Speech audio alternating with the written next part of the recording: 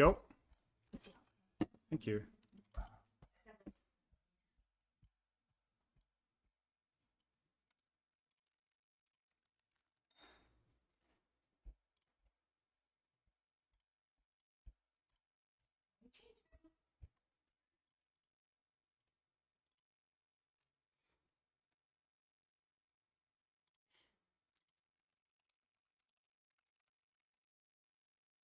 Holy crap, it's hot.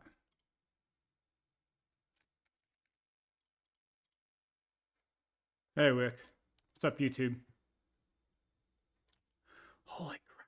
So warm, dude. I was like doing a workout and then I jumped into a warm shower and then I just like immediately jumped in and I'm like humid city here right now. What's up, GKB?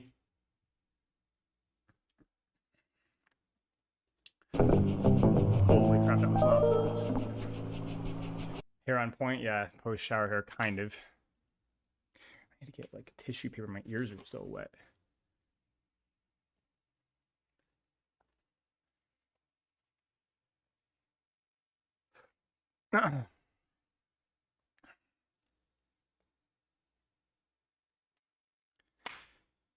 Okay. You guys been watching any of the World Cup? I haven't watched any yet. I've been kind of busy for the last couple hours. Hello, Juicy. DMs. I might be with Hottie and Sunshine Bread, potentially. You love it? Thank you. Oh, man, I gotta sneeze now, too.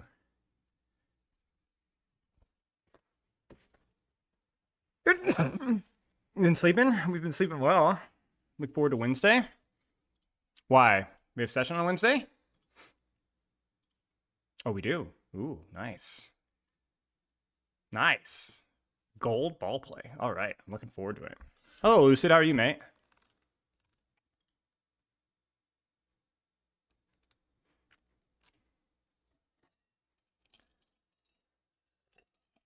Mainly tuned in for Australia. I don't know anything about this.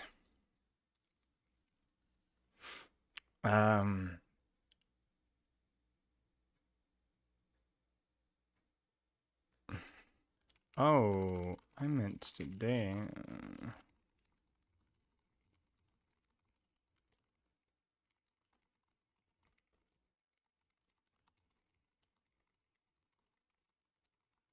OBS Sojourn sent me some streamer assets, so maybe I should use those for today.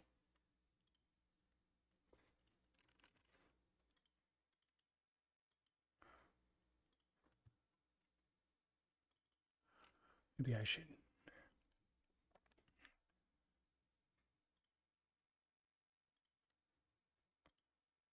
And let's do this real fast. So like, I will go to here, and then I will go turn off display capture, and then I will do Cambox. Holy crap, there's all sorts of stuff. Cambox, there's blue and red. Holy crap, there's all these like little assets here. Maybe I'll just use the logo. Sure, I'll add a logo just to be supportive. Image, browse, old man solving technology. Hang on, boys. And then I'll do like Team USA. Yeah, we'll do that. And where should we include that? Like down here? That seems like good. Thoughts? That seems supportive. Yeah, sure. So if a coach doesn't know how to coach low to mid ranks, but only knows how to coach high ranks, is this a red flag? I wouldn't say it's a red flag. No, I wouldn't say it's a red flag. I would just say that that's just kind of like somebody that's been invested in like the communicational side of things, the pro side of things for a while, and may have gotten kind of tunnel vision and things. I have worked with people like that. I don't think it's a red flag. Oh, well, spectating. I mean, I feel like the best coaches that I've worked with have like a great understanding of game fundamentals regardless, but I don't think that that's a red flag.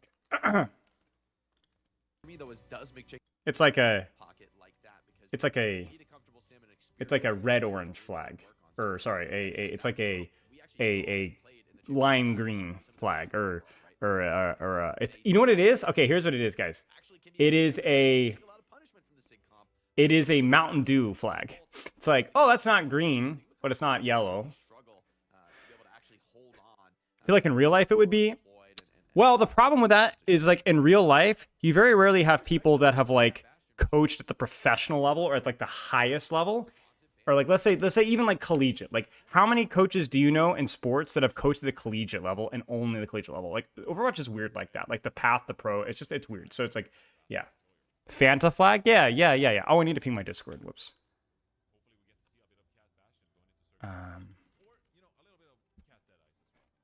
World Cup spectating.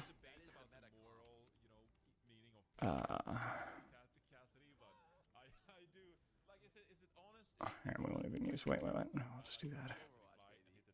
Is this the first game of the World Cup? No. It was earlier, but I'm busy. I was working.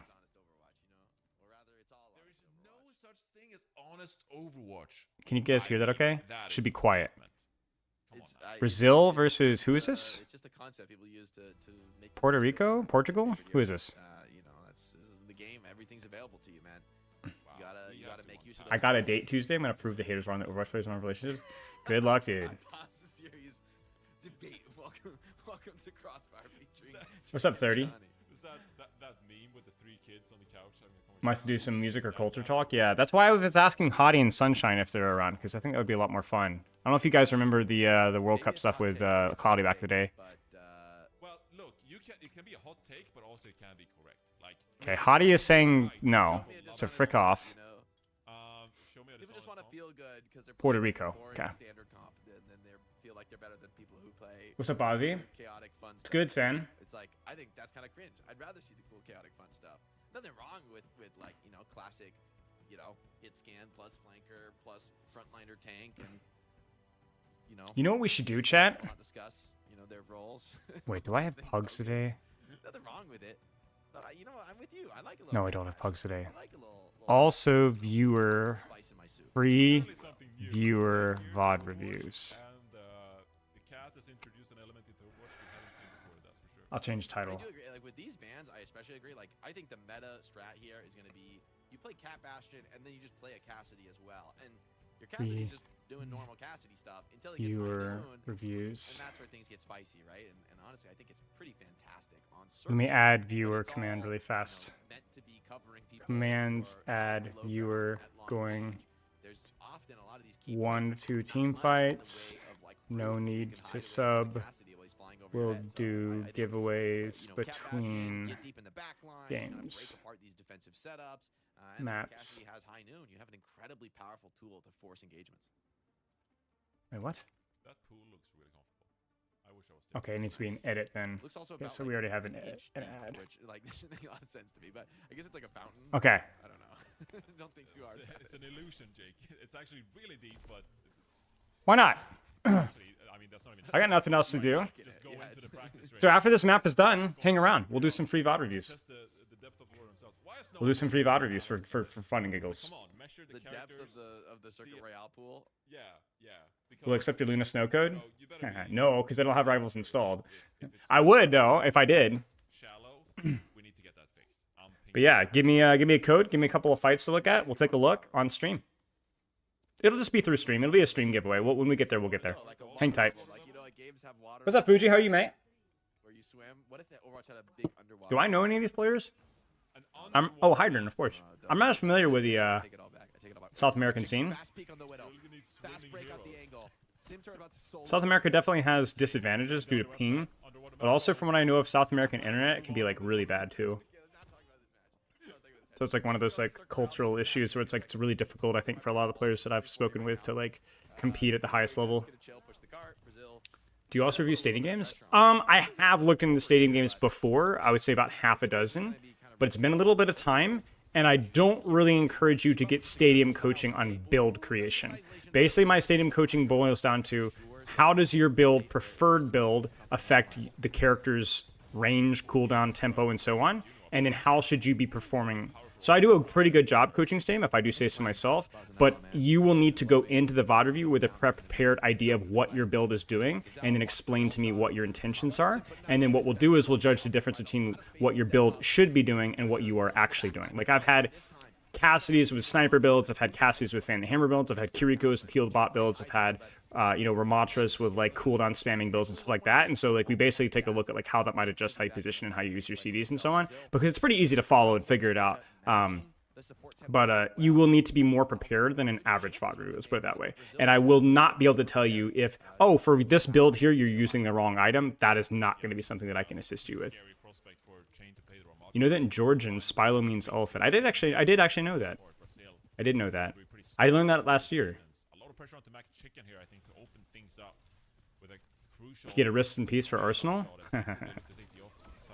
I love the fact that I know nothing about football, but I'm like, ah, yeah. Manchester United, Arsenal, the teams that we love to make fun of. Listen, I'm hip with it. I used to be a Dallas Cowboys fan when I was a kid, so I know the gimmick of like the team that everybody loves to hate. So, do you have a scoop on the new character? No leaks. I'll let you guys know as soon as it gets, as soon as there's any information about whether I play tested and what feedback I gave and things that I like. But yeah, I will say this though, like we're getting to the point in time where I know less and less and less and less about things. So yeah, but we'll talk about it. Will Demon save Overwatch? Is that the new hero? Is that the leaked name or something? I actually don't know. I really don't know. I don't remember. But yes, Demon will save Overwatch. Is the new character Space Ranger? Yes. The new character is Space Ranger's Space Ranger. In other words, this new character is a Space Ranger for the Space Ranger clan. It's like if the policeman had a police. Demon Mecha Squad. Seems to be the oh, right, for the silhouette. Right, okay. Bro thought he knew anything. New leaks? No leaks, anti-water character? Yes. This will be the drought hero. The character just sticks like a straw and goes, and then you just deflate. And then you just fall into a pile of ash like Indiana Jones. The new tank, right, the Met character that we saw in the silhouette. One-shot wooing? Yeah. Is it finally time for people to admit that Mei is A tier? On this map? I think so, yes. I guess we're not really watching the game, are we? Sigma Mirror, or Sigma versus Ram. Ben and Mizuki is more for just the heal bot poke playstyle. Mizuki is pretty good here. I don't know. I really think it has a lot to do with the ultimate here, because even if there was a threat of Diva here, which I would be surprised, I still feel like Zen could do so much here, but I just think that maybe Trance is just so much more inconsistent than Mizuki ult. And Mizuki, and if you're just shooting a shield, you know, like, it's not like Mizuki is bad damage. Mizuki's got really good damage, really good healing. If you're just in a wind tunnel, you know, it's good enough.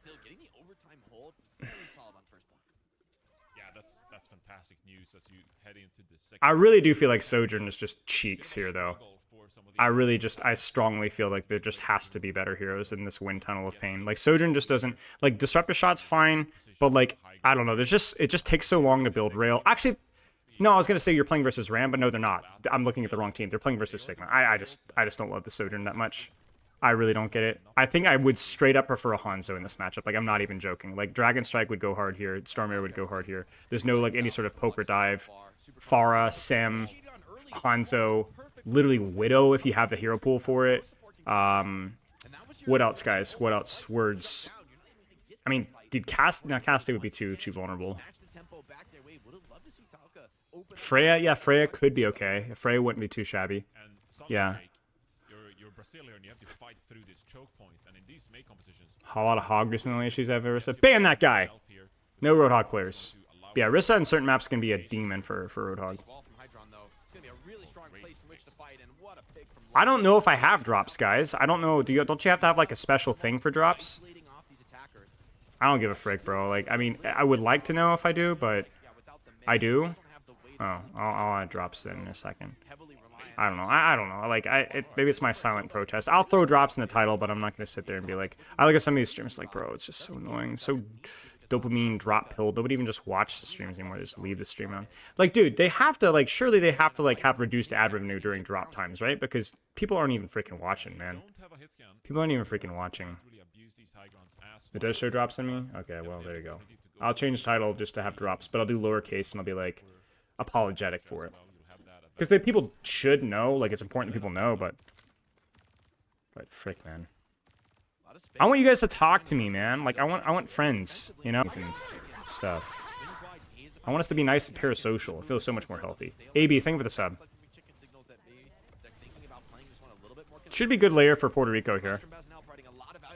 Blizzard you have to be careful with, but ram ult into Juno, and then you can Blizzard yourself. That's good, very good kite. It's a little unfortunate that they use Annihilation for that, but you should still win the layering, and you get the space off of that. As long as you can get it before the Juno wall. But they should. They should. Yeah. They can't. Yeah. Okay, they're good.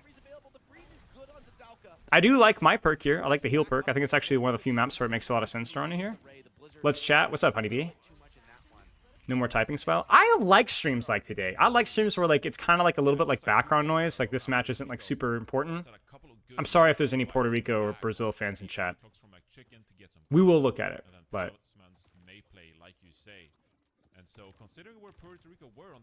Wait, so I don't have drops, Stubby? Did I just lie? Do I need to change stream title? Yes, I don't have drops? You don't. Okay, well. Let me undo that then. I'm lying. I will update the title. Sorry, guys. I don't even know why I put drops in the YouTube thing as well. Sorry, YouTube. Okay. Sorry. I will drop the drops. See? I wanted to do it anyway. Was there any interesting matches earlier today? I don't know. I was working. Isn't Malgo really good into Ram? Yeah, but Malgo's kind of bad in this map because you kind of need to angle max because Malgo loses to guns. So,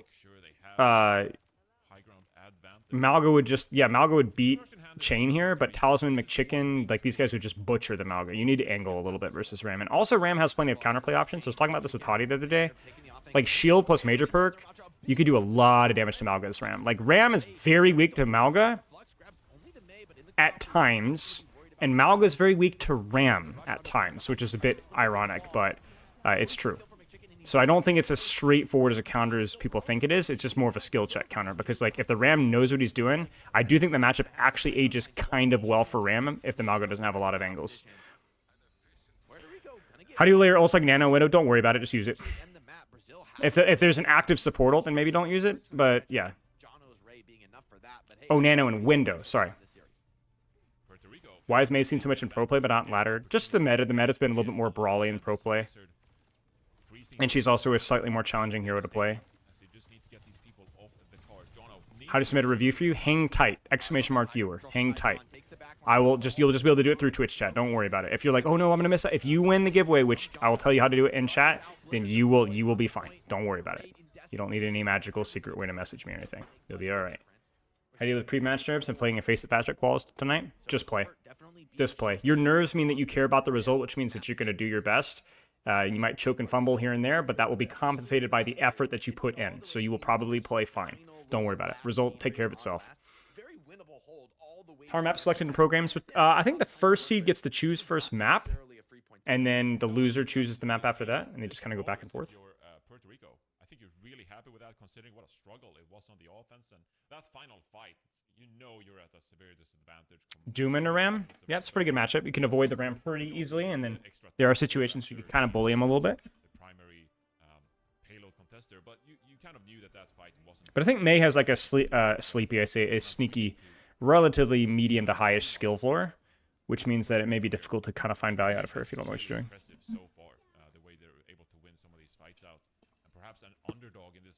Give me a second. Good push from Puerto Rico. To fight in this Group A with 3 invited teams, so very stiff competition. Every single match. Does Bastion have some kind of damage reduction? Yeah, he's got armor in his base form, and then in his turret form he has the tank passive, which is what, 30%? I don't remember exactly how much it is. I don't think it stacks with armor, to my knowledge. It's either one or the other, depending on which one's stronger. That used to be broken back in the day, but 20%. Yeah. And he also has passive damage reduction through talisman, through the fact that you can't headshot him as easily. Yeah. It's why Cat Bastion has been very strong, because the healing from Cat while she's carrying him is like pretty weak, but that plus the heal over time, like it makes Bastion a lot harder to kill than you think.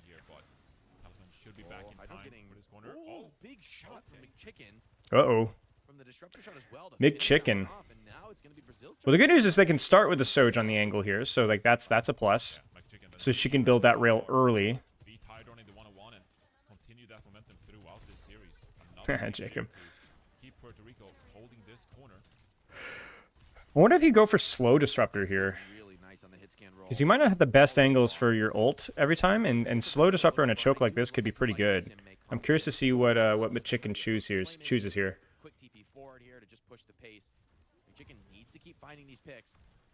A lot of pressure always on Sojourn to really justify their existence when the tanks are being pressured so hard by Sim and May. Chicken is 75 to overclock, which is quite nice. You can already see the difficulty Chain has just holding on. Oh, Mocha got... What happened with Mocha there? Was that a TP miscommunication? Like, what the frick happened there? I just literally saw Juno on the other side of the map. I don't even know what happened there. Do you think OWCS teams stomp OWL teams? No. I think the top of OWCS is probably the top of OWL, or near the top of OWL, but no. I would say on average OWCS is below Overwatch League, just based off the fact that a lot of OWCS teams are not like having team houses and full scrim times and like salaries and stuff like that. It's just like a practice quality thing. Oh, so okay, they did choose the ult perk, but I do think like top of OWCS would still compete with top of OWL in most seasons. Awesome 2-key ultimates though. 2-for-1 trade, not bad for the attackers, but is it good enough, Johnny? But I would say Overwatch League relatively had a higher baseline. Now again, like that's relative. Like I think OWCS teams would pound early Overwatch League teams just given our level of understanding. But like, yeah. How do you recommend handling Sears Rhine? Cover. I mean, I don't know, man. It's not a good matchup. Just use cover. Use cover, use off angles as best as you possibly can. But yeah, it's not a great matchup. She does a ton of damage to you. Use cover, use off angles. Yeah. That ain't. Only 5 people would beat 6. Oh, they're gonna layer that on top. Okay. Uh-oh. Oh, no way they lose this. Brazil, that's actually massive there. You still got your Juno ult? Even if Hydrant dies here, it might be okay. Oh, wait, he gets out. Blizzard's used. He LOS's it. Oh, no, not quite. Oh, no, and they commit Juno ult too. No, what a disastrous layer.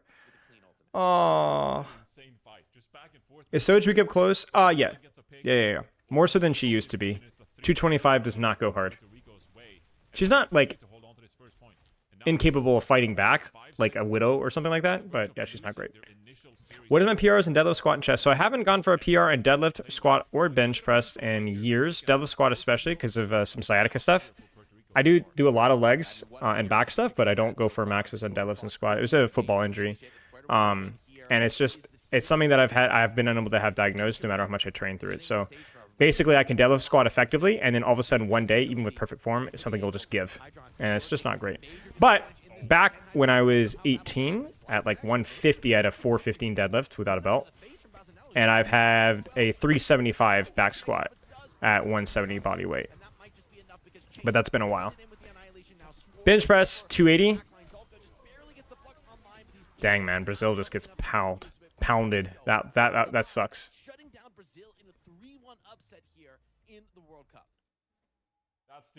Why Juno over Lucio here? Juno's better on this map. It's more open, easier to, and also Lucio's worst. So, Proctus Fano, 40 months. Thank you for the sub, dude. Weighted hip thrust PR. I haven't gone for a weighted hip thrust PR in a long time. I do a lot of like heavy lifting nowadays, but I don't do a lot of max lifting nowadays. Oh, that sucks, Dubby. Do a lot of sprinting, stuff like that. Yeah. the stability in the backline is ensuring that they always have the opportunity to do so. So Yeah, that's the real hydron. Machine, not only having this. Why do pros always play Mei in this map even though it's wide open? It's not wide open. It's very narrow. It's long, but it's narrow. Mei is very good in sniper matchups. Very good. It's more of a hero strength thing, and her ability to have a relevant ultimate as well. If you're asking why Mei over like Widow Hanzo, just more of a hero consistency thing. I think Widow Hanzo have really fallen off of favor for pro players versus like the push-pull of things, the ability to kind of control angles and so on, sustain. But also, if the team ran Widow Hanzo here, I would think it's still fine. I consume macaroni. I consume cheese. Hear me. Are you lactose intolerant or what? Couldn't sleep and cried from frustration. Oof. Yeah, that would be me too. Colombia, which is another good team who's had good run of success in this group. So Puerto Rico here with a win against Brazil. Genji 29 damage mark in his knee spell. What's your opinion on Freya, Alexa? I feel like you've changed a lot from the healthiest sniper to bottom tier hero design. I don't know. I wouldn't say bottom tier hero design. In many ways, I still find her more interesting than like Hanzo or Widow, personally. Like, I would still rate her probably slightly above Hanzo Widow. But you are right that I think like I've fallen out of favor with her the more I've realized that her mobility is like pretty myopic in how you use it. So yeah, no, I agree. It's definitely changed.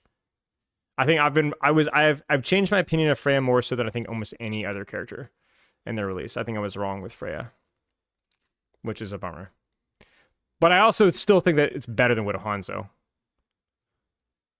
Unlike Havana, this map also has tight corners which compress the Widow Hanzo a lot. True. Mm-hmm.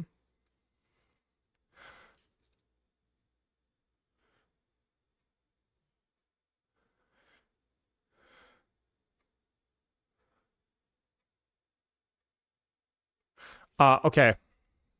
Do we have a viewer code here? Streamlabs. Streamlabs.com. Wait, no, Nightbot. I'm stupid. Not Streamlabs.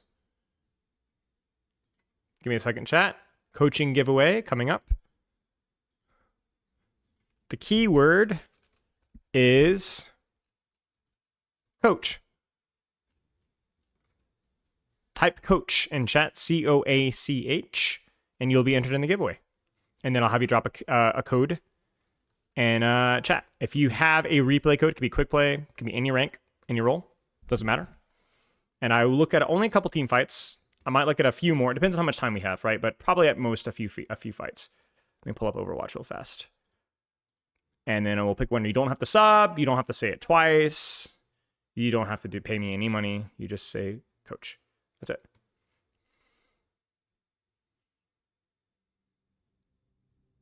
No, I agree with you, Alexa. There's definitely some nuance with the mobility, but it's more along the lines of there's also nuance with how Moira plays as well. It's just dramatically less so than a lot of other related heroes. He's lying. If you say it more times, you get more entries. Oh, no. We'll keep it open for another 10, 15 seconds, and then we'll choose a winner here.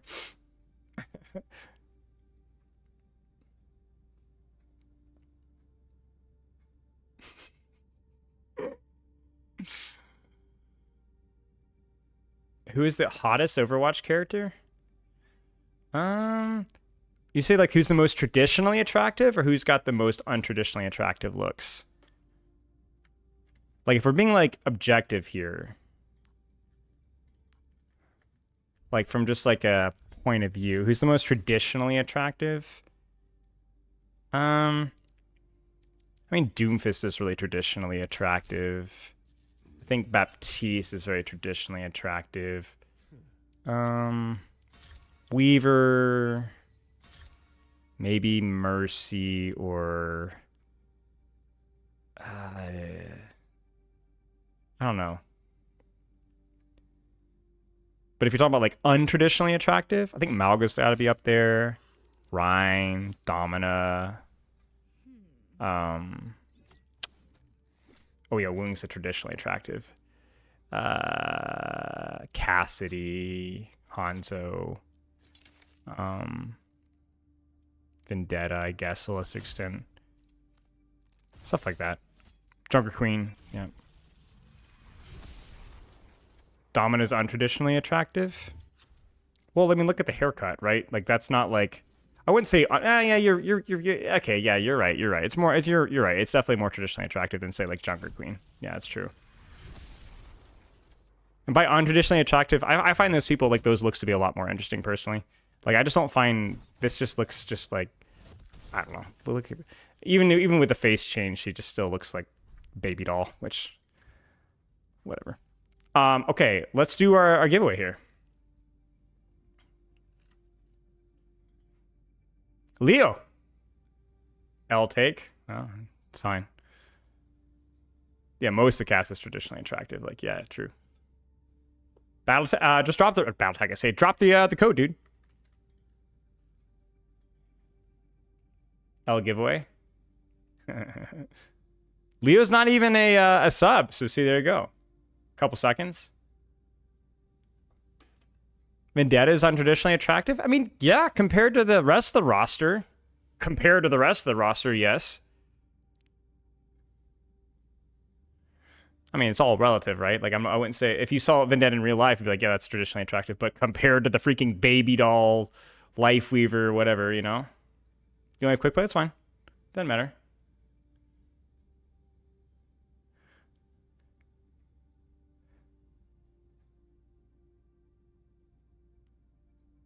Imagine if Hog was unmasked. Yeah, exactly.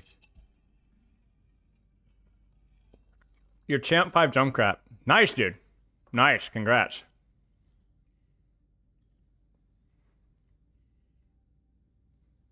You want to see it? No. Sorry, we're doing viewer giveaways. The rank up game? But I appreciate it. If you win the giveaway, I will. And you're welcome to drop the replay code in chat for anybody who does want to see it. It's not that I'm not interested. I just I have to have other priorities. I apologize. But seriously, that's insane, dude. I'm sorry, how do I find a code? Yeah, no worries. Here you do. You go career profile. You go history. You click replays. And then you select one of the many quick play losses that you've had. And you click share. And then you click copy once it generates. And then you just copy it in chat.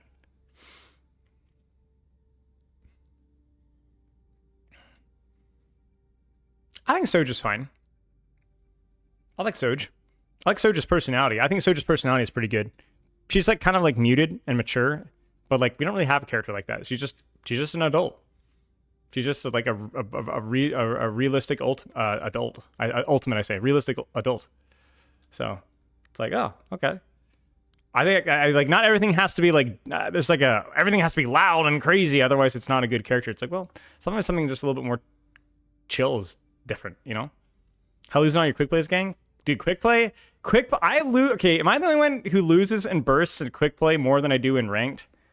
Quick play is so much more volatile. You guys watched a couple of these games. Some of these games felt like I was legitimately with bronze players on my teammates, you know? All right, Leo, we'll take a look here. Is there a particular fights you want me to look at? Like, I've literally had quick play streaks, so I've lost 11 or 12 games in a row. I don't think I can legitimately say that I've had that in ranked, at least in like almost ever. Leo, which one are you? Why do I feel like you're the Venture here? Something about this just says Venture. I don't know why. Is it really you? Holy crap. Am I a wizard? I'm a wizard, guys. All right. Is there a particular section you want me to look at? You could VOD for free if you like as well. Right on, mate. Yeah, drop them in chat if you want. Saizu got you covered. Any questions? Any sections you want me to look at? Wait, what the frick are we doing? Are we gonna attack or... Okay, we're gonna attack. Not really? Alright. What rank are you approximately? Do you have any guesses? Take an angle in there. Wait till the last possible second so you have drill dash. You need to get out. You need to get out. Oh, I need to get out. You're gonna die for that. So when you're positioning with this character, like don't force this kill. Drill dash out here and take this kill here instead. Just because platinum console DPS. Okay, because if you fail the kill here, you still like this angle. You still like this position with cover. Like you want to be around the enemy team. The problem with forcing this kill here is that if you don't get this kill, you're fricked. Like, even if you're like, oh, well, I thought I was going to make it up there, you're still not safe there, right? So you always got to think as DPS, like, how are you progressing your angle, and then kind of use that as a way to dictate your target priority, you know? Unless that person's, like, literally 1 HP, but she was not. This is fine. I would deepen your angle up top here. So one of the things with Venture is you really only want to burrow to disengage, or you want to burrow to rotate, right? So, for example, like right now, with where you're at right now, you can like literally walk to here and go for your combo here. You don't need to drill dash here. The reason why the burrow earlier made a lot of sense is because they were all like super far away, and so it wouldn't have been safe for you to rotate. You could rotate here without your burrow here. I do like how you're pretty patient with your unburrow until you have like full time, but yeah. Good shots, good combo. He'll die for it potentially, but that's kind of how Venture plays sometimes. Burrow. Nice. Yeah. Go for the Freya, yep, because she's the one actively shooting you. Good job. Is Cashin no skill in your opinion? I mean, it's not no skill, it's just... Yeah. Good staging here, way to take top. You can either choose to start here or rotate to here, or you can flip the map and go right side. Let's just go and get set up right now. Burrow. Ooh, we just... Okay, I mean, the enemy team literally just doesn't have monitors on, so we could just not burrow, I guess. That also works. I mean, legitimately though, like if they don't even look at you, then yeah, just keep going, I guess. You know? This is what I'm talking about in terms of positioning, dictating your target priority. You look at this situation here, and you're like, I see Hazard, I see On-Run here, and I see Freya here. And you make no decisions. You don't make a single decision here. This is quick play, so I'm just kind of beating you over the head for a coaching session, so it's not that deep. But like, you can commit falling back to your team, regrouping, getting some health. You can just regenerate and hold this angle here, or deepen to help with Hazard. You can even move here and then burrow or drill dash out here. Yeah. Like, we don't really care. It's quick play, but like, this is the problem here. Is like, this is not a decision. This is you being in the middle of the open, and then you're nowhere near cover anyway. The consistent theme between this fight, the previous fight, and the fight before that is that we need for you to look at the enemy team, decide on an angle from their current position, right? Like, you could be here. You notice that we're kind of, like, you guys are familiar with the clock positioning, right? Like, draw a circle around the enemy team. And for Venture, Gibraltar is actually sleeper good map for Venture. Like, one of the most underrated maps for Venture because of that verticality. Any of these positions work for you. Any of these positions. You just need to choose one. So the problem here is that we are not making choices with our positioning. We're just kind of chasing targets and then sometimes ending up in the middle of Guam. And I freaking hate Guam. It's my least favorite place to go. This was fine. It's a good try. Yeah, I mean, really epic zero. My point is that there were a lot of good choices there. We just needed to make a decision. This is fine. Just finish off the kills. Don't even worry about rotating. This is me trying Venture. I'm lots of Ball and Doom. Cool. Same principles will apply to Ball and Doom, though. Same principles. Choose an angle off of a target and kind of commit to that space. Siberia is fine. Siberia is overhated. It's way better developed nowadays. And it's really only cold for like 6 months out of the year, and it's not that bad. Also, the food is like not too shabby either. It's better spacing from you. I don't know what we were doing as a whole here. Like, right now is just a literal, like, we have 3 people in spawn, but yeah, this is just trolling because we have people in spawn. Where you were was fine. Guam or Timbuktu? Definitely Timbuktu. Timbuktu is super, super far, but it's like actually really nice. It's like, oh, way out in Timbuktu, but they actually mean like way out in Timbuktu, like you want to be way out in Timbuktu. Like, my best friend lives in Timbuktu. So does my aunt. Good rotation from you here. Go for the kill.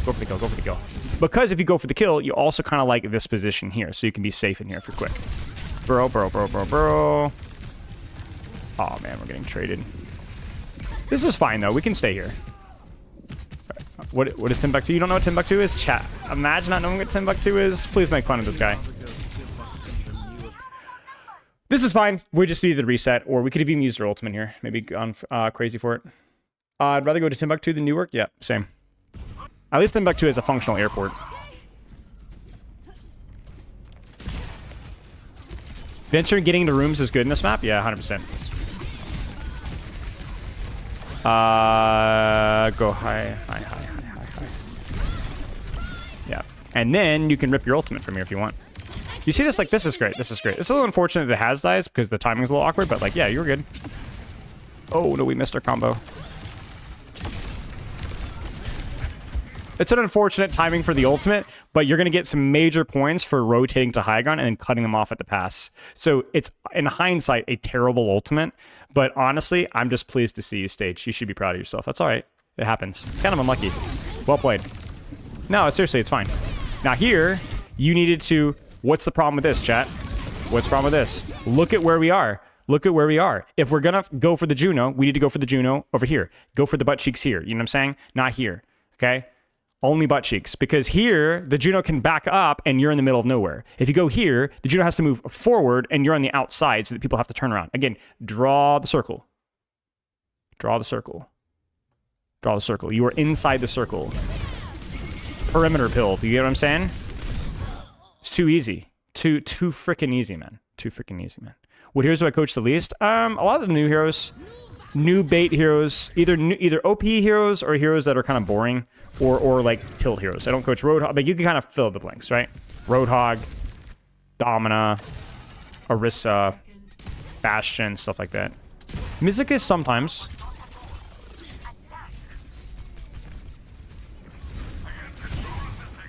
We'll watch one more fight. Well, okay, maybe this one kind of looks like a wash, so. Kiriko? Oh no, I coach a lot of Kiriko. Kiriko is like the default for support for people that want to get better at the game. Say what you will about the stereotype, a lot of Kiriko players get coaching. Like, easily my most coach support. Easily. Good staging. Keep going, keep going, keep going, keep going, keep going. Like, look at your team here, right? And, like, we can hold this space here.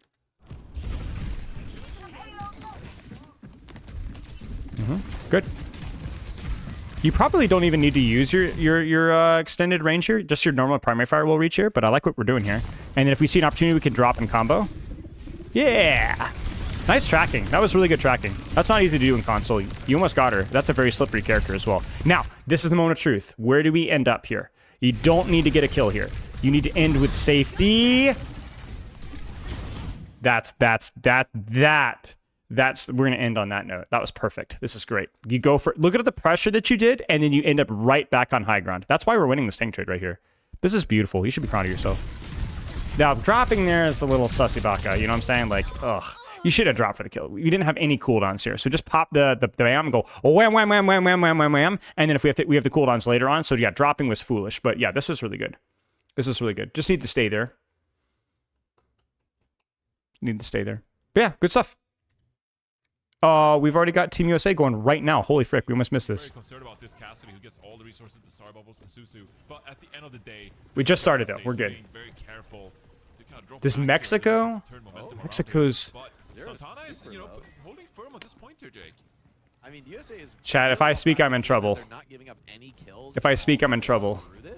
But Mexico is calling, I think, more effectively. The comp is actually working. And I'm going for Mexico. It's so much more fun if they win a map. 1-1 against Diva. Now Hawk, though, opportunity to get against him on the high ground. Carmez is from Dildux? Okay, cool, cool. About to get rough. Tree, though, also has the high noon to match. Gonna force this point pressure. Nice zeros. Can't really utilize it with the Deadeye contesting. Carmez now flying. I mean, Hawk. I've spoken with Hawk many times. I like Hawk. UV, great guy. Landon, obviously.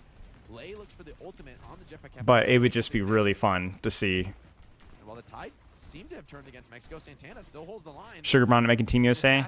Zero's just better. From the little bit that I watched, which to be fair wasn't a ton, I don't know, man. The Sugar's just got his own stuff going on here. He's got a stream and stuff, and I just think Zero is the better player from what I remember. It's funny to watch because Team USA, all the players are I do remember King Michael. Yep, I remember King Michael. Like staying up through all of this, but this comp seems legit. Like Mexico seems to be actually pretty hard. I agree. I think this comp is also very legit. I think Zarya is good here. Tracer Cast is pretty good here. It's good in the matchup. It's good in the map. We probably won't see it on City Center. We might see a Diva Mirror there. And I assume we'll see a Diva Mirror because they banned Mexico. I said. This is where it gets really difficult. Mexico's big keys is to stop banning Mexico. They'd actually win some maps. Doing ultimate here onto a Hawk flying in could get spell trouble for the rest of Mexico, but they get I think Cat's pretty good here too. You want to continue this Cassidy and gain some ground. Graviton Surge available, but gotta be careful about the Matrix. Sarely, I saw that. Banning Mexico. Banning Mexico. Wait, they actually flipped off that grab? I was about to flame that grab because literally only grabbed Diva, which is garbage, but I guess you get the point flip, so it's not terrible. They need to win this fight though for it to be worth, or at least force a Kitsu or something out. But I don't think they're gonna get Kitsu out, to be honest. Yeah. Mexico is orange. Yeah, that's right. You guys watch Breaking Bad, right? The pressure is undeniable from Mexico. Diva had wooing bubble. Oh, yeah, but still, like, damage and spawn here, but this is maybe it's hard to build charge with Zarya here. I don't know. Applying a lot of pressure with this cat. You have a But fair point. available here as well. Going to be difficult to get value, but Why are the Salamanca brothers? Yeah. Dude, did you know that one of the Salamanca brothers streams on Twitch? He was playing Overwatch not that long ago. Oh no, he missed. I think he was going for the stun there. Yeah, he streams on Twitch. I've had him shout out my sister a few times. He's a nice guy too. I gave him a little bit of coaching on Overwatch a while ago. Pressure building on Team Mexico. For now, they have to back out. What's the point of Cat in the match? I'm just healing, carrying your Cassidy around, having another support hero. I mean, you could run Juno here as well. That would be pretty good, given the map and given the hero you're running. So maybe it's just preference, but maybe the cat can. Okay, no, Tracer touch for the OT. Heinun being cast by Carmen, but he's not peeking. To be honest, he should peek that. I don't. They need to peek that. I was gonna say, like, you have to gamble here. Like, they have map point control. You need to make something happen. It's no shame if you lose that duel, you know. Maybe he got skulled later or earlier or used ult. Oh. Santana dying there, and then Hawk doesn't get the DMAC. Oh man, Hawk can stall this for a long time. Yeah, that's it. Frick. What is Cascade Major perk in 0.2 seconds? Same way he builds ult in 2 seconds. The character. One of the things that's really broken about Cassie is how quickly he can just chip damage down and build perks really fast. Yeah, he builds perks very, very fast. He also builds ult very fast. Yeah, like W said. Surely they go Diva Mirror here? Or something? They can't go Zarya here, right? No way, not in this map. I mean, they could try, but it would be garbage. And if they would have to do something with speed or something.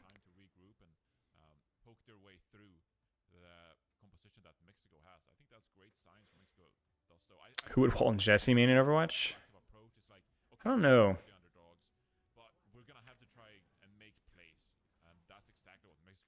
Weird. Okay, they're gonna run the same thing. I don't know. I don't like the comp as much here. EDRA maybe is. Yeah, I don't know. It was a coaching session with Salamanca Nevada. It wasn't a proper coaching session. I was hanging out in his Twitch chat talking with him, and he was asking for advice. And I gave him some feedback. He was playing Malgor or something. It was just more like impromptu chatting. It wasn't anything serious. Ooh. You know what? Honestly, okay, I get it. I understand. Bubble casts on the trades. I just don't know that that's like really consistent. I mean, look at the backline. You've got Suzu, you've got Matrix, you've got like really like what can your Casty get out of that in that window of time? You know? I don't know. Maybe it is broken. Like maybe just getting your Casty to this position is worth it. Oh, it's kind of laggy for me. I don't know. The Zarya just seems like it feels like so much has to go right for that to work. You just don't even have the speed to gap close, so it's going to be all on Carmez here, like all on Carmez. And you have to find value out of that turn, that bubble turn. Otherwise, it's just useless. I think they're doing a great job. Like, credit to Lei right now on the Jetpack Cat for, like you said, boxing USA in and taking this ground for Mexico. It's going to be a so if it ends up working, I'm not going to sit here and lie to you guys and be like, oh, it's good. I'd be surprised if it works. I feel like I'm surprised Hawk swaps, to be honest with you guys. Like, yeah, you can't interact, but like, dude, you just matrix the bubble cast and it's over. Like, then you matrix your Cassidy out, and it's just so like this is why like bubble and hit scan is so bad unless they're running dive. Because it's too easy to disengage. It's too easy to disengage. That's why you need something violent like a Vendetta or Reaper to force the initiation off of the bubble trade, to where if you do disengage it, you give up a lot of space. And I just don't know if that's the way. Like, you see it right there. Like, they just disengage, and it's just like, well, you're done, you know? I don't think it was that early. There was definitely like the enemy team had rotated forward, so if they went to spawn, but So Mexico okay, so they swapped Nagamir. what's Okay. there from the data. USA clean things up. And now firmly in Would control. Bastion be better than Cast here? It could be a comfort pick, hero pick thing. They're off to a good start here. They're showing some I don't know. Maybe these guys just don't have the reps on it. Like you have to understand at this point, at this level, like if you're in Mexico here, you kind of do want an X factor. I think if you want to beat Team USA, so doing something a little bit unorthodox, playing to your strengths, is very reasonable. Really aggressive in this stroke. Wants So to force the jetpack cat. I'm being critical of the Zarya pick, but I'm not gonna trash the cat city. Bit of a duel You know, on how getting the makes sense. You want to try something a little off, a little weird. picks up the kill that his team already set up for him. He's banned. Oh yeah, he's banned. Well, USA, DPS, and oh UV's dead. He dropped him in the dropped him into traffic. Free though, maybe just doing too much, starting to overwhelm. And That should be it. out of gas here on Santana. Survives the pulse bomb, but won't live much longer than that. Is Mizuki S tier now? No. Mexico really did their best. They're trying to No, fend off Mizuki's fine. I think he's just kind of like a filler ban for teams that want to. USA now continue to rack I don't know why Mexico banned Mizuki. To be fair to you guys, it might be that they just want to ban a support that means that Cat feels better. But I don't feel like Mizuki would be really a big problem for Mexico, to be honest. It might be that it feels good versus these flying Cat hit scan situations. Do you see what I'm saying? Because the ult's really good there, but even then, I'm not convinced that that's enough to consider it to be like a must ban. It's just fine. On the Ilari, misses a couple shots there, but Zera still cleans his plate. And Malgan last alive could get stalled pretty brutally here. But yeah, like you said, a lot of it revolves around the ultimate, if anything. Unless you're playing on a map where everything's compressed or the enemy team's running D.Va. Like, they're not even running D.Va, Mexico, so, like, that argument doesn't really work. High noon available though, and USA, how are they going to react to that? Don't have to Yeah, it is tied with ult charge. The difference between perk charge and ult charge, though, is that perk charge is not passive. So if you do a lot of damage, you will build perk faster than you build ult. If you do no damage, then you'll build ult faster than you build perk. to the win. Deep aggression. Relatively, of course. Karma's fine. Early cage, they flip the map. You see what I'm saying about the flying Cassidy? It unless he gets a kill now, it's over. Like that was it. That was it. That's game. That should be game right there. Still though, Even with Hawk dead, should be game. the Cassidy cat gets him out of trouble. The flip came in through the chaos. Mexico though down 2 players into this. Zero top 2 trace in the world? More out of Carmez. I mean, I don't know about that, but Chance on this comp. he's good. He's earned his spot. 3 versus 4 for the time being, but Santana gets back here, so this is a decent fight. Well, they've stalled a lot, so there's a world here. You know, like you're looking at this. Kitsu versus Kitsu could cause some chaos here. And Cat ult is not great here, but it's not useless. We've already seen that. Ooh, he gets the ult in the ooh. That's big. I don't think it matters, but it was a good try. Zera and Tree finding kills in the fight. The rush Yeah, on the doesn't matter. Nothing happens. Team USA are going to seal up. Is this the best team USA can perform in your eyes? Yes. Santana and Yes, it is. able to put down a little bit of a delay, but well played from Team Mexico, right? To make I don't think there's a single person I'd swap with the roster they announced, to be honest with you. in some of these moments just feel the raw individual Combat Fuel? power that Team USA can bring to bear. Wait, which one? Is that the major or the minor perk? USA are a really good team. They are the massive favorites going into this one, but I thoroughly enjoyed what Mexico brought to the Major? table. Because you're not consistently hitting people with your overrun. They're mostly disengaging it. That's why. It's too easy to disengage with Suzu, the value of that perk. The other perk is not that good, but at least it's relatively consistent. But if you're consistently hitting people with your overrun, then you should always choose combat fuel. But the problem is that and that just doesn't happen as much at this level of play. Like think about it, like right here. Like let's pause this really quick, right? Like, who are you hitting? Cassidy? No, he's flying in the air. D.Va? No. Zarya with the bubble? No. Kiriko? No. Tracer? No. Yeah. There's just nothing to hit. You know, so there's no value with the perk. It's like one of those perks that's just like, it's egregious, like so much better in ranked. So much better in ranked. Tree better hit scan than Chronic? Yeah. Certainly more flexible.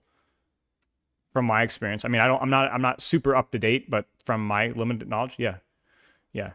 Yeah, Firewalker is very good. Don't let this discourage you from picking Firewalker, but like if there's literally you're not hitting anything, then yeah, it's better than no value. The Susus, like everything.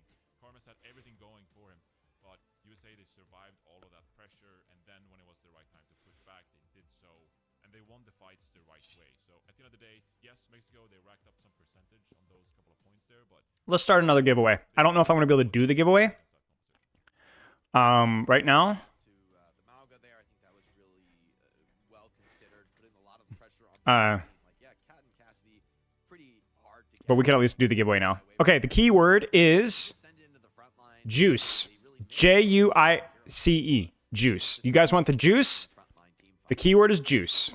If you want free coaching, you have a replay code available. Quick play, rank doesn't matter with the console, PC, Switch. I mean, that was a genuinely competitive map, which is not exactly what we expect going into the series. But they're gonna pick Circuit Royale, and let's see what the bans are. I feel like you gotta ban a support here. I don't honestly think we're going to be able to get to this just yet, but we'll have it prepped for the next. We can at least pull it up. See them play Cat Basher. Like, not in that You want some HGH? Love that for you, my friend. mirror match, but really because it's a comp that you need. Jose. Like it has to be in your wheelhouse, and I'm interested to see, you know, who on the support line for Team USA has the confidence on. Looks like Mexico picked Circuit. We'll do the drawing in about 30 seconds. YouTube, you'll have to be in Twitch chat. I'm sorry, I don't know how to do giveaways through Nightbot through YouTube. Is crucial in this matchup, and it's not necessarily straightforward as we saw in the last series. with John. Who does Mexico ban? Sigma, probably? Surely you got to ban Sigma. I think Hawk is going to be probably better at Sigma than whatever. I mean, maybe there's another hero they're more scared of, like a weird Farah pick or a May or something. I don't really know what the hero pool of Mexico is. T4K, thank you for the sub. Appreciate it. I do hate YouTube viewers. No, I do not hate YouTube viewers. Okay, let's go and do our giveaway. Giveaway is Boy Micro. Drop a replay code of quick play, ranked, whatever. Just let me know the rank of the hero approximately. It's not the only reason I ask that is so that I know like the level of feedback I'm going to give. So I don't have to sit here and guess what rank you are, and then because like I could generally do that pretty quickly, but it would just save me time. Why do pros like Circuit? It's because of the amount of strategy that you can utilize in that map. If Mexico is like, we have, it's, you know why? It's because it's a gimmicky map. That's why. Because you can pull out a weird left field strategy. Mexico doesn't want to play honestly here. And if America picked the map and they pick Circuit, it's because they also have a superior gimmick. You see what I'm saying? It's just a map where you can really leverage a cool strategy. And when you're playing, what, BO3, like you need to make a map that has something silly that you can do. I think the same we can learn from programs as a regular comp player. Kind of. Micro stuff, maybe. I would not really look at macro, to be honest. It's too much communication. Diamond 2 open queue. Is this an open queue VOD here? 66 open queue?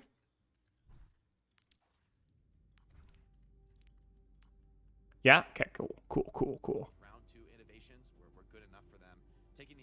Yeah, so USA or Mexico bans May. Okay, so they don't want the May gimmick. They want something pokey spammy. Maybe they go snipers? I don't know. Or maybe they just go some Sem variant. Like I don't even know what they run here. They ban Ana, which is a bit strange. USA does, but we'll pull up the code. But if we're right into this, then we'll go. Boy, Micro. I would say I'd ask who you are, but I think I know who you are. Sigma. Do you have a particular section you want to look at, or you just want to look at a little bit of, or does it not really matter that much? Looks like Sigma all the way through. Love that. They could change the roster for before. There's a lot of events, right? We have you know, our group stage in Busan. I'm going to give it like 20 seconds here on the, I think we're going to start in just a few seconds here. Available to play here alongside Lucamino, of course. And so with this lineup, I'm really curious to see if they're going to play like Bapilori, if they're going to play really poke heavy in this one, and really abuse the fact that they have such a deep hero pool for this backline. And I believe Okay, so they're not going in, so we're just going to go. Okay, let's take a look here. Don't quite understand how to position a Sigma. Okay, off angle. And then play it patiently. What you're doing right now is perfect. Now, you don't have support, because support players are not human, but this is fine. Now, you could rotate with your team here and step off to the side here. That might be a little bit better, because it doesn't split you as far from your main tank, but your job in 66 is to control an angle as a tank and to play it slow. Because tanks, even in 66, are the most annoying things to dislodge in the history of the universe. And so what you're doing here is you're opening space for your Bastion and also applying crossfire and from the enemy team. In the middle of my VOD review, I'll pause.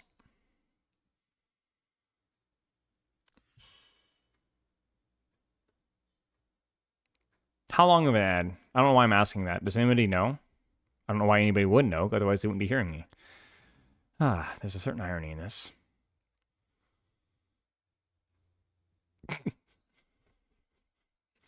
Surely it's not that long. Ryoko, thank you for the gifted sum. See, this is what you do, guys. Scam money from your viewers, and then you make money.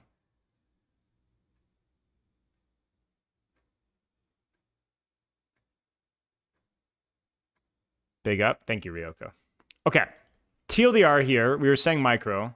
I like this off angle from you. I'd like it prefer it if it wasn't quite so far split on a map like this, like an angle that's a little bit closer to your team, but it's much better than you being here. So the key thing with tank is put yourself on a lane or an angle and then just be patient. Be patient. So just be patient right here. Just be patient. Just be patient. Just be patient. And then as they leave your lane, hey, look at that. Support players do have brains. Then you can walk forward. But you need to be walking forward here. Like you need to be at least peeking. So you're too passive here. Like you got resources, the enemy team backed away from you, and then you play too passively. Yeah, and shield, use your freaking shield here. So we went from being play patient to, oh my gosh, you're getting support. There's nobody here. Why are you standing still? Do you understand how quick that pivoted there? So you go from you're by yourself, play slow, to you're not by yourself, walk forward, actually peek. And yeah, please use your shield. Like, please use your shield. You have 600 shield here. It's not, because it's like, oh, I shouldn't worry about shielding my team. You should if they're on your angle. You should if you're on your angle. You know? Yeah.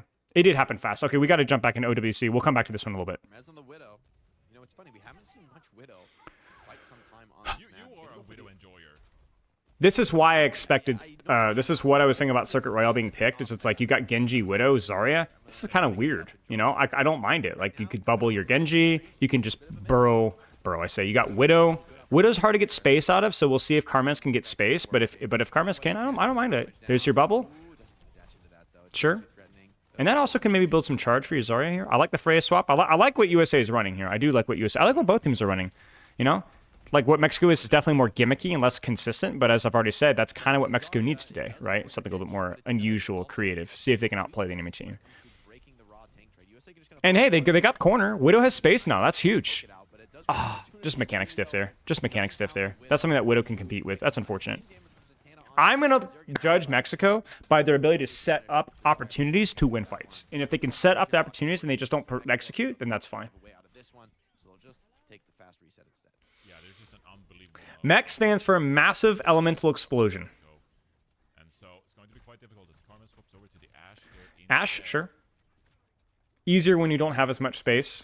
And there's a lot of spam from the Freya Pharah, so it might be hard to kind of stay scoped in as Widow.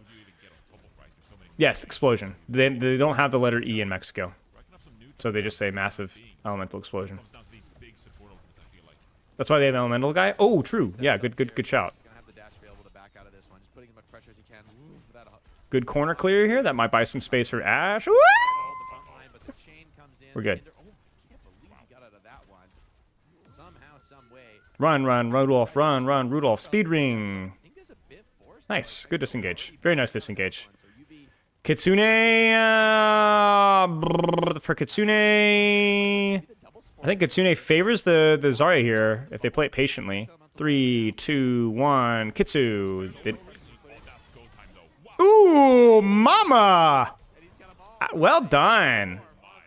They got the space for the Ashe, baby. Nice job. Mexico is terrible. Frick off, Backblaze.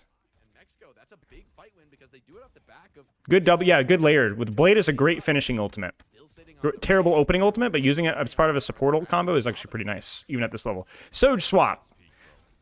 It's hard for Zarya to contest the angles, I guess? I don't know. I really don't think Freya is bad, but maybe it's got a slightly better matchup versus the Genji. Suzu's already forced here. They might just play it really slow and then try to Juno ult the last second. Oh, that's not great. That's a little early. That could be disengaged with Speed Ring. Oh, they don't have Speed Ring. I'm stupid. No, that's good. I'm stupid. They don't have Speed Ring. So the only thing they could do is hit the rune in somebody. That's the downside of running the Mizuki there. Is like you don't have the speed to disengage that, even though that was a really early ultimate. So yeah, like I like that a lot. That was well done, man. And Grav is a dirty ult. Grav could just win you fights, even into must-see fights. So Bob is also super good here. Will they build Bob? Ooh, early Grav.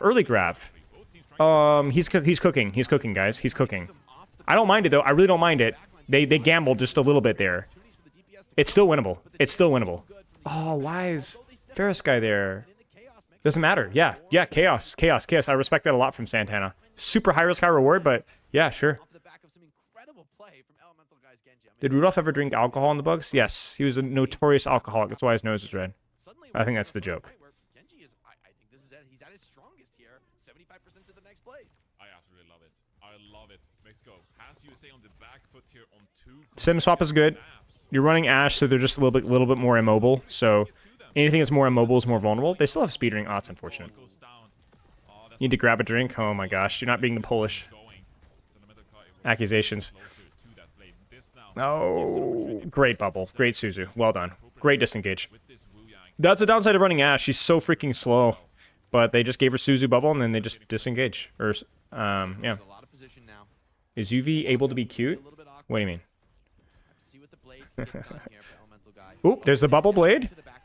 I like that's the space creation blade, but he gets resources, so he might be okay. So basically, he go early with blade, but he gets like so many pockets, and that might be okay. That might be okay. Yeah, it's fine. That's a tanking blade. Tanking blade. I don't mind that at all. They didn't really have anything else to open with that would have been as easy. I don't even know if they had kids. Maybe they had kids, so I don't know. Well played. Well done, man. Freaking Mexico is popping right now. Well done. Well done. They have some tools themselves, but these support ultimates are so powerful. You can get this is why people play Juno, man. To be able to push your and disengage, the push pull here. Mexico is killing it right now. Kitsu, Flux to catch. They're gonna win, or they don't have Suzu. They do have Suzu for that, and he's on high ground. Oh no, that's bad. Oh no, he gets railed. That's okay. They use ult for that. That's all right. That's all right. That's all right. And they use Wing ultimate. That's really good for Mexico. The only thing that Team USA can really do right now is hold close. They should hold close. Because you need to play open spaces here. Does Hawk swap? What does Hawk swap to? Zarya Mir? Winston? Yeah, Winston's good versus this on this map too. Winston's really good in this map. He's gonna wait for them to leave spawn and then swap. Oh, okay. Weird. I mean, Sigma's fine. He's still good here, but Ram, bro. I mean, maybe. Yeah. But you're gonna lose the you're gonna lose to this kind of crap, right? Like Winston would be good here, I think, if he can play it. Bob is good. Juno ult early layer. Can they get space off of it? They can. That's a good Juno ult. They need to Bob this now. Yep, Bob's the next layer. Bob's the easiest ultimate to get here, and then Grav as the next layer, and it's a good Grav. Mo! I think it's okay. I think we're okay. Yeah. Good layering, man. Like, it was, they got the order right. Open the Juno ult, support ult, you get the space, open up Bob to kind of settle down and to force the crossfire, and then grab at the end. Freaking good, man. Freaking good. Wow. That was a good grab, yeah. Dang, man. Well done. I'm a fan of Mexico. This is defying the expectations we had going into this series. We're thinking United States. Is this the stream lagging or is it your internet? I think it's a stream, but I don't know. I've seen it a couple of, I've seen, like, official streams, no offense, are, like, notoriously bad. So, I don't know. Is Hawk better than Infected? So, that was what you're asking about. That's the one position that I don't really know about. I mean, I don't really know about that much about the other ones, but yes, I can understand. I'm honestly not too sure. I don't know. The outdoors high ground and good value from the orbit array. An insane graviton surge from Santana catches two. The EU Parliament for the hateful Polish comment. See, this is the thing, though. This is the best thing about Europeans. It works for America, too, actually, for that matter. Is you can just be like, classic Poland. I know nothing about Poland. I know nothing about you, Poland. It's like kind of Central Europe, right? I don't know anything about Poland, but I can just use it as an insult, and everyone is like, oh, all the Europeans, you guys know each other so well. You're like, oh, yeah, classic Poland. I don't know what I'm talking about. I'm just like throwing random rocks, and it's going to hit a glass somewhere. You know what I'm saying? I could be like, yeah, the French, you know what I'm saying? Oh, yeah, that guy's definitely Spanish, you know what I'm saying? Yep, we got an Italian in the building. You can always tell with an Italian, right? And I have no idea what I'm saying, right? But you guys, apparently you Europeans know each other so well that you can hate each other, like, you know, hate yourself just for me. You do your work for me, you know? In between Germany and Russia. Yeah, that's what I said. So, like, kind of Central Eastern European? I wasn't sure if it was far enough east to call it Eastern European.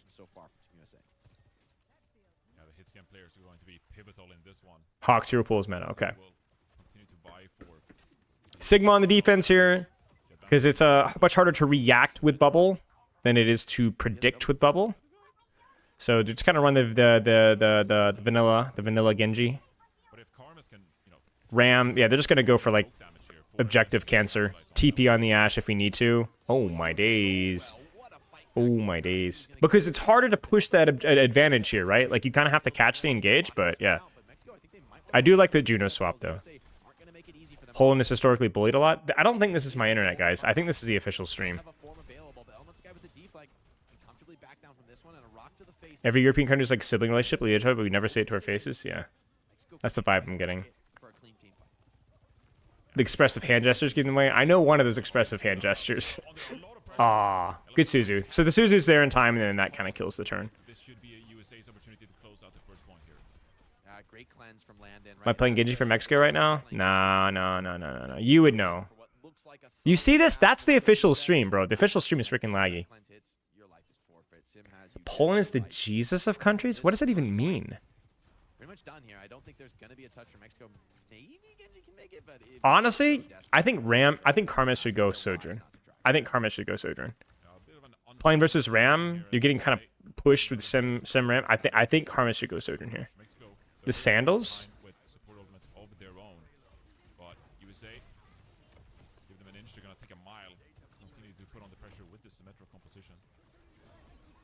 Flux now is out. Cleanse already. Uh-oh. Ladies and gentlemen, that's why you don't freaking blow Suzu and then Kitsune. Even Landon's not immune from that mistake, apparently. I freaking hate that error. It's such a sloppy error. Oh, I have lower cooldown. I'm just going to blow the Suzu and jack off.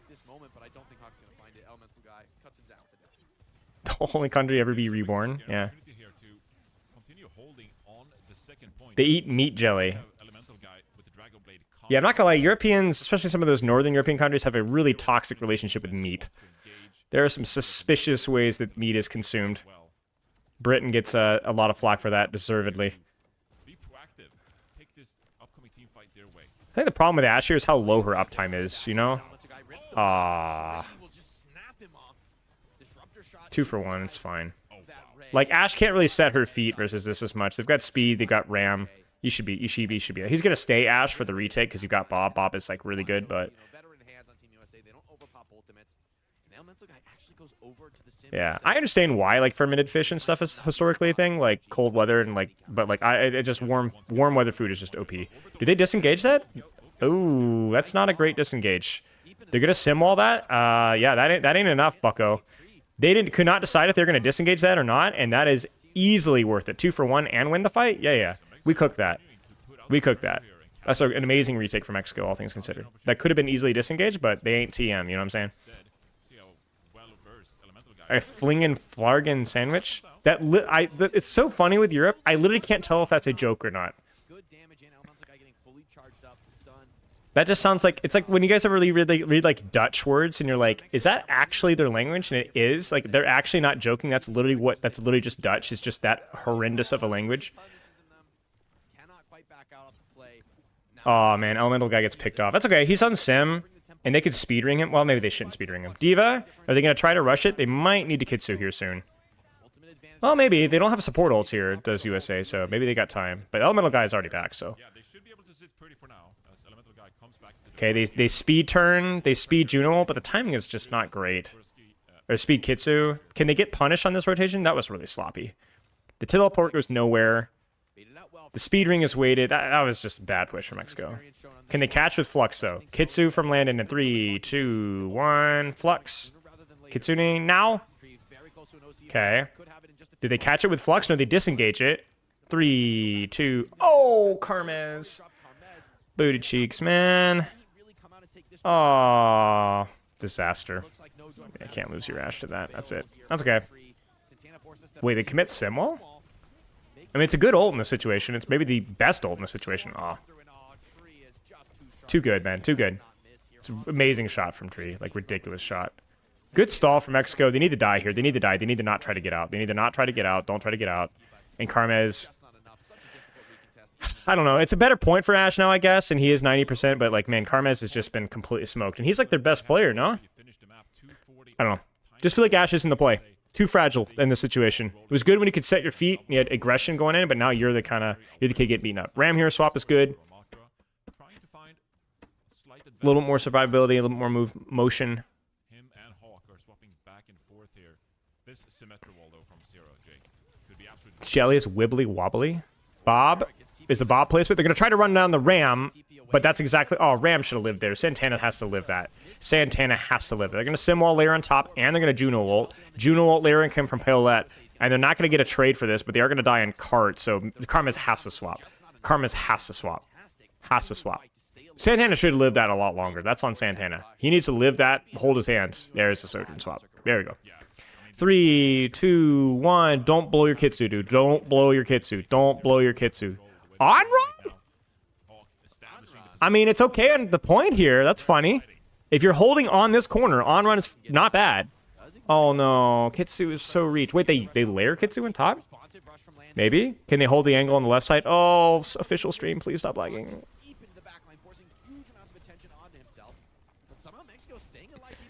I mean, legit, it's not bad in this point. They don't have Suzu for Santana, but the DMAC does come out. They don't quite get the trade, though.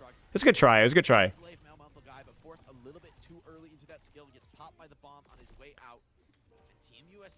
Yeah. Yeah. Kitsune was too early, got disengaged too much, and then layered back, and it was too late, so. These players who are so smart. Time-ogged, yeah. In Overwatch, they always feel like they have the upper hand because they make the right swap at the right time, and that was just too many. What do you do if you're a USA here? I think you run the same comp on attack, but the question is just what does Karmez roll out on? Do you just open up blind Soj? Or do you trust that you can hold that first point with Ash well enough? Who's the best player? Me. How are you not a fan of Mexico if they go over to Onron? That's a good point. And it kind of makes sense. Yeah, the Onron was a fine swap for that little choke there versus the matchup. It made total sense. It's more consistent frontline pressure than Genji there. Yeah, he's gonna open Soj. Okay. You're gonna open with the defensive Zarya though. So again, the timing with attack, you kind of dictate the timing of the engagement a lot of times because the defenders don't really want to give up the space. So characters that have inherently better tempo, like with in terms of like going in, are often favored on the attack because the defenders have time to set up. So it's like it's just not as important to run this. So like kind of goes back to that attack versus defensive categories for Overwatch 1. But I mean, I don't know. I mean, you can still time your engage to catch when they push. So we'll see. But yeah, Ram is good in Zarya. Ram is also very good in this map. So this is going to be basically A, can Karmez do more on Soj here than he was doing on Ashe? And then B, will Elemental Guy carry? Because you're getting a lot of resources here. This is pretty risky. All the perks available as well, so. Zarya just needs charge, man. Zarya just needs Zarge. We need Zarge. Desperately need Zarge. Stronger perks overall than Genji. Like the double slide for Soj makes the Genji matchup a lot harder. Way more difficult to actually find a moment where Sojourn is actually a kill target. But Karmez is like actually on an easier matchup here for him, or her. So you proud of that one? No, it's not. Stefano would have a word about me saying Zarge.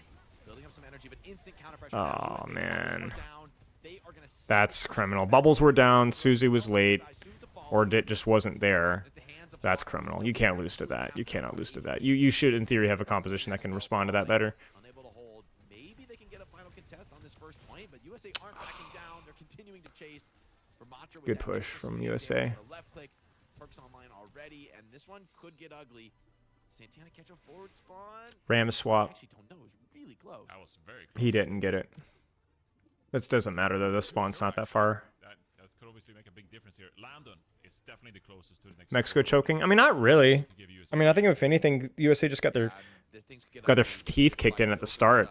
You know, I don't really think Mexico's choked here. There's been maybe a fight or two, but like, I think that USA is just settling down, and Mexico just doesn't have the chops for it.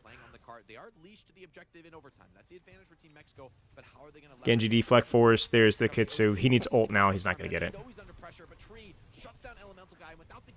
I just don't think that that's a good play there. If you're going to do that, the Sojo needs to be popped way sooner to support your Genji. It's like you give your Genji your dash, you give him Suzu, he gets Suzu'd in response, and you just don't use an ultimate. Like, I just think that's just absolutely criminal.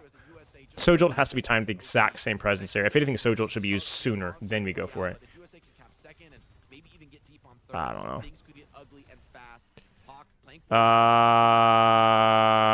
Will they commit ults here? Early Sojolt, Juno ult, Kitsu, Semwall. This is all about... Oh. I was going to say this is about the Genji building Blade here. I mean, even the Ram mirror should go easier. Like Zero should be under way more pressure because you've got damage boost and cooldown reduction, but yeah, this is just fricked. This probably will be a full cap. This will probably be a full cap. I think they might cap last on this one, Johnny. This Mexico.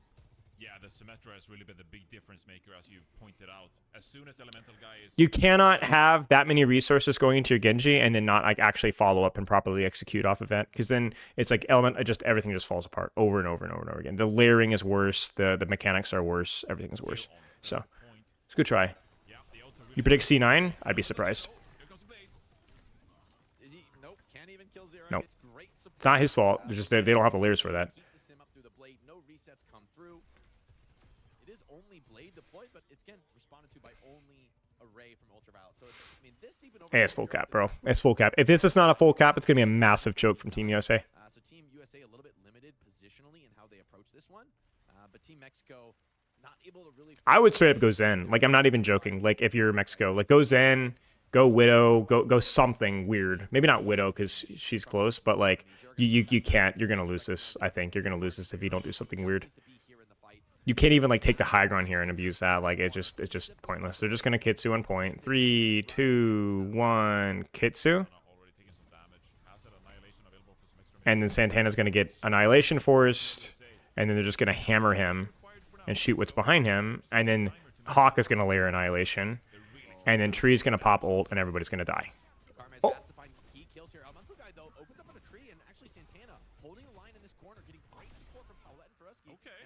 Okay. Okay. Crazy. Okay, that could have been worse. Could have been worse. You hit the shot when I guess they just clutched it right at the very end.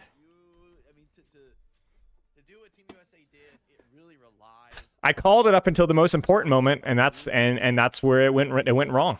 Okay. What perks did Genji choose? I didn't see. I could see arguments for the dash perks though here, for sure. With the way that he's playing, how aggressively he's playing, getting that extra little bit of TDK might actually be a little bit useful. I don't think the deflect heal matters that much right now. Certainly not, because you're not really passively controlling space and playing patiently. He's going like all in, and that's where the TDK. So like I think the dash perk would probably even be better here. Clutch pick from the Genji. Yeah, I mean, that is one of the things that Genji can do there, is if your Soj hits the rail and Genji dashes in, Sem can't do that, right? So, like, there are times where you might catch him with the pants down, so. It feels like this Genji's zoning him. Why is it UV afflicted thyroid disease? I don't know. Can you imagine if Genji had a thyroid disease and his dashes on a lower cooldown and he just moves slower? What do you do if you're Mexico here? No way you run Ram, right?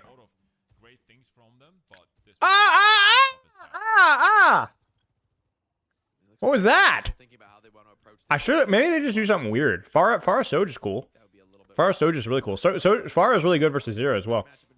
I don't know what Zero would swap to. Maybe Tree just goes like, what would Tree go? Freya? I don't know. I really like the Farah swap here. Very good on this point. Good in the matchup as well. Why not Malga Rush? Malga's face would melt to Ram Shield and Major Perk, and just the damage in general. Malga is not good on this map. Not in this matchup anyway. I'm really curious to what Zero swaps to, if Zero swaps at all. I feel like Zero is the one that's being counterpicked right now. Spylo, fix your stream. Shut the frick up. Aw, Elemental Guy. Did he just get sniped? By Zero alt fire? That's crazy. Can't you TP behind the speed ring though? You kind of. That takes a little bit more communication. Oh, yeah. Elemental Guy goes Genji. All right, well. I mean, Farah is good here. It is good here. It's really good here. Zero best choice in the world, yes.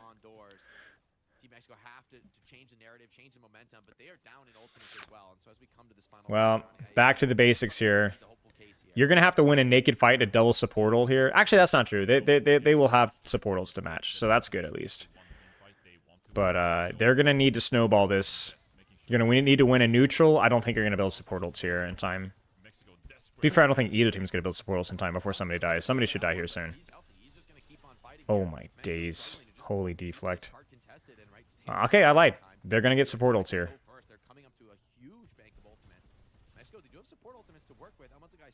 There's form from Ram. There's TP. There's also speed ring. Ah, DPS ult diff. That's just the advantage of winning fights first, is that you match them in support ults, and then they also have DPS ults to match. Yeah, dude, good try from Mexico. First 2-3 or first of 3? Is it first 2-3? USA back on their heels off the back of some immaculate Genji play from Elemental Guy. Certainly. This is why they're the juggernaut, right? Like, First 2-3. Okay. comes in, Good show from Mexico. I think that kind of demonstrates exactly why they picked that map, right? Because of what they could do with it. So, okay, let's finish looking at some Sigma here. Is Micro here? Micro!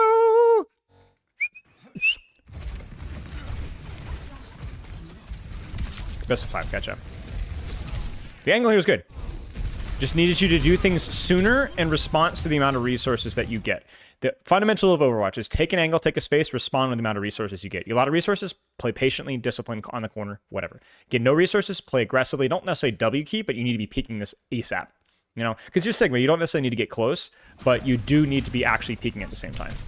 And then now, like basically you need to, you're just very slow with your shield. It's like, you play, I don't know why we're playing so far back here. I don't know. Like, in relation to what your team is doing, you do need to match your team's aggression here. Like, we're behind our DPS here, which is just strange. Good hook, or good block, rather. Shouldn't have let your shield break, but at least we're actually peeking it. Schlufen, thank you for the sub. Yeah, so your choice. You can apply pressure on main, or you can apply pressure on the angle here. With your team rotating towards you, I wouldn't mind if you apply pressure here, but yeah, just make a decision here. Help me understand. I thought you could avoid using shield because HP can get healed. Well, you avoid wasting shield, but you do have to, the point of the cooldown is to use it. So if there's an engagement, you can use shield and then manage that with your HP resource. Right now, you're neither using HP nor shield. You're just not doing anything. Not literally, but if I look back at this situation here, let's go back to here. Like, we're not doing HP damage or shield damage. You're doing nothing. You're just sitting in the back here, behind your DPS. Now, should your team be fighting here? Not really, but if your team is going to fight here, you need to match that aggression. No, I don't have YouTube chat closed, Bagman. Nobody's saying anything. To my knowledge, anyway. So, for you, it's like, whether shield damage or HP damage, we need to do something here. Right? So I would prefer you to take a little bit of shield damage first, drop your shield, take a little bit of HP damage, and yeah, we can layer it from that. But basically my point is, don't overthink it. Your team's doing something, you need to be doing something. Whether it's HP damage or shield damage, I just don't give a frick. Do things. Do things. Like, okay, you shouldn't have let your shield fully break here. But also the fact that, like, oh, we're letting our shield break while we still have HP to give. I mean, it's more of a nitpick, right? Like, so what? Yeah, at least he did something. At least he did something. So that's a plus. You know? Choose a lane here. Choose an angle. If you deal with this, commit to this, right? Get rid of her. Yeah. Commit. Nobody's here besides the Ash. Commit. Run her down. Oh, I'm sorry, Bagman. I must have missed it. I apologize. Yeah, we could have kept going here, or we can double back and control this angle here. But yeah, just commit. It's fine. And if there's nobody looking at you on your angle, you can throw your shield into the middle of your team. If literally nobody's looking at you. If they are looking at you, always shield yourself. Or shield whoever's with you. But yeah, this is okay. Don't let it break fully. Right. So the concept of why we don't let it break fully is because there's a delay between it breaking fully and it regenerating. So if you let it break fully, then you don't get as much shield regen. That's it.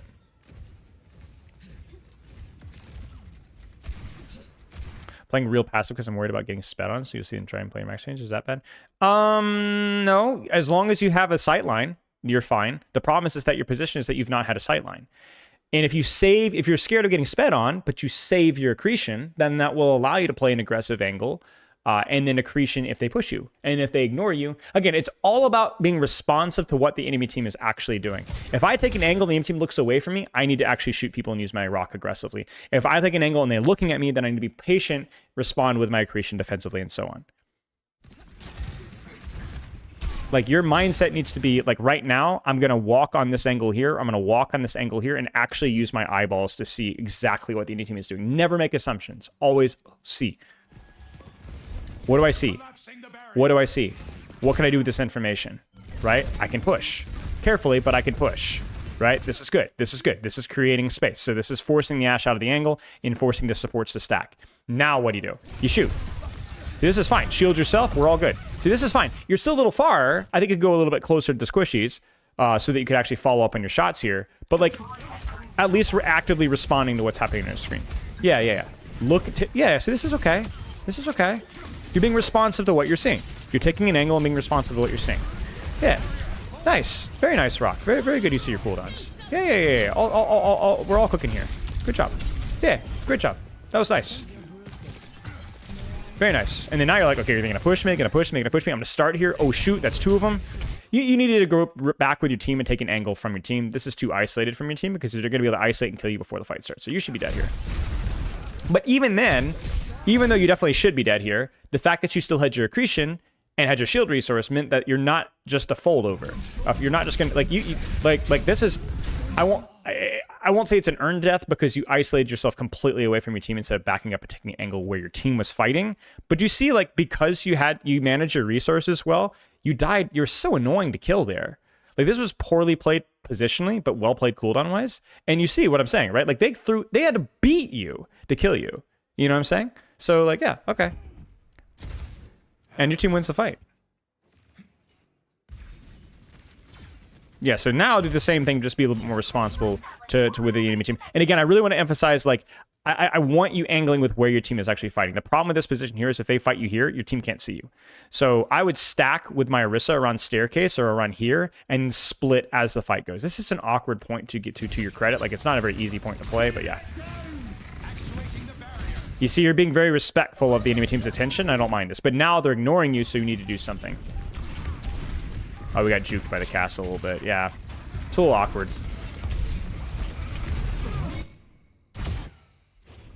Okay. Wait, what? Wait, what the frick just happened?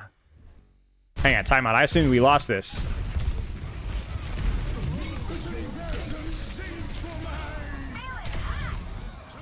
Well, we had the angle. They didn't. So I guess, you know, there's your angle maxing. Frick, man. Why USA or Mex weren't running Lucio? He's just a weaker hero, and he's also Circuit Royale. Lucio's just not as strong in Circuit Royale. Juno provides speed with a bit of range and a more consistent, more uptime ultimate. So, yeah. This is better. So, like, this is the kind of angle that I'm talking about here. Like, you can mark this and just deny their Sigma or just mirror their Sigma, right? You could also do the same thing here, but this becomes a lot more split, you know? This, by the way, applies to 5v5 too. It's like, you don't necessarily want to be on an island on a map this spread out. But yeah, this is fine. Just mark the Sigma. Yes, I mean, I guess we're playing with their bash now, which is okay, but like your angles are really, really far apart. Like, you don't need to go this far apart. Like, it's good to be wide if you can afford to, because you're really distracting on the side. You could deny a lot of cover, but it doesn't mean if the enemy team with speed decides to isolate you and kill you, you just don't get any help here. This is an angle. This is a good angle. This is not an angle. This is a bad angle. This is an angle, but you're so far in. And you're basically, the other thing too is you're doing nothing here. Like, look how far back we're playing. If they speed rush you here, you're in front of your entire team. You know, we're basically we're flanking. Like, we're flanking on Sigma when we have a good angle directly in front of us. You know, so just play there. Just sit right here. You just look what you let the Sigma do, right? Look what you let the Sigma do. Look at this. You just like, okay, I guess I just walk in, right? Yeah, narrower micro. Look at the map. Look at the map, micro. Look at the map. Look at the map. Look what the map gives you. You know what I'm saying? Look what the map gives you. I appreciate what you're trying to do here. I'm being critical here, but I do appreciate what you're trying to do. But yeah, you don't have to cook this hard. Good try. It's all good. Yeah, this is fine. This is really good. Yeah. And this is good. This is good. Yeah, I like that a lot too. Using your shift to gap close under the Baptiste instead of trading the Sigma if you want to. That's just all good.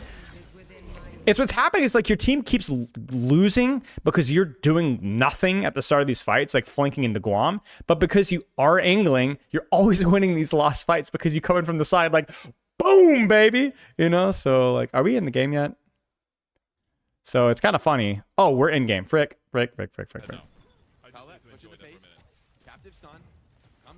Yeah, so credit where credit is due. Noombani? Ooh, stream lag again.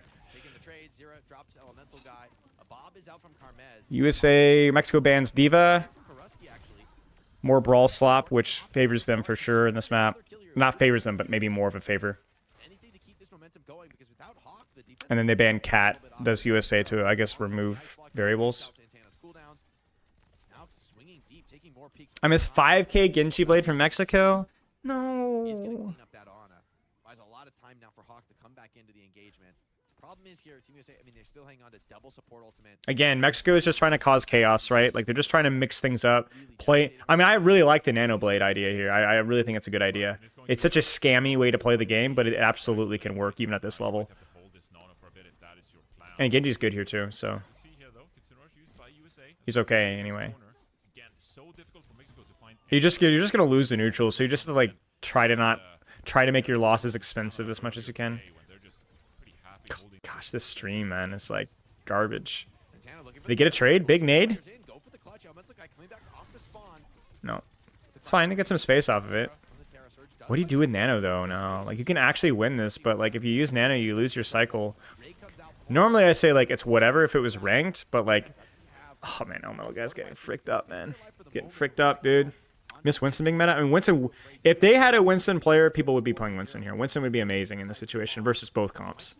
It's just, like, a question of hero proficiency. Like, Winston would straight up, like, dominate in this situation right now. Malga's weird. Malga's not good in this map.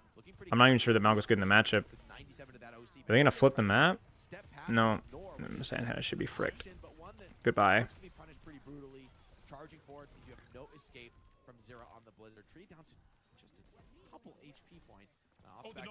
The Nano Elemental guy looks like he might be able to get the cleanup, especially off the back of that sleep.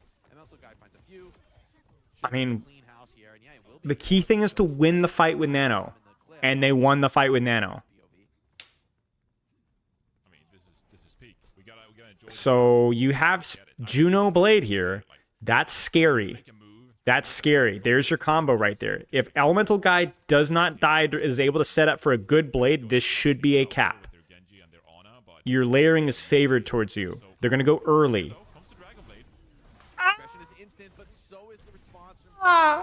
The Juno ult is so late! No! You needed to go immediately! You needed 2 kills immediately! Oh! Worst of both worlds! Poop in the... Oh, man. You cannot screw up that timing up, dude. You cannot screw up that timing. That's just garbage. That's criminal right there. Perfect execution, right? That perfect idea. Get your early 2 with your combo. Who cares? Nano OC may save them. They won't Nano OC. There's no way. Too easy to disengage, I think. It's not a bad idea, but I don't think Karmez is him either. Straight up. Yeah, they're going to OC into Nano Genji. It's fine. It's just not set up well. Not a devolved fight, so incredibly difficult to stage. He's fricked. He's going to die.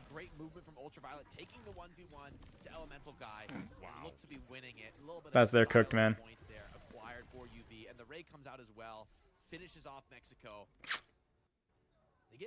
That's so tragic, man. You were so angry about that. You've chumbled so hard.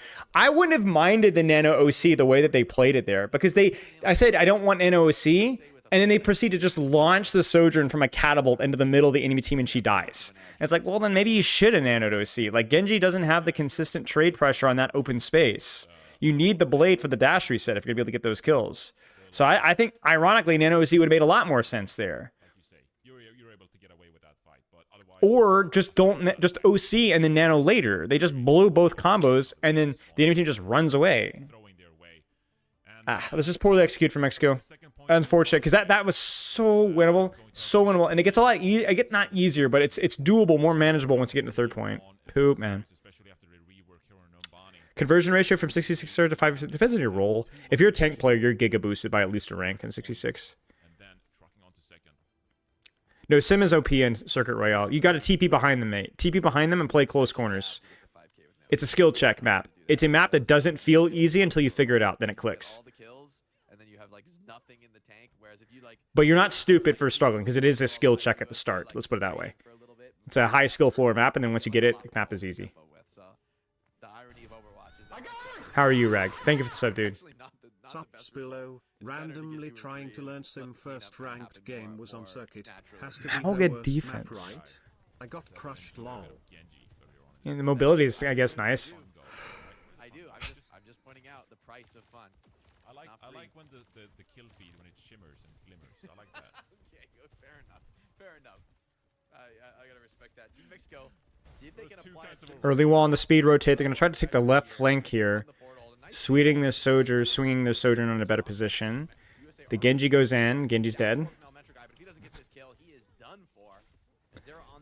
He's playing like he's got bubble. They don't need to be. He doesn't need to be doing that. Like, you just control the lane there. Like, look at that nade. Imagine if your Genji just played it patiently there and controlled space. You have map control advantage. I don't know why Elemental Guy's doing that. I don't know why. I don't know why. Like, this that was dumb. I mean, you've got a freaking ice block character. You know what I'm saying? Nah, I feel you, Reg. I feel you, Reg. Yikes. Terrible hold. And these ultimates are so powerful for USA. It's going to be a constant threat for the next 5.5 minutes here for Mexico. Every single fight. No. That's BM. That's BM, chat. That's BM. This is BM. This is strictly BM, I promise you.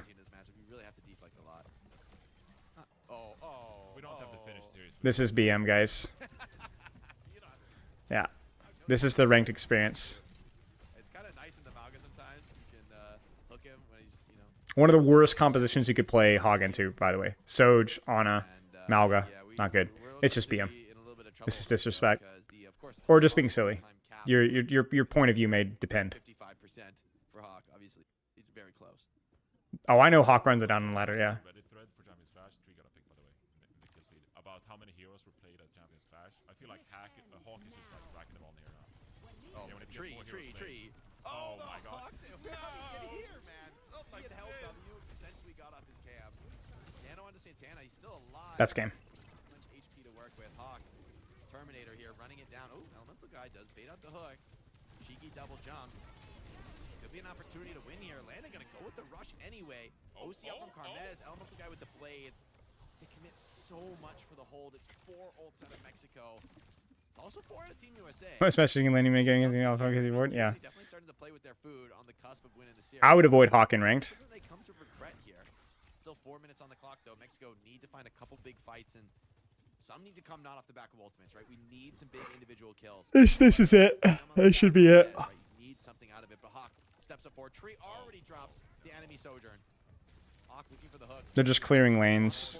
Hawk is just trolling his brains out. Doesn't matter. Santana's dead. Everybody's dead. GG's. Mexico put up a good fight. They had legitimately some nice strategies. Credit to Mexico. There were some good ideas here. The execution wasn't there, but that takes a lot of time. Easier said than done. I think they should be proud of their performance there. Is this it? Was that the series? Is there any more World Cup today? Oh.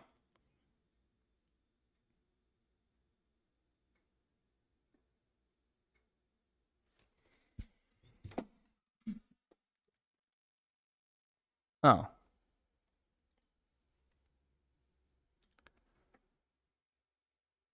Do you guys want to watch? Wait. I know what we're going to do on stream. I know what we're going to do on stream.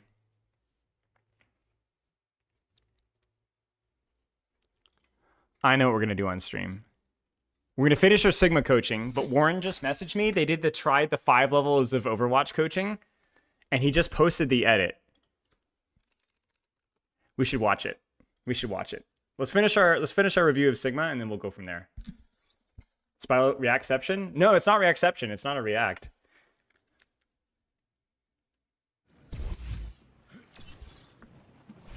You're gonna get a haircut? Actually, that's the plan, yes.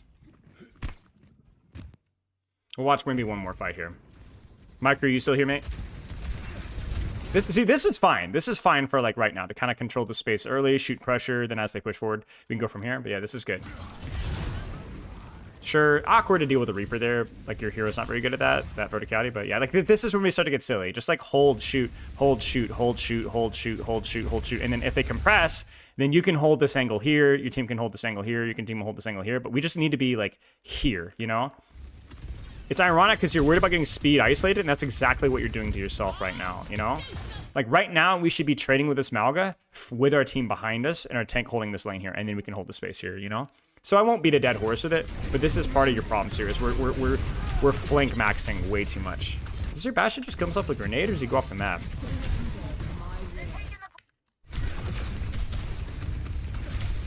Like, this is fine. Like, we probably would have ended up around here anyway, but, like, there's a difference between being here and being here, you know? I'm level 1 coach. Pretty sure Under's level 5. I don't remember who's level 1. Aspen or somebody?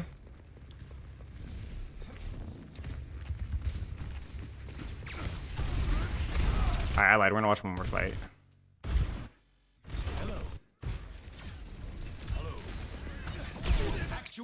This is a more forgivable because it feels like the only angle you can take is more of a flank. But even here, I would challenge you to rotate with your team to this point and then split here. Do you see what I'm saying? This is kind of like, so it's like, it's just you rotate and then split here. This would probably be more consistent than what we're doing right now. Does that make sense? It does. I understand why we're doing it because there's not a good angle here if you go this side. Like, it's just basically a flank or nothing. But yeah, you start, and then right as the fight starts, you're here. I'm not asking you to group with your team at the start of a fight. I'm asking you to group with your team before the fight starts. And then as the fight starts, you immediately are marking the Reaper here, shooting from this side, and then we can get silly with a flank because your team is in a better position to rotate. You see, this just takes too long. I don't hate it. Like, let me be honest. Like, this is still useful and is why you are as high of a rank as you are.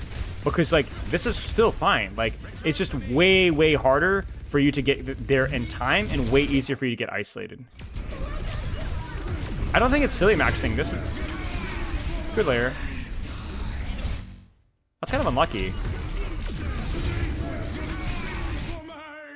Oh, the placement was off. Okay, I got confused with the placement.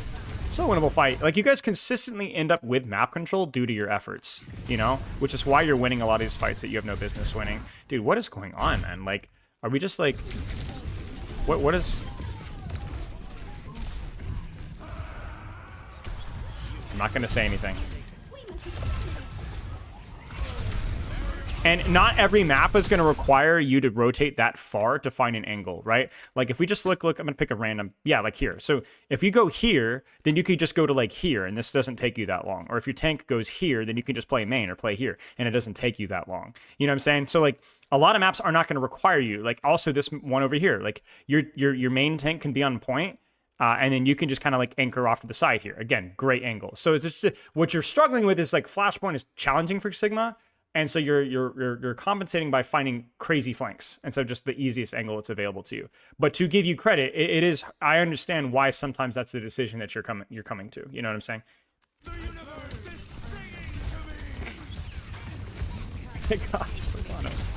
So yeah, beyond that, I think maybe being like responding very carefully to how many resources you're getting on these angles and deciding how to use your resources accordingly. Sometimes you're a little bit too far back behind your teammates. I don't necessarily need you to be closer to the enemies necessarily, but like, you need to match your teammates' aggression, and don't let your shield fully break. But yeah, it's okay. It's all right. It's all right. Thank you. You're doing fine. Yeah, you're doing fine. You're doing fine. Keep up the good work. Let's look at the Warren thing.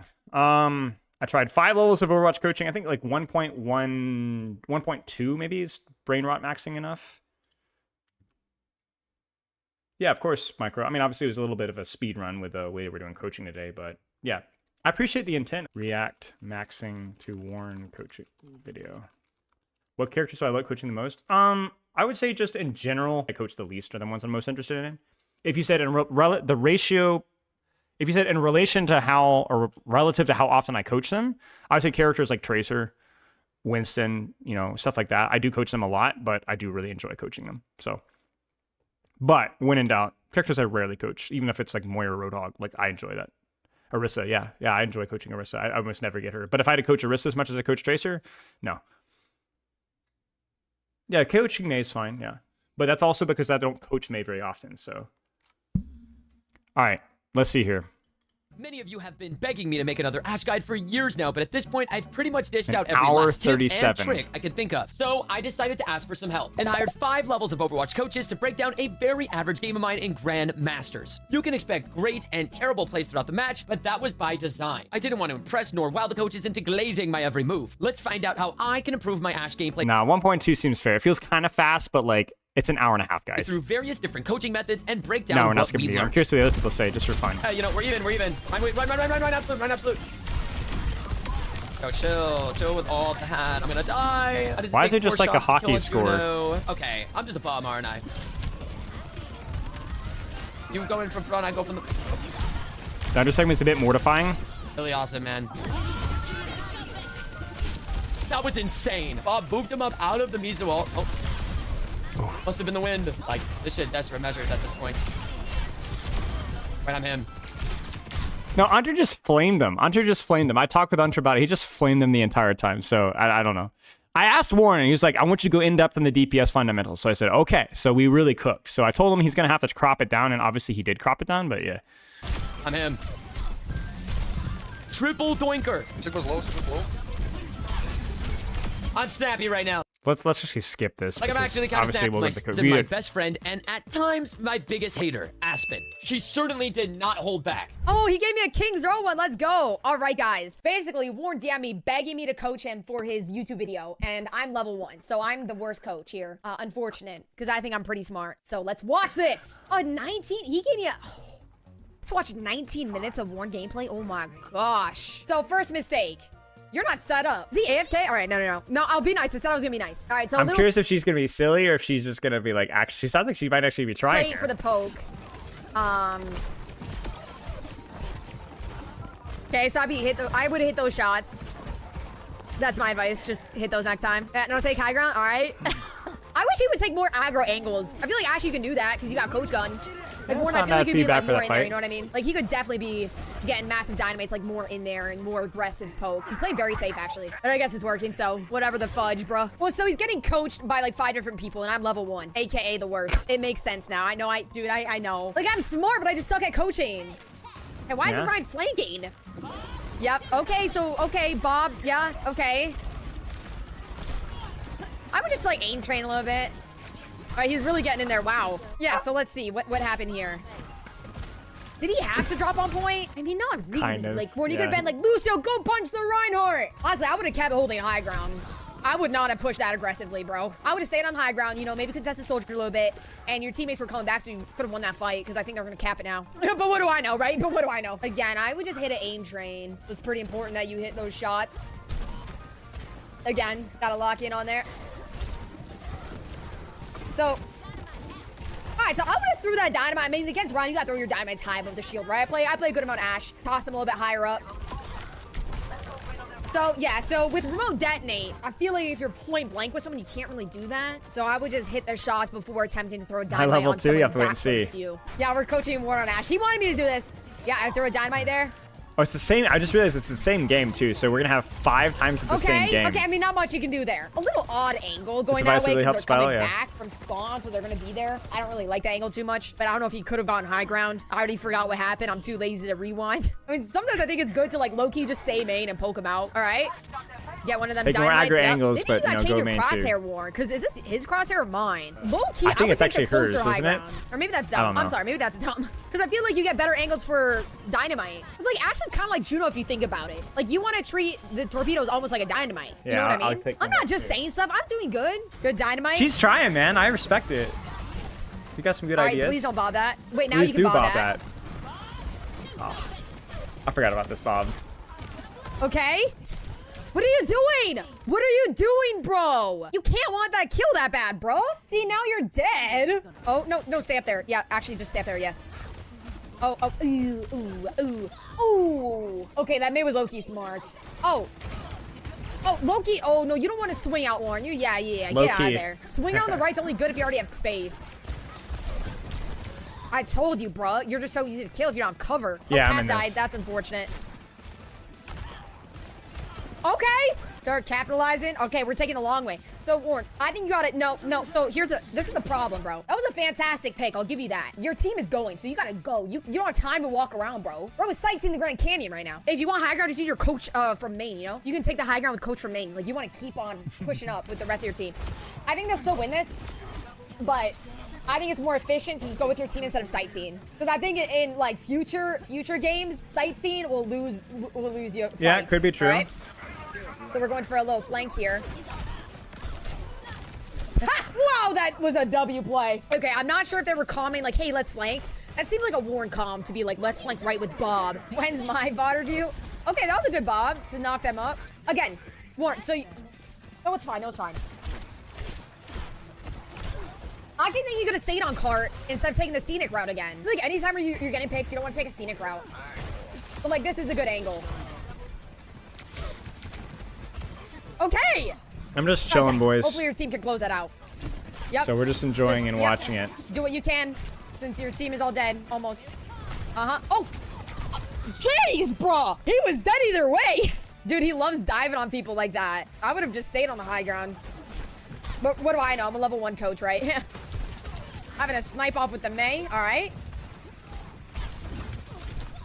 Oh, yeah, so scoping against a May is kind of risky. Honestly, I think, yeah, don't do that. I notice he's not trying to take the high ground. At least yet. Now would be like a pretty good time. Okay, nice. All right, it was a W. Okay. I mean, bro, I don't play much Ash. I guess just work on that aim. Sometimes it's okay to push with team and then take angles instead of, you know, taking the scenic route all the time and just push out those angles from main. At least that's how I like to play Juno. I think Juno and Ash are kind of similar. And let's see. Yeah, just hit them shots and stuff. And yeah. Maybe he'll hit champ in 6v6 Woo! As you can tell, Coach Aspen clearly has a lot of experience on Ash and definitely wasn't pretending. All jokes aside, she is such an... Commander Axe, thank you for the raid. I guess I'm not good enough to get a level 5 coach raid, but I guess I can get a level 3 coach raid. I appreciate that. I hope you had a good stream, mate. Hope you had a good stream. We're looking at Warrens. I tried 5 levels of Overwatch coaching where I got Australia, like I got region mogged by a hunter. You're looking for a level 4's coach take on this? Yeah, you're in the right place, my friend. So we just watched Aspen's. We're going 1.2 because it feels like the balance between like whiplash speed, but not so much that I'm going to be in the hospital for 6 years, but also so that I don't have to sit here and actually watch an hour and a half. Hope you had a good stream. Intelligent person and player, so let's take a deeper look into what she was trying to convey. The first and most This guy says, let's take a look at what she was trying to convey. Oh man, Jasmine clearly has a lot of experience on Ash and definitely wasn't pretending. All jokes aside, she is such an intelligent person and player, so let's take a deeper look into what she was trying to convey. The first let's take a deeper look at what she was trying to say but was unable to communicate. Oh, that's great. That's the most obvious takeaway is not rotating and holding aggressive angles in the pre-fight. You could use Ash's coach gun as an escape tool versus purely... I love the fact that he's like summarizing it at the end. That is a good idea, but the way he phrased it was hilarious. Having a stronger presence early on forces the enemy team to address you before walking forward on your tanks. Hilariously, Coach... Imagine I had like Warren in all of my coaching calls from like moving forward. Great feedback, Spile. Let's talk about what you're trying to convey to the student in the session. Aspen continues to stress the importance of, well, shooting. At first, that might sound obvious enough, but the reality is, Bro,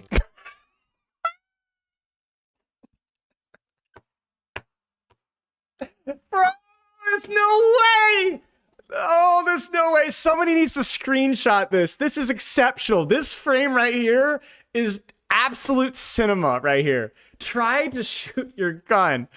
Do spend a lot of time hiding, flanking, or walking back from spawn. This downtime is likely because I lack trust in my supports and don't feel confident enough taking fights without being babysat. Might just have to blame Aspen and Frogger for child neglect and push forward.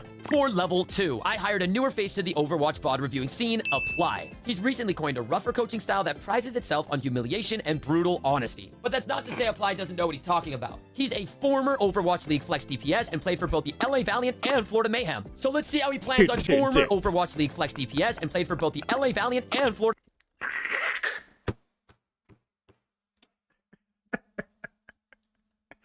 Bro, I'm just glad that my pictures haven't come out, man. The mayhem. So let's see how he plans on drilling me for my mistakes. Our first ever Warren VOD review. Starting off, let's do a drip check, chat. W or L drip? What do we think? Yeah, he's hideous. L drip. So already we're off to a bad start. Our team's gonna be playing Ash, Malga, Ryan, Cass, Kiri, Lucio. So we do have a really fast-paced comp. But something that I would do here is no, please. American players try not to say fast. Challenge.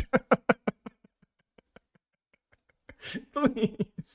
We play high ground around these areas and wait for my Malga and Ryan to get a lot of space, go in, and then I would peek. You want to try to bait the attention away from your hit scan in 6v6? I'm going to say it. I'm going to settle the score. Everyone says that DPS is better in 5v5 because you have less tanks in your face. I think that's a troll. I think DPS is better in 6v6 because you have actual tanks that you can kill. They have Mei, Roadhog, Mizuki, Soldier, Ryan, Juno. Chat, I'm smelling something about their comp that really enables Ash. What is it? Tell me. What do you guys think? Say it, chat. Who's got it? They have no cleanse. Wendy, 5 gold stars to Wendy. Most of the time, they're always or Nordiva. That also works. They're always in a group over here. They're always in a group over here, which means Dynamites are super strong, not only for damage, but dude, I'm not gonna lie. Warren was popping off in this game. But watching this game was like actually painful to watch. Like the amount of positioning, the way that the tanks and supports played, it actually felt like he was smurfing in this lobby. Like I'm not even joking. Warren was like the best player in this lobby by like a large step. It was hilarious. Ult charge. You should be able to build your ult. Cheers, Scorbunny. Thank you. I will have very much fun. Thank you for your permission. I can play Ash, he always beams people, but I don't think he gets maximum value out of Bob, Coach Gun, and Dynamite the way I think he should. And I think that's what I'm going to be focusing on the majority of this VOD. But let's just lock in for a second. Okay, so we're just not dynamiting yet. There's no reason, in my opinion, I say to dynamite on cooldown on this map specifically, because while your dynamite's out, it just gives you random ult charge and damage while you're left clicking. You want to go for dynamites while they're grouped. Dropping down this way makes it to where they're going to split and then you look for dynamite. It's not a big dynamite. Also, why drop? You drop because you have no LOS, but look at this. We now have perfect LOS. We have insane high ground. They can't even dive us. They have no divers. Why jump off high ground? Now, it might not matter much. We got a kill and half our team is gone. And yeah, our team is low, right? Our team is low. It's 5v5, but I still believe if you stayed high ground and you were up here, you can maybe look for another pick. Don't give up what you already have. The main goal for Hitscan is to fight for the power position. And we all know what the power position is. Nick! Yo, Nick! And this area is the power position for Kindro on defense and on offense, right? I'm not saying that you need to plant the flag here and say, I'm not moving from here. Why not stay up here and look for more? And it's so easy to look for a kill, and then you shift away. Chad, do we 1.25? Yeah, and then something I think you got to do a little less, and it's up to you. Nah, no, we'll leave it. It's up to you. I think flicking less. You are a very inconsistent player. You had a good shot here because your crosshair placement's great, and then it's apply caught like it. Dude, my level 2 coach. Aim off of my level 2 coach. And then aim back on them, right? So far, I think we're doing good. Apply. So far, I don't think he's doing anything apply. that I want to finger him about. Don't you play games for fun, though? Flicking is fun.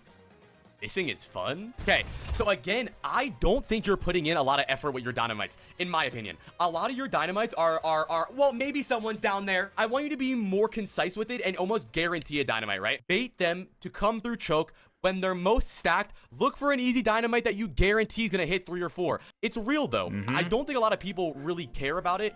You need to put emphasis into every single one of your abilities. Both of his dynamites were dog shit. Another dog shit dynamite, low-key. A lot of people like to do lore-accurate Bob, where they actually do, Bob, do something! And the issue is, it's very easy just to shoot the Bob, and now Bob can't do something. But Bob gets the most value when you throw Bob and you try to get value yourself. Bob is worst used as a ult that is just thrown out there to try to get him value. The way that could look, right, is baiting their team around statue. You don't want them to be too early, because you never want their team to ever have the option to just be able to say, let's back up and just kill Bob. If they are able to just back up and kill Bob, you're a loser and you should die. In game. Chasing the Rhine, and now they're gonna walk through for free. Yeah, he's right. In game. Yeah, we gave them all the space in the world. This is a bad play from our team in general. So this is what I like to call Reinhardt mind control. The Rhine pinned into our backline, and Warren got so obsessed with him. Go out. He just rambles a lot. That's good me. Play from Warren. What is he doing? Go. It was a good play. It's not a bad play. The main issue was the Reinhardt. You got mind controlled by the Reinhardt to give all the space. The Reinhardt being back here sent our entire team all the way across. But Warren's dumbass needed to be holding choke. We have such good map control on this high ground to pressure them while they're walking through choke with Bob, Dynamites, and our aim. Why is it apply chatter saying my life is like a fart? That was a bad play from Warren there. The only thing I would say that I want to work on with Warren so far is being more consistent with his aiming mechanics, because he has good mechanics. The issue is that they're inconsistent. Flicking should be kind of a last resort for you, and you really want to work on crosshair placement and click timing and tracking. Oh, no random Dynamite holding it. I'm proud of him. He just needs to work on his crosshair placement placement, his click timing, his tracking, his flicking, his movement related mechanics, his aim mechanics, his flicks up, his flicks down, his 180s, his strafing. Nothing crazy. Kind of a dog shit dynamite. That's I it. wouldn't be Oh, super usage, nitpicky cooldown on usage, cover Dynamite usage. if it wasn't for their comp and the map. We're playing Kings Row, where their team has been stacked 99%. There's no reason to rush in this comp.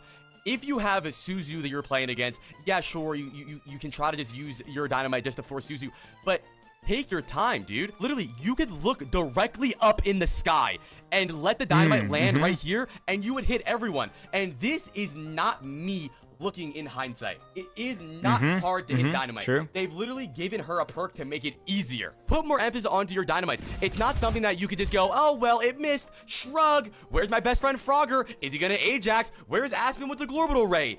Focus, man. Okay. What the f was that Dynamite? Okay. Did you just get teabagged right now? They're stacked. Good. I'm proud of you.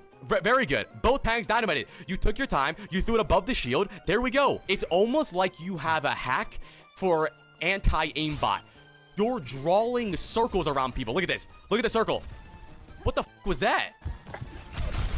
Here we go.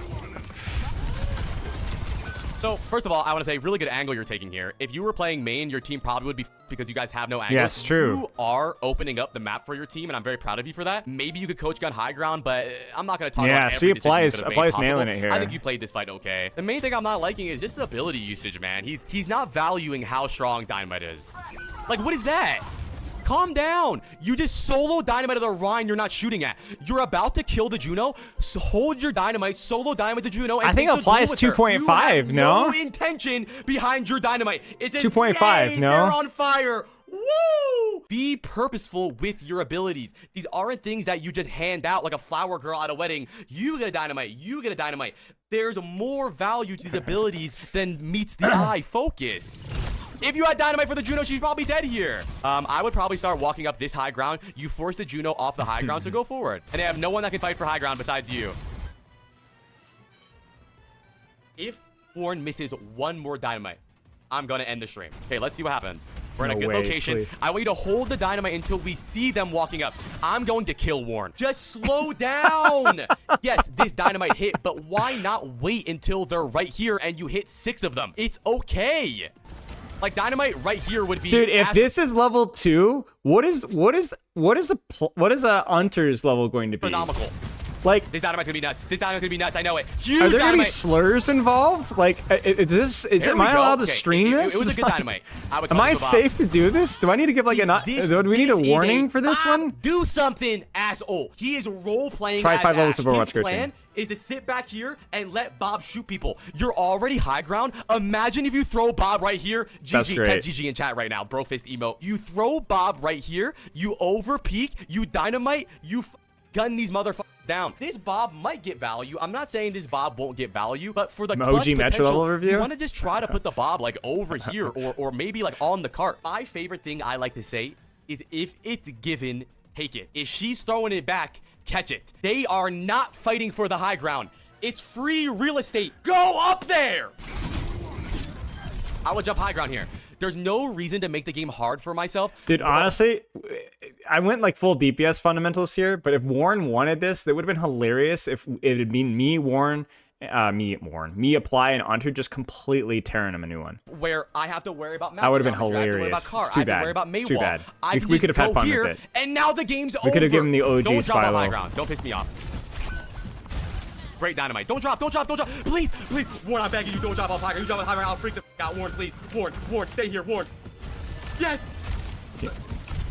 GG, he can't aim. GG, he can't aim. GG, he can't aim. He can't coach gun. We're stuck in GM forever. Not a bad round, honestly. He lost because he didn't drop. That's not true at all. He lost because he missed 5 bullets on a Juno and then coach gunned himself into a wall. But I don't think that was a bad round from him overall. 14-5 and 19, almost 10k damage, but it could be way better, dude. Somehow his Cassidy has way more limbs, and I believe this is due to the fact that Warren isn't dynamiting anything. Focusing on making sure you put yourself in the admin position rather than staying on low ground, but I don't think that's that much of a deal. I think he actually is really good at being high ground and putting himself in good locations. I don't think his positioning is the reason that why are he's we not doing the whole dominating like lobbies. TikTok the main reason editing I think thing? he's not I hate dominating this. lobbies is I think it's an It's like, I inconsistent aim can't- and not value. I can't handle the standing still camera, so like I have to juggle it around. And I know that you could breeze past that dynamite and just say apply. You're being nitpicky, dude. He just missed the dynamite. I'm not mad at dynamites that just miss. I'm mad at bad timed dynamites. Why even go for that dynamite when you could go for a dynamite right now where you can clearly see their team? Yeah, we need more shoot your gun. Where's my shoot your gun feedback apply? Warren has something what I like to call on-screen paralysis. When there's too many people on the screen, Warren goes, ah, ah, ah, ah, ah. You gotta try your best to not hand out damage to Juno, Soldier, Mei, Ryan, Roadhog, Sigma, Juno, Ryan, Mei, Mizuki, Roadhog, Mei. Try your best to focus on one target at a time. I know it's very hard to do that, but it's definitely doable. You have an amazing angle here, which I'm very proud of you. Like I said, I don't think the positioning thing is going to be that big of a deal for Warren. I think he has good ideas in general for positioning. Are you guys are liking like the full, like, I'm like just letting it play and listening, and are you guys enjoying this, or is this like dragging on too long? Because we do have an hour and a half here, so should we skip around or should we just let it play? What do you guys want? Wait, was that amazing? It hit a lot of people. Okay, this dynamite hit only 2 people. I want you to look at how much ult charge Warren gets. All right, we'll let it play. Ridiculous. Ridiculous. Imagine if he didn't. It's good edit. It's a good edit. At the air the whole game. I'm enjoying it. Ew. Good. Love this angle. Go wide. You have plenty of time. Love it. Love it. W Warren in chat. So, Warren, you have great ideas. You have great ideas. You understand map control, right? Now it's time. YouTube to chat put gives it more the blessing, emphasis so it's into playing official. Overwatch and not just playing Ashe. Now, let me slow down when I say this, right? I'm not play trying to be Overwatch. Good some feedback. Wisdom, even though I have wisdom. I'm not gonna call you a one trick. You're a player who's really only very shoot good at your gun, play Overwatch. That was right? I want you to focus more on the Overwatch aspect of the game rather than just Ashe and Ashe's gun. I want you to focus on your ult and your timing and why you're dynamite and forcing cooldowns and what they're gonna use when we use cooldowns. You already have step 1 down that the majority of Overwatch players are missing, which is you can hit shots with your hand. Now, your next step is to try to figure out how to get value out of your abilities, your ult, and your timing. Great angle, no ice block. Ew! Ew! Good shots, good shots. And these are very nice shots. And I know it sucks, and I'm sure the other coaches that are doing this for you are going to tell you this, but this breeds inconsistency. I know for a fact that Warren gets on some days and just feels like he's not feeling it, right? I'm just not aiming well today. I'm aiming good today. And that is a symptom of flicking constantly. True, yeah. That's what it looks like when you don't flick, by the way. That right there. Crosshair placement, click timing. It's almost like a rhythm game, right? If Warren was playing Osu, but instead of Osu, it was just one line, and he's playing Skrillex Cinema. You are my cinema. Boom. He clicked on the beat. This is what it's like, right? You crosshair placement, and you want to. Is this what I sound like? Is this what I sound like? Like a rhythm shooter. Not all great Widow players, all great hit scan players in general, all have amazing crosshair placement. You're always over flicking or under flicking. Take your time. Yeah, just rep. You sound more insane. Like, okay, dude, Roadhog is the fattest that's ever existed. You don't need to flick Roadhog. Warren pissed me off so bad that I have hiccups. Crosshairs on Fatty. Why flick off? It's almost like shooting someone hurts you in real life. You're like, ah! Keep the crosshair on him and just shoot. You flicking constantly is hindering you from being consistent. Just shoot. Amazing dynamite. Great shots too. That was great timing. Great. That was great. Hello, Garish. Warren's a good player, dude. I've always said Warren was a good player. And the emote. Was that tough, chat? It's not tough when your vibe check is failing because you have freaking cat ears on your skin. Or rabbit ears. Right now, which way do you think he's going to kite towards? You already know that he's going left because you watched it. He's obviously going to go left because it drops off a high ground away from Warren and it's towards his team. To be fair, I would have guessed the other direction. On his left, so he strafes into your cross. Okay. I actually disagree with Apply here. I actually agree with what Apply is trying to teach, but I actually think Warren predicted correctly, and this Mei does indeed strafe towards cover. Because like if she drops, so what? She loses the position. She's going to try to panic and go to cover, and if she doesn't, she drops off, so he loses the high ground. I think the Mei should have moved right, and the Mei did move right. There. But more of a nitpick. Instead of just constantly flicking, I want to know what's the difference between this duel right here where he barely flicks and only has crosshair placement. But that's just a minor nitpick. Boom. The principle is absolutely correct. Boom. Ew. What's the difference between that fight and this fight?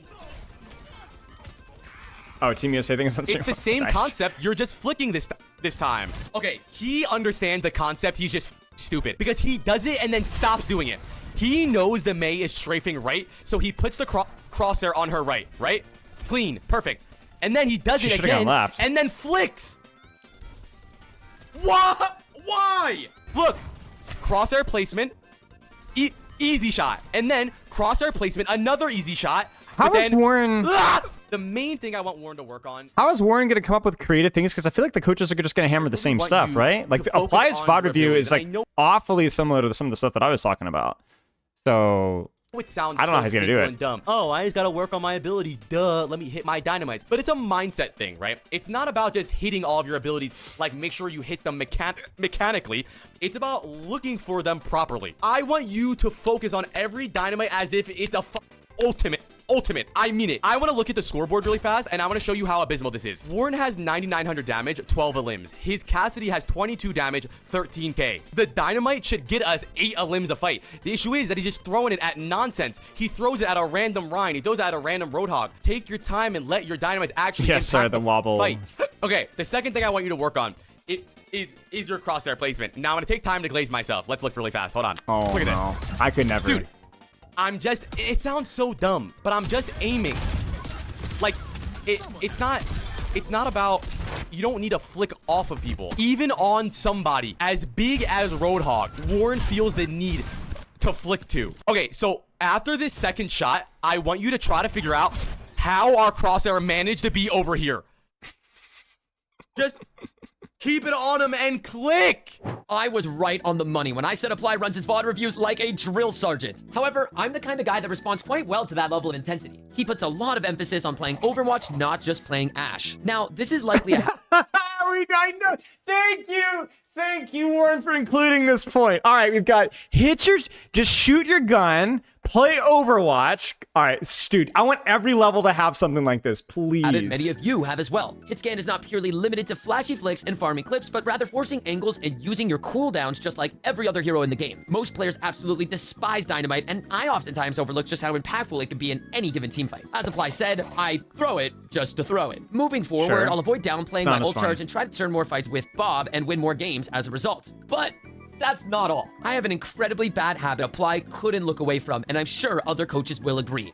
My aim. I've been delusionally calling it an aim style for so many years, and that lack of correction has likely lost me hundreds of matches. It derives from a long history of sniping in Call of Duty and being a controller player with the liberty of relying on aim assist. At times, I play the rhythm game and clearly line up headshots, but more often than not, I overflick or underflick and inevitably fight against my own movement to readjust. A quick solution is to lower my sensitivity and focus more on tracking, but sadly, the problem isn't so simple. It'll take months of rigorous aim training to reverse the programming in my brain, so for now, let's move on to our level 3 coach where I really kicked it up a notch. Tree is quite literally the best hit scan in North America, currently playing for Team Liquid, and was just announced for Team USA. I'm just as shocked as you are that he agreed to coach me. Will the actual Rank 1 Ashe be impressed or disappointed by my gameplay? All right, guys, what's going on? It's Tree. I'm going to be looking at some Warren gameplay, giving him a little VOD review. Kind of skimmed through this already, like I watched it once, and there were 2 main things that I took away from it that I think can help a lot of people too. Positioning based on where your team's fighting and where you think the fight's gonna happen, and then also just for just raw aim, just reading the movement of the enemies more and making it easier for yourself to hit shots rather than just trying to predict and randomly flick and guess where they're gonna be. So dude, it's gonna be a little repetitive. It's the exact same stuff that we talked about. Freaking Apply. It's the same stuff over and over and over again. We'll just watch this and I'll explain some more things as we go on. Yeah, this first fight.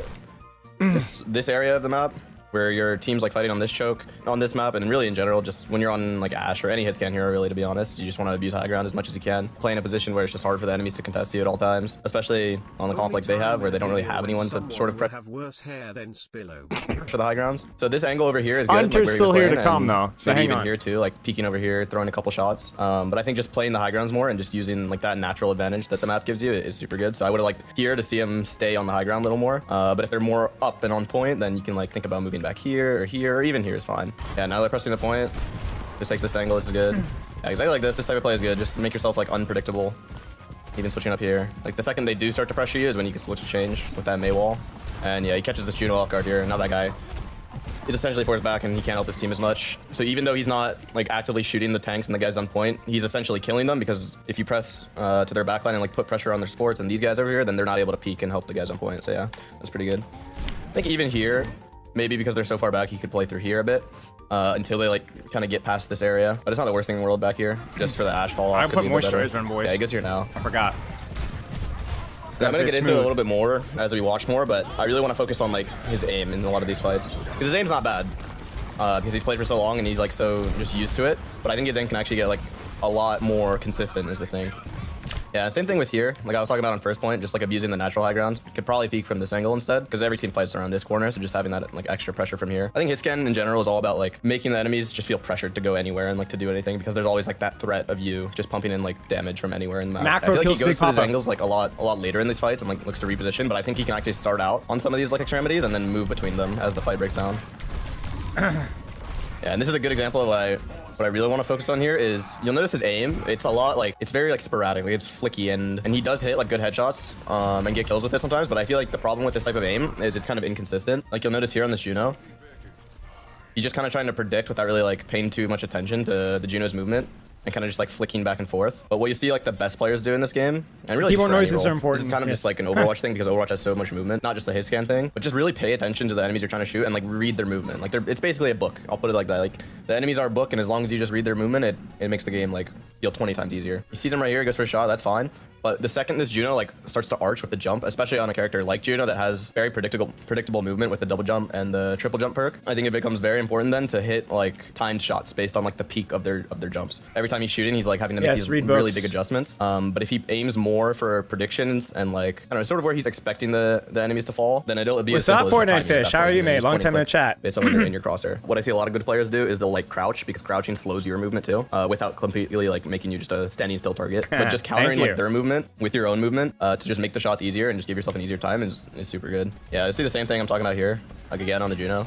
Just kind of like flicking and trying to like react like that. It can definitely work, and we'll see times in this where he actually does get a lot of kills from aiming like this, but I think it'll be way more consistent and it'll just feel natural, I think, once you get used to it and you do it over and over again to just predict and read their movement. Like this angle in this position is already good. Like he's playing the macro, I'd say, well. In this type of situation where the soldier's like kind of out in the open and peeking really wide, and then he's already like half HP too. That's like the perfect time to like just read where he's gonna move. Because especially in situations where the enemy's low, they're gonna, well, if they're good, they're not gonna just keep like standing down the open, you know, they're gonna try to play some cover, and you can kind of predict where they're gonna move with that as well. Here, what he could do is he saw this guy like right here and half HP, and like you can realize he's half HP, he's probably not gonna keep peeking. So maybe what you do now is, you know, he's gonna peek this way, so like deep peek from you, right? So you can like hold your crosshair more towards like this angle to where he's gonna run, and then that'll be easier to just time a shot and just he'll walk right into your crosshair, and it'll feel super easy and super natural once you get the hang of it. I think it's just simple here. Just greed your peeks as long as possible until the enemies like actually have a way to deal with it.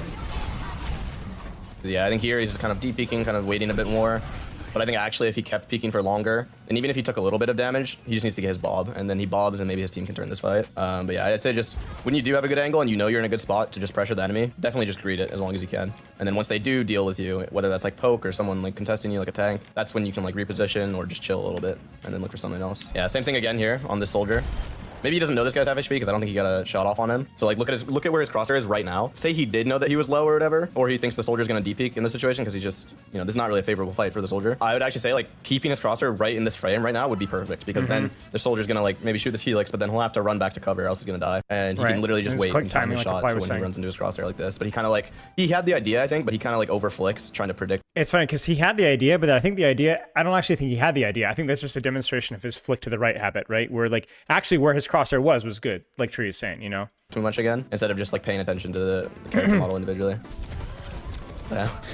Okay, that can happen. That's normal. Yeah, you'll see like he does hit some pretty good shots with it, like just flicking a lot. But I feel like the main problem with this is it's just really inconsistent, because sometimes he'll just miss a bunch of shots. Even this is fine, just re-peeking after you get healed up.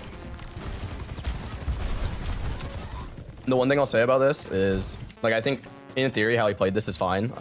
Like taking this pressure. Let's see if he sniffs the deep angle idea. Kind of deep peeking, chilling for a bit, and then re-pressuring. That's good, but what I mentioned at the start about positioning on where your team is fighting, I think this angle is a little bit too far forward. Yes. The angles here are just Yes. so close for the enemy team where it's just so easy for them to deal with you. I think this Yes. angle's always pretty good if a team is like back here. If they're fighting here, then I would either play just main is fine because you can like peek between these two, or just play this high ground for a bit. Yep. Just shoot them out and pressure here, help for your front line, and then eventually these guys, as long as they don't die, if the enemies die here, or if they don't die rather, they're gonna back up to this sort of line around the point. And they'll have to play like to this angle, and then your team will be able to walk up. The line- and the behind them, line you concept, can the take this line angle. But I think the concept. problem here is this angle's a bit too in front. I was listening to Kasaurus's Element seminar, and dude, he was using the line principle as well. It's like, He realizes nice. that. And he takes this angle, which is like also a good angle for where his team's fighting because his team has this space here. I need to And so he copyright recognizes some of that, my just takes things, that spot, guys. and it's easy to contest Warren here. Yeah, I think in general that's a pretty like easy fix. Like a lot of players can kind of figure that out after just playing a lot because it's pretty easy to just determine. I'd say like. In pro player, we kind of call it like the line, I guess. Like you play around the line of where the fight's happening. That pretty much means is like where the tanks are fighting. So like that fight, the line was like right here, and you want to do your best to like play a really good angle. We and did a it, really good chat. spot to like put pressure on. We the have line. infiltrated Move back, too, Overwatch just lingo force these guys out forever. and do a lot of damage. I think the easy way to think about it to just like practice it and improve it is just pay attention to where your tanks are. Try not to be in front of them too much, but not all the time. And yeah, you'll get used to it the more you practice it. Yeah, see, he's even thinking. Dude, even layering, like layering, I don't know if I want to say claim layering, but layering as well was something that I the term that I used back in About here, 2022. like these guys go back. So now the lines move back here, right? So yeah, taking this top's good. The only thing I think he should have done is he just had coach gun. So he probably could have just coach gunned up here instead of taking the time to I'm do taking this. full credit for it. I don't But, give a frick. Yeah, the idea is good. All Yeah, this is what I me. was saying. Like, you'll see a lot of fights like this where his aim is pretty good and like just The you know, glass. his style because he's been Tragic. playing for so long. His style of aiming is it's good, but I think it can be expanded on, you know, and it'll be way more consistent, and he can kind of like combine the two, which I like. This is a very good play. I think the only problem is his Maga kind of sold him a bit. Now they all know where he is. I think after in a situation like this, once you get spotted, if you're not really in a spot to do what you want to do, you kind of have to just back off and just play normally. But I like the idea here. But yeah, I think now they're just stuck in this awkward position where the enemies are so close, they're able to contest them, and yeah, he doesn't really have any options here. So even this is like kind of an example of what I'm talking about. Like sometimes players do it and they don't even realize it, but they can do this all the time. Because like this bob goes off here and it hits the Mizuki. And it's super obvious like when a bob hits someone up because they just literally jump up in there in a straight line. So he just kind of holds for the peak of that jump and just times the shot perfectly like that. It makes a small adjustment, which is fine. But you can actually do that, I think, even without like bob and like multiple situations in the game. Because Overwatch is just such a movement-based game. Yeah, I like this angle. This is good. Taking like these angles mid fights when like it's kind of scrappy is super good because it like gives you an advantage. Because even though he doesn't kill this guy, now this guy has to turn. Means this Ryan takes less damage. I don't think he's recognizing it in this situation, but maybe their Juno has to turn and heal this guy, and then these guys get less help on the front. They're just like creating any small pressure like this, even if you don't get Imagine a kill. if he'd had it'd be dynamite pretty good. there. And he actually does get the kill here, so nice. Yeah, just like that. He knows this guy's gonna chase him, so he just holds his crosshair head level, waits for him to walk into it. Just perfect time. He doesn't even have to move it that much, and it just feels natural. Like you just know what to do in these type of situations because it's just so easy. So yeah, I just think he can do that like just way more often, and just make that more of a habit. Do I claim what's the plan? I don't know, Shots. maybe. Depends on how much Yeah, you see, how that's what I popular mean, it is, gets. like his raw aim, like not even like playing off of movement and what I was talking about is just good. So I think he combines that with what I was saying, and then his aim will be really damn good. So that again, this is exactly what I mean. See how he takes his time here because he knows the soldier's half. I love So right that here, he gets Tree, me, and Apply so far have all fixated on this particular moment right here. So I'm curious. a shot on that guy. He knows he's Yes, I half. claim He all knows that track. this Will this be on soldier- YouTube? No, he no, has- no. I'm just watching it. I'm not adding anything to the arguments here. I'm not gonna add anything to YouTube if there's not like I'm not adding anything Exactly. of So he's gonna substance have to here. run to this cover. He just holds his. But it crosshair, is on YouTube, and it's dude, just the the original easiest video. kill in the world. And once I you tried. like chain that together and you start doing that all the time, the enemy's gonna like hack you at you like literally 24/7. Another thing that can help like get more used to this is kind of think about like how you die in situations. Because like if you're playing the game and you just feel like you can't do anything, you're just dying off cooldown to like maybe one guy claim every time, Nanoblade. then you have to pay attention to your movement, right? Because that soldier, he's like moving too predictable, I'd say. And a lot of people in this game move really predictable. far are we and I with think this? that's such an We're getting near abusable the thing end. for aiming in this game. So I think that the more time you spend just paying attention to your own aim, or rather your own movement, you'll start to see the patterns in like other thank you, Arthur. people's thought process. You coulda Yeah, kept he does going. the It was same so thing right funny. here. This is what I'm talking about. He gets that first shot on the soldier, and he's just holding again. If this high noon didn't kill him, Crosshair discipline? No, but I'll claim trigger discipline. I've been saying coaching trigger discipline since 2018. Like you can literally find a clip for me. Like you don't need. Like, I look unrecognizable. Also support, not healer. guarantee he kills him. Good. Like I think I'll his take credit for angles and like those. timing of them is overall pretty good. It can be a little bit better, but like even in that fight when he like swung out of here. This was like perfect timing. I wouldn't focus too much on his positioning or anything, or his like timing of stuff, because I think that's already pretty decent. Yeah, my I bad, just think that guys. if you combine I did that not claim with this too. his aim and like predicting the game, it can be really good. This is Yeah, also support not a good healer, point yeah. here. When I was talking about like where to play based on where the enemies are playing, My most it was hard used to clip. show like a good example of this. It's one of my because, oldest clips, too. Before the enemies were just playing all stacked, right? They weren't abusing any angles like I've been talking about. But now there's soldiers up here, there's maids up here, and in situations like that where you can play changes a lot, because first you have to pressure out these angles and sort of mark these guys. I don't think because so. the way I'm not Overwatch responsible works for is, staging, say no. these guys have this high ground over here, so you're thinking, oh, how can I deal with that? How can I match that? You can either find a different angle that would put more pressure on these guys and sort of overwhelm these guys, or you just do what he's doing here, which is Make them change main and flex. I've already tried. It's skirmish and pressure poke. those angles themselves. This is definitely more of a hit scan job, I think, or just a DPS job in general to do this. Essentially, he's taking a duel with like this Mei here and just kind of laying out shots. So you could do the same thing with the soldier as well, but then these guys aren't as able to help his front line here. So effectively what he's doing here by pressuring this is he's helping I've his not front line coached take Fortnite, space. And no. he's, the way I like to think about it almost is he's kind of healing his tanks because they're taking less damage because these guys aren't shooting. I'd say once you think about it like that, it'd be very good. I think that also is like a big concept too of just Overwatch is a game about like juggling people's attention. Right here. Yes, This that's is a good 'cause great. they're further That's back. such an It's a important nice shot point. from Such Lucio. an important point. Shrine is kind of defeated. I think I have not here, considered coaching Tetris, sorry, no. A little bit back.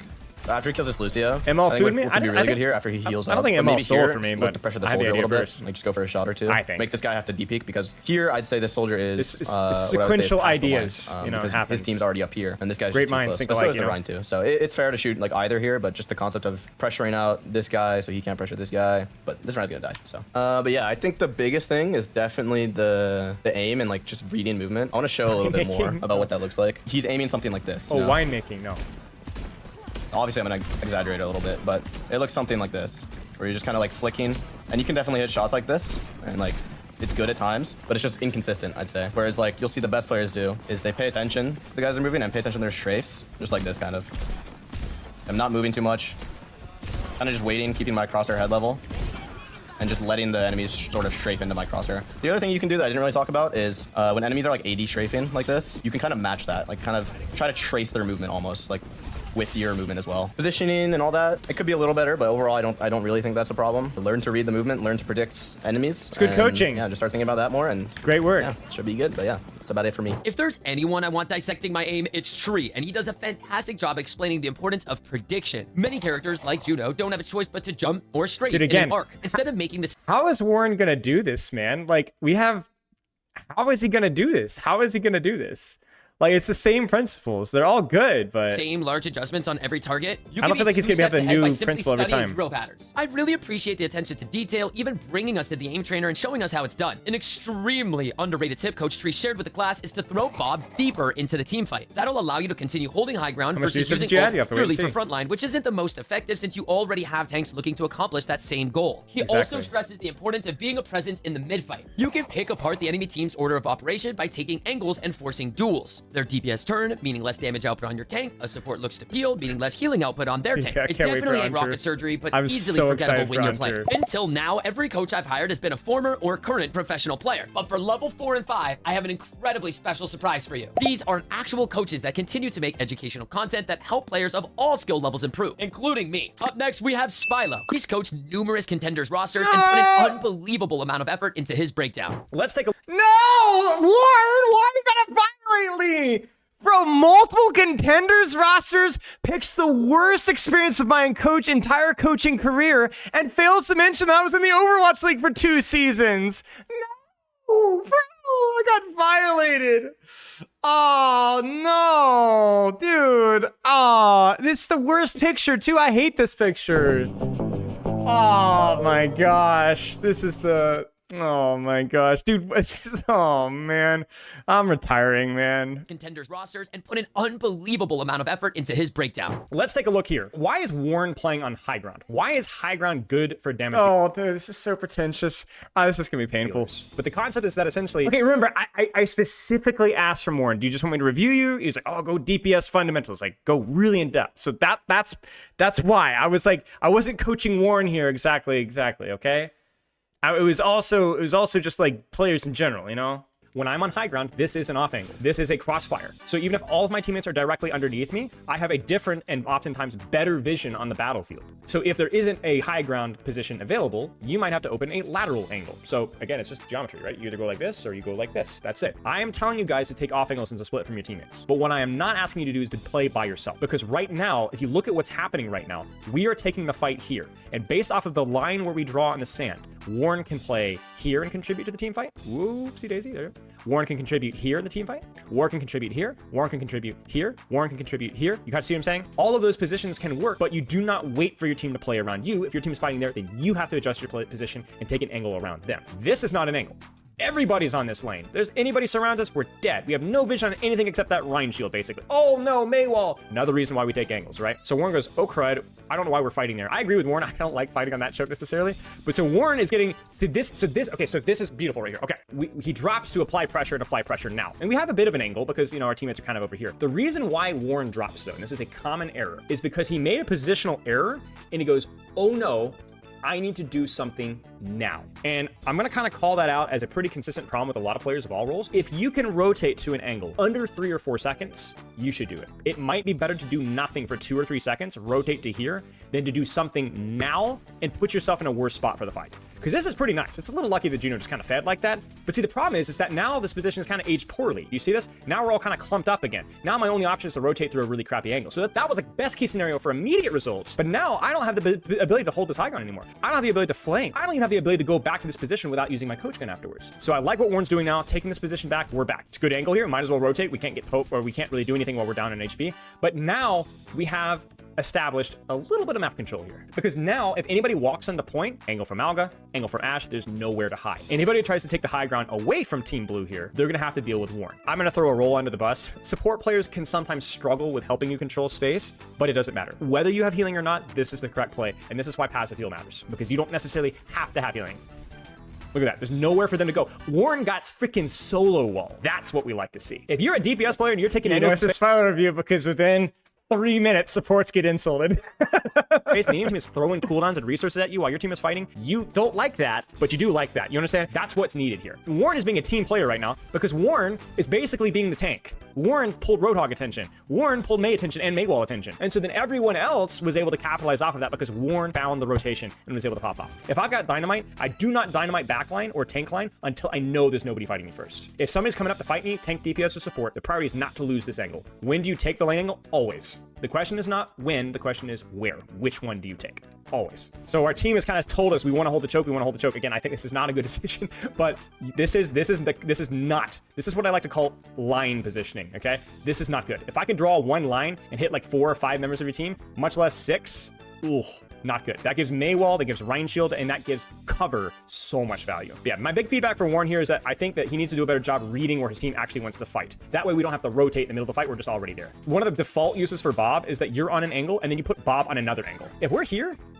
and we're shooting and we just throw Bob like here, now there's person shooting here, person shooting here, person shooting here, and a person shooting here. There's nowhere to go. And that's what makes Bob really, really strong. A lot of people try to hit people directly with Bob's body, and that's great if you can get it. But if you can get that and get it on a side angle or somewhere split from you, it's funny because either Bob will kill everybody or they'll all run away from Bob and run into you. You see this? Warren is not going to give this up. Warren is going to be respectful and be like, okay, if you pin me, I got to be ready to run away. But this Rhine is now his problem. And this is the big deal. What is my role as a damage dealer? We already told about take an angle and shoot, but who should I be focusing? What's my target priority? That's one of the questions that I get all the time in coaching. The answer is who's fighting you? Like right now, who's Warren's target priority? Take the high ground. That's the first target priority. And then, Ryan's on me. This is my target priority. You see what happened is when Warren would take the high ground and there was nobody there, then we could just shoot squishies, shoot whatever's available. Don't worry about it, right? But now if he looks away from Ryan because he has to focus squishies, because that's what coach said, then he's going to die to Reinhardt. You shoot whoever's threatening you on your position. Warren is going, oh my gosh, I'm tanking right now. Everybody's on me. This is pretty silly, but this is actually pretty well done by Team Red here. And so for Warren, it's like, oh man, I have to back off here because this is a 2v1, but at least we know they're there. Even if you have to run away from somebody, that's okay. You didn't die. That's the big thing. Look at that. He runs away and he goes back to an angle. This is why he's as good as he is. So look at this from Team Red's perspective. They're like, okay, we got rid of the Ash. Nice job, guys. Ryan pins off, soldiers. Okay, we're all good. We're all good. We're all good. And Warren's like, nope, I'm right back. And not only is he right back, but he's actually going to launch Bob into probably the perfect position to where now there's nowhere for the enemy team to say. So that was well played. Now he's just going to die in point. The enemy team blew a bunch of ults. What was that? 1, 2, 3, now 4 ults. And this fight was almost winnable here. It was fine. I think he played that one relatively well. But if you really want to simplify this, all it is really just take an angle. It's good for your character. pay attention to who's on your angle, and hit your shots. Where's the fight gonna take place approximately? I'd say probably around here-ish somewhere, like up here or here, off the side here. Okay, and then what's the appropriate angle for Ash to take here? It's kind of cheating. He's already looking there, right? You don't want to group up with my team. It does look like a lot of my team is kind of going here. If my team all went here, maybe I'd go here. Okay, so then where's the angle I need to take? But I would say probably top left stairs, kind of peek up here, try to fight who's here. Or you can coach gun up top here, wait for your team to turn the corner, and then control them more patient. You can see this one's way, way more conservative. It's not as deep, but has a really nice sight line. If you really want to know, Spilo, I want to know the perfect angle. What's the perfect angle? The answer is usually around old economy. For example, if I had Bob, maybe a flank feels a little bit better, a little bit more of a high risk, high reward play. If they have like, let's say like an ultimate that could contest this here, like maybe they have a tracer and tracer's got pulse bomb. Maybe I don't want to take an angle here instead. I want to take a longer sight line. Those are kind of the nuances. Another little nuance as well is like if they had, let's say 5 or 6 ults and we had like 1, generally high risk, high reward plays are better to do in that situation. So I'd actually flank here if they had a bunch of ults and we didn't. So really either one works. But if you want to go down the rabbit hole and want to learn and practice like, what's the perfect angle to take, if you have multiple options, you just think about old economy. That's a good way to stop. But I don't mind that the tanks clearing out. This is what tanks do. They can get out, get the frick out of here, let my DPS take this position. If Malgo went on main, Ash going here is totally fine. There's a misconception. Sometimes I think people will say that DPS shouldn't stack. I don't think it's that big of a deal. I think sometimes you just have to play the angle that's optimal for you, and I wouldn't worry about it too much. Warren gets a little bit uncomfortable here and rotates back, but Warren needs to desperately get up. He needs to get up. Yeah, this is not going to work. This is not going to work. So I'm curious if Warren rotated away because he was stacked with his cast and wanted to find a different angle, but you can kind of see why that doesn't work, because it's better to play a bad angle than not to play an angle at all. Now, this is technically still an angle because people are over there, but the problem is that this makes 4 resources on the same lane. In addition, it's also just not a good position for Ash. This would be a lot better if we could coach gun up the top, right? Then maybe my Rhine dies for a reason. But we went from having maybe like 3 people on the lane, which is fine. It's okay. To now literally nobody's here. And Cass gets poked out because he doesn't have any help. Malga just gives up entirely. And I mean, what do we think is going to happen? One Maywall is going to kill everybody and they're just going to walk down main. If neither team controls off angles, the team that has better front line presence, for lack of a better term, whether that's Maywall or Rhine or Lucio speed, or even just something like more damage, like a Bastion, will generally Whiplash, and right Runner's now, level 5, when you have a Rhine that got Maywalled with a speed boost from Juno, potentially, you're not going to win that. Maybe we can still win this because we have at least we have an angle now. We got surprised by Juno. That's unfortunate. It was a good try. I think we kind of forgot that we had the dynamite perk there for a second there. Look at the soldier setup here. Really, really well done. It's going to take this long. You see, this is kind of stacked, but if we keep his distance, it's okay. You see this? I like how the enemy team is split here.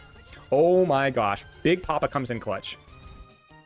Where should Warren be here? Yeah, exactly. Take the top right, you know, take the top right at least and go from here. See, this is the challenge though. Again, so the question is this is a 2-part question here. So where should Ash be? Okay, probably take the top right, take a split. The second question is, why is Warren not taking this position right now? He feels like he doesn't have the time nor the support. Exactly. There's that pressure of, oh no, if I do that, I might be exposed. If I do that, it might take too much time. I'll blow a cooldown. But the reality is that kind of what we talked about in first defense, you don't really have a choice. There's this aversion to taking initiative because if you take initiative, you might get punished. Whereas if I'm inactive, at least it wasn't my fault. And I don't think it's necessarily going through Warren's brain right now, but there's a sense of urgency that I need to provide value now. And by the time that we take the angle, which is now, there's a chance it might be too late. See, now we're stuck.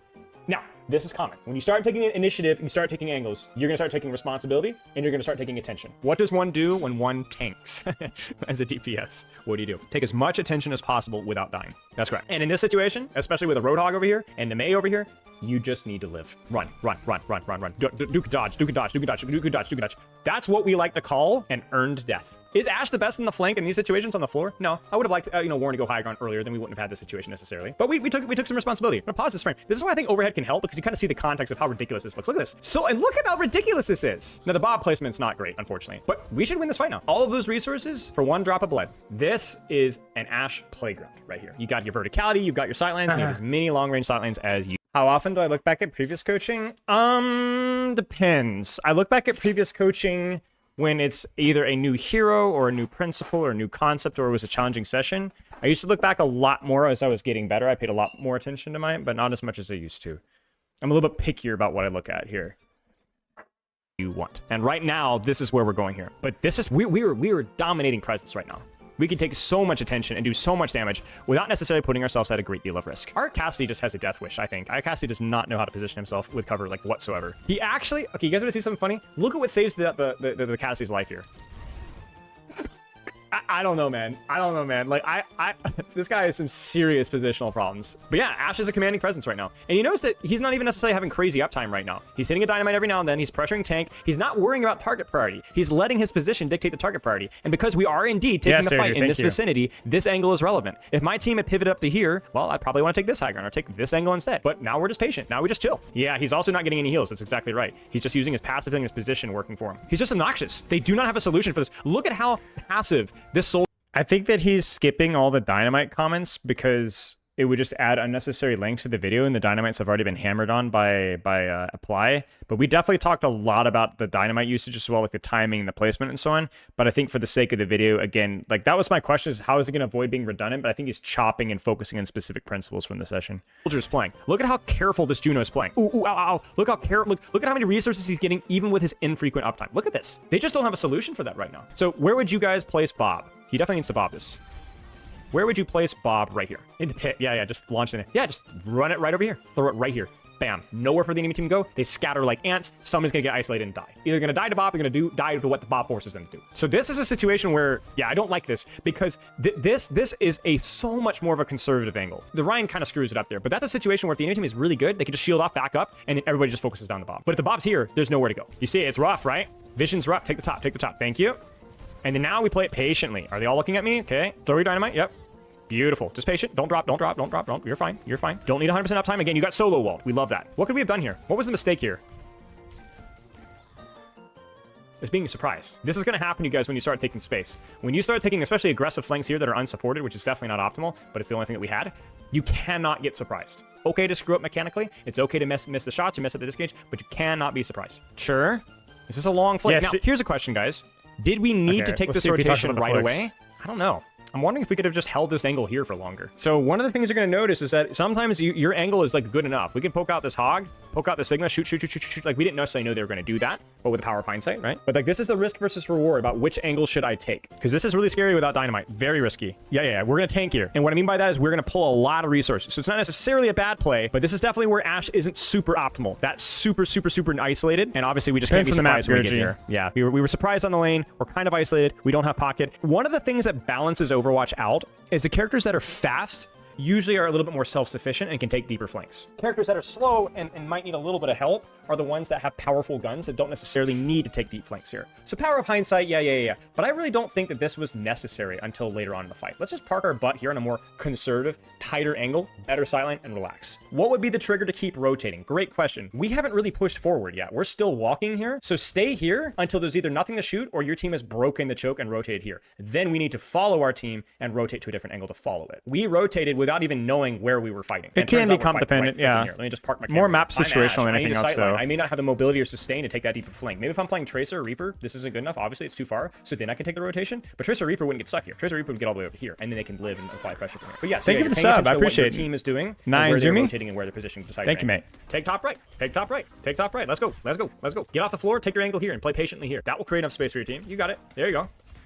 Nice shot. You see, there are targets here, so we just keep going. Again, don't rush it. Don't see. You see, we keep rushing the rotation here. There's still a Sigma shield to shoot. There's still a Roadhog to shoot. And then now, that's when I would go for the rotation. And ironically, you could just drop Coach Gun, which would be a flank is just a deeper off angle. So yeah, ironically, exactly. we're rotating too early, and yet we get there too late. And you can kind of an see it arbitrary here. Like, it definition. feels like a lot of these engagements are just kind of carried by Warren's positioning. Even this is kind of corny, but like maybe he doesn't want to take this angle. Maybe he wants to find something that will work on the flank. I mean, this is not a very good Ashe angle, but it can work.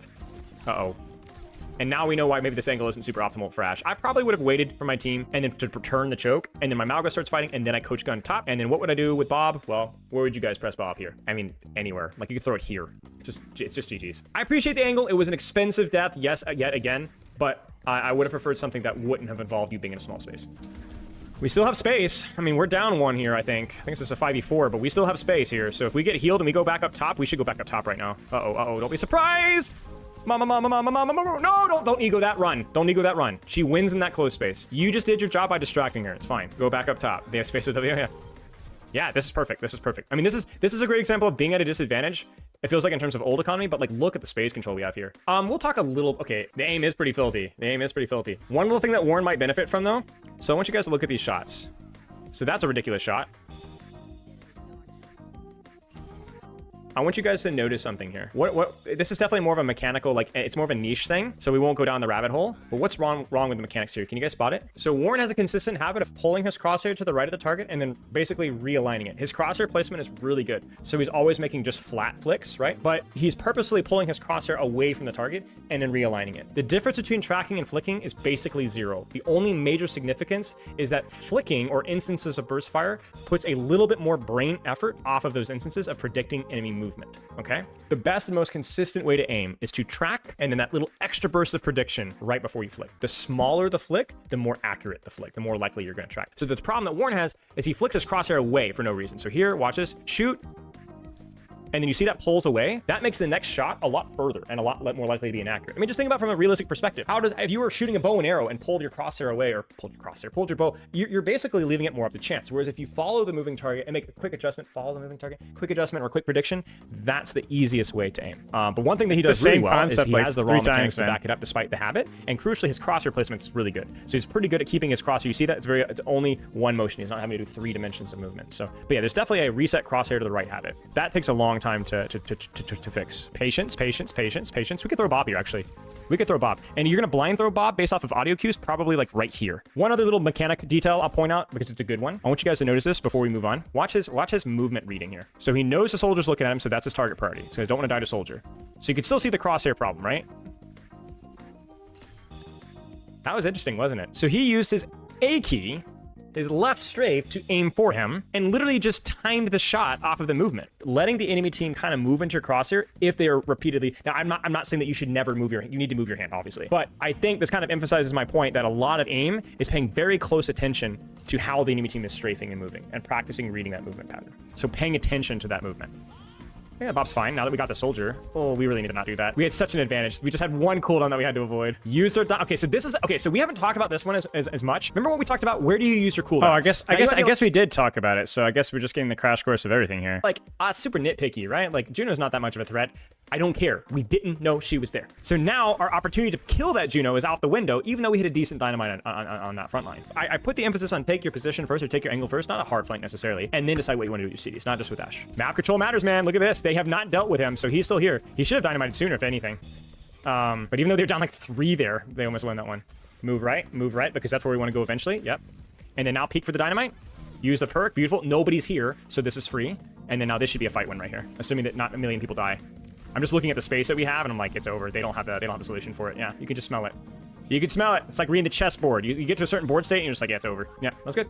And there's a crucial lesson to learn there. I think this is a good way to end it off. It's like, you know, if it ain't broke, don't fix it. Like, sometimes people get in this mindset when they're playing damage. It's like, that flank doesn't work, that flank doesn't work. And it might be that, like, the enemy team had ults, or you messed up the duel, you screwed up. If you look at a situation like, I feel like this angle should be good. Like, with where my team is fighting, you do it until you do it correctly. Sometimes that is not the definition of insanity. Sometimes it's the definition of execution. And I think one of the biggest traps. Oh, nice. That's awesome, Mingleton. Cool stuff. Either A, never taking an angle at all, or B, thinking that the only value of the angle is the element of surprise and getting picks. I mean, how many fights did we have with Warren on an angle and everybody on the enemy team knew he was there? And that's just how they won a fight. The presence and the threat of that position. I said before we wrap this up, but I just realized for some reason I thought the enemy team didn't cap. So maybe we get a couple of fights additionally here. I'm just curious. Well, maybe we'll skim through these. Look at that. Already ice block forced. Don't die.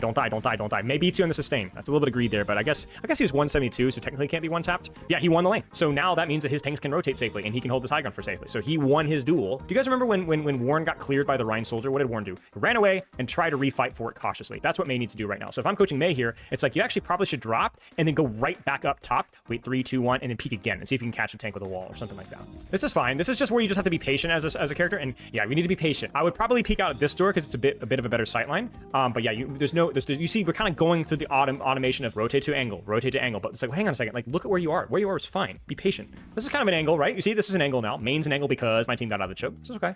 I actually don't mind this. And so see. Personal May wall. We love having a personal May wall. That's a big compliment. And then from here, we have the luxury of actually getting into a high ground, potentially, which will feel a lot better. Nice shots.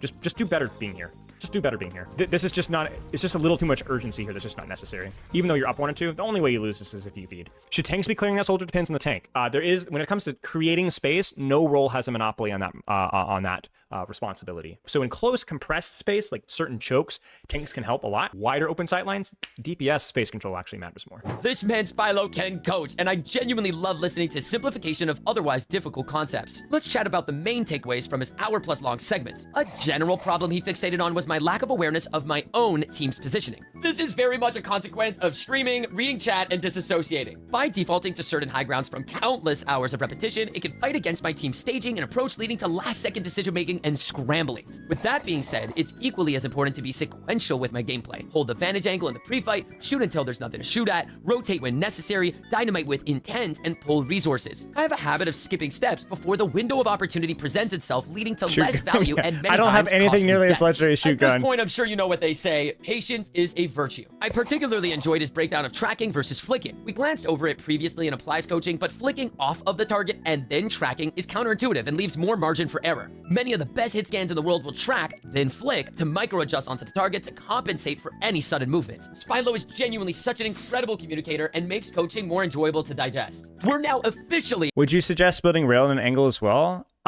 It depends on the situation. If basically, so I would say if you're flanking or taking a deep angle versus something that can push you out, I would say try to build your rail on main and then take the angle. But if you can like hold the angle for like long uptime without just instantly dying, then holding the angle is way better. But yeah, it is a nuance there where it's like Sojourn's weird. Like she builds her burst tempo from having rail, but she needs rail to do it. So like if you can hold an angle for a long time, angle earlier. If you can't hold an angle, like you get poked out instantly, build rail, take angle, burst, explode. Sojourn is tricky though.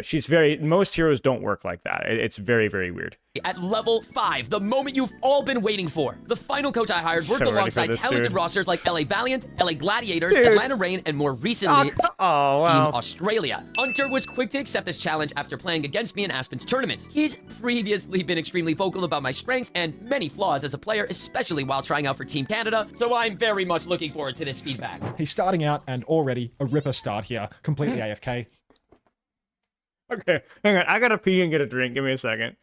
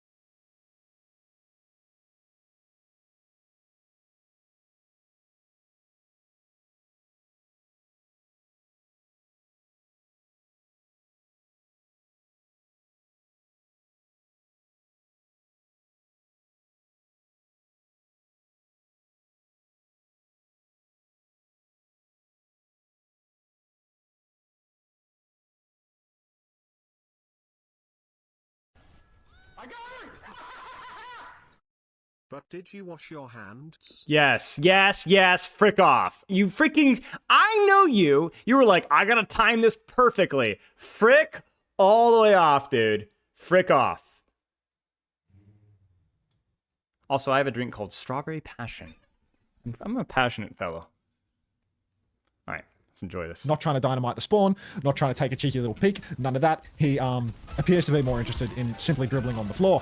Now he's going to drop down onto the low ground for reasons unbeknownst to anyone, which is a nice shallow angle that means all he can do is play front to back Overwatch. Fortunately, because he is playing in 6v6, the enemy Juno is dribbling all over the floor and is going to wide swing in front of his face. If he wanted to do this a little bit better, he could have tried positioning on the high ground from the start and perhaps peeking from a more aggressive angle. Take a turn forward, throw your dynamite at a different angle to the general front to back, and then maybe shoot some of these squishies as they peek out around the statue. What he's doing here is working, but we don't have Warren to thank for it for his critical positioning. It's more about Sweet Potato doing us the good service of swinging in his face. And then try to peek from an angle that isn't main as well. Because now, as you start to back up, you'll see, you're completely forced out of the fight.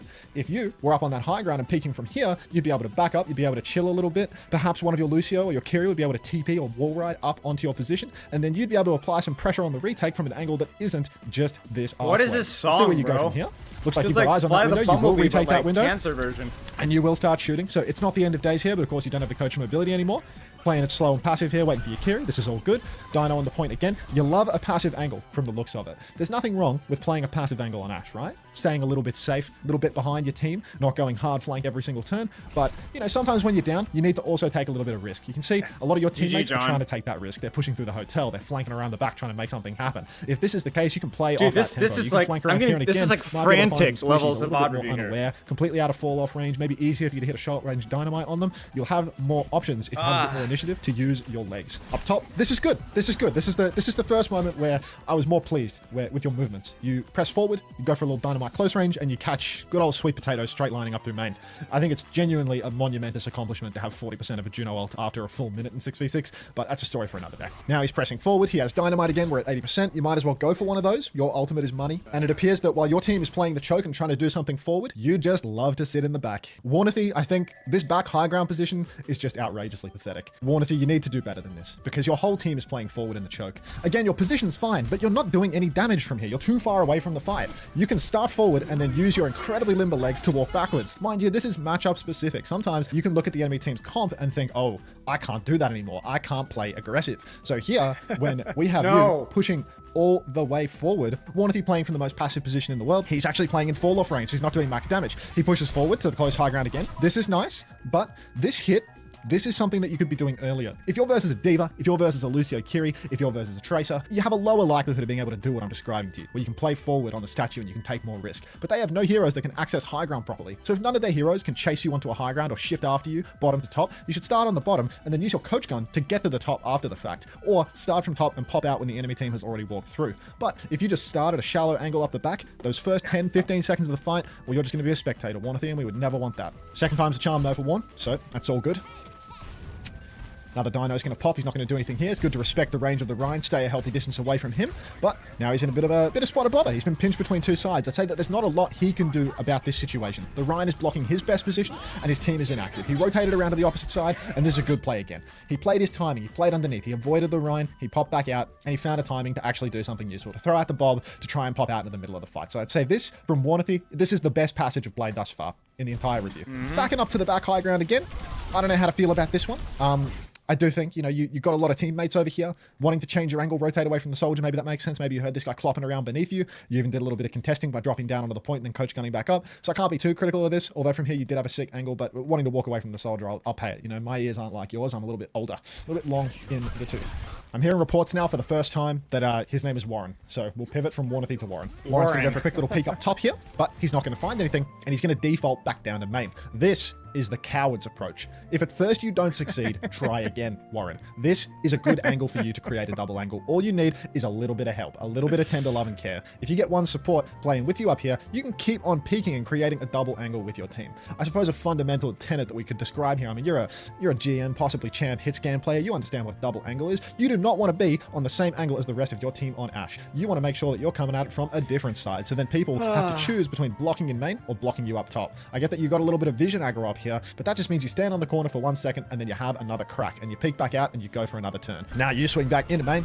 You're looking for an angle to shoot your gun, but you're behind a May wall, you're behind a Rhine shield. You know what this May wall and this Rhine shield are not blocking? The angle that you started on because you knew it was the right place to be, but cowardice took hold. So next time, Warren, you will do better. Or you'll die to a Diva because they'll have a Diva because everyone plays Diva, and you'll say that it was a coach gap. Here, if you want to swing on your timing, you might as well wait for your dynamite here. We're 1 second away from hitting a dynamite in their backline and maybe having a nice little one-bot combo, having lots of chaos. But if you swing 1 second away from your dynamite, they're all going to DP you and you're going to dynamite 0 players. So if you're going for these little hide and clutch plays, you're trying to find a trade, make sure that you have good utility for when you do it. Now we're hiding. Oh, we're not doing bot reviews at the moment. You know what, I was going to say thank God for Sweet Potato, but apparently even Sweet Potato is right every now and then. So we'll move on from that. We're coming back into the fight now.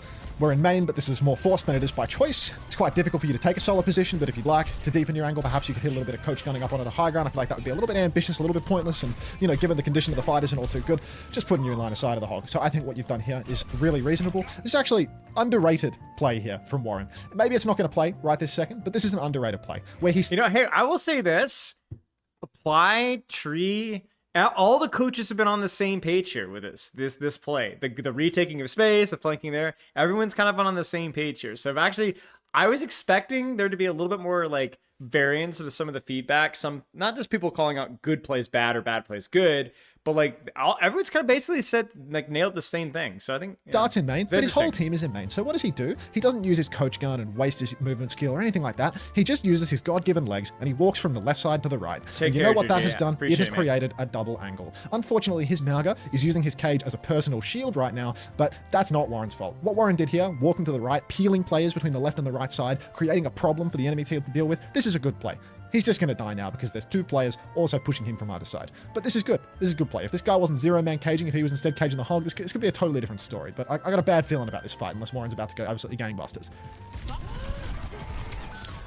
Look, he used the bob, which is also reasonable. It wasn't gangbusters, but it might be enough. Getting the bob off gives his team enough time to stabilize. And again, that's just a good play. Warnathy up on this back high ground right now. It's reasonable to start up the back and then creep your way forward. If your team doesn't have position already in a position to hold the corner, it's reasonable to start far back to take it slow. Always a little bit of a problem when you're playing the Ashe and you want to play these off angles is you don't actually have anyone up here to heal you when you're playing Lucio Kiri. If you can convince somebody, bend the Lucio's ear and beg him to come and stand up with you, you're going to get a lot of value on the high ground. I think these high ground positions are more powerful, but you are going to need to get Sage Viper or Il Crumpus on the same page as you in order to really get max value from these positions. Because if you're just up here all the Sage time, Viper. well, now you Most can't peek for console God names knows how ever. long. Honestly, due to no effort of your own, you've won the fight.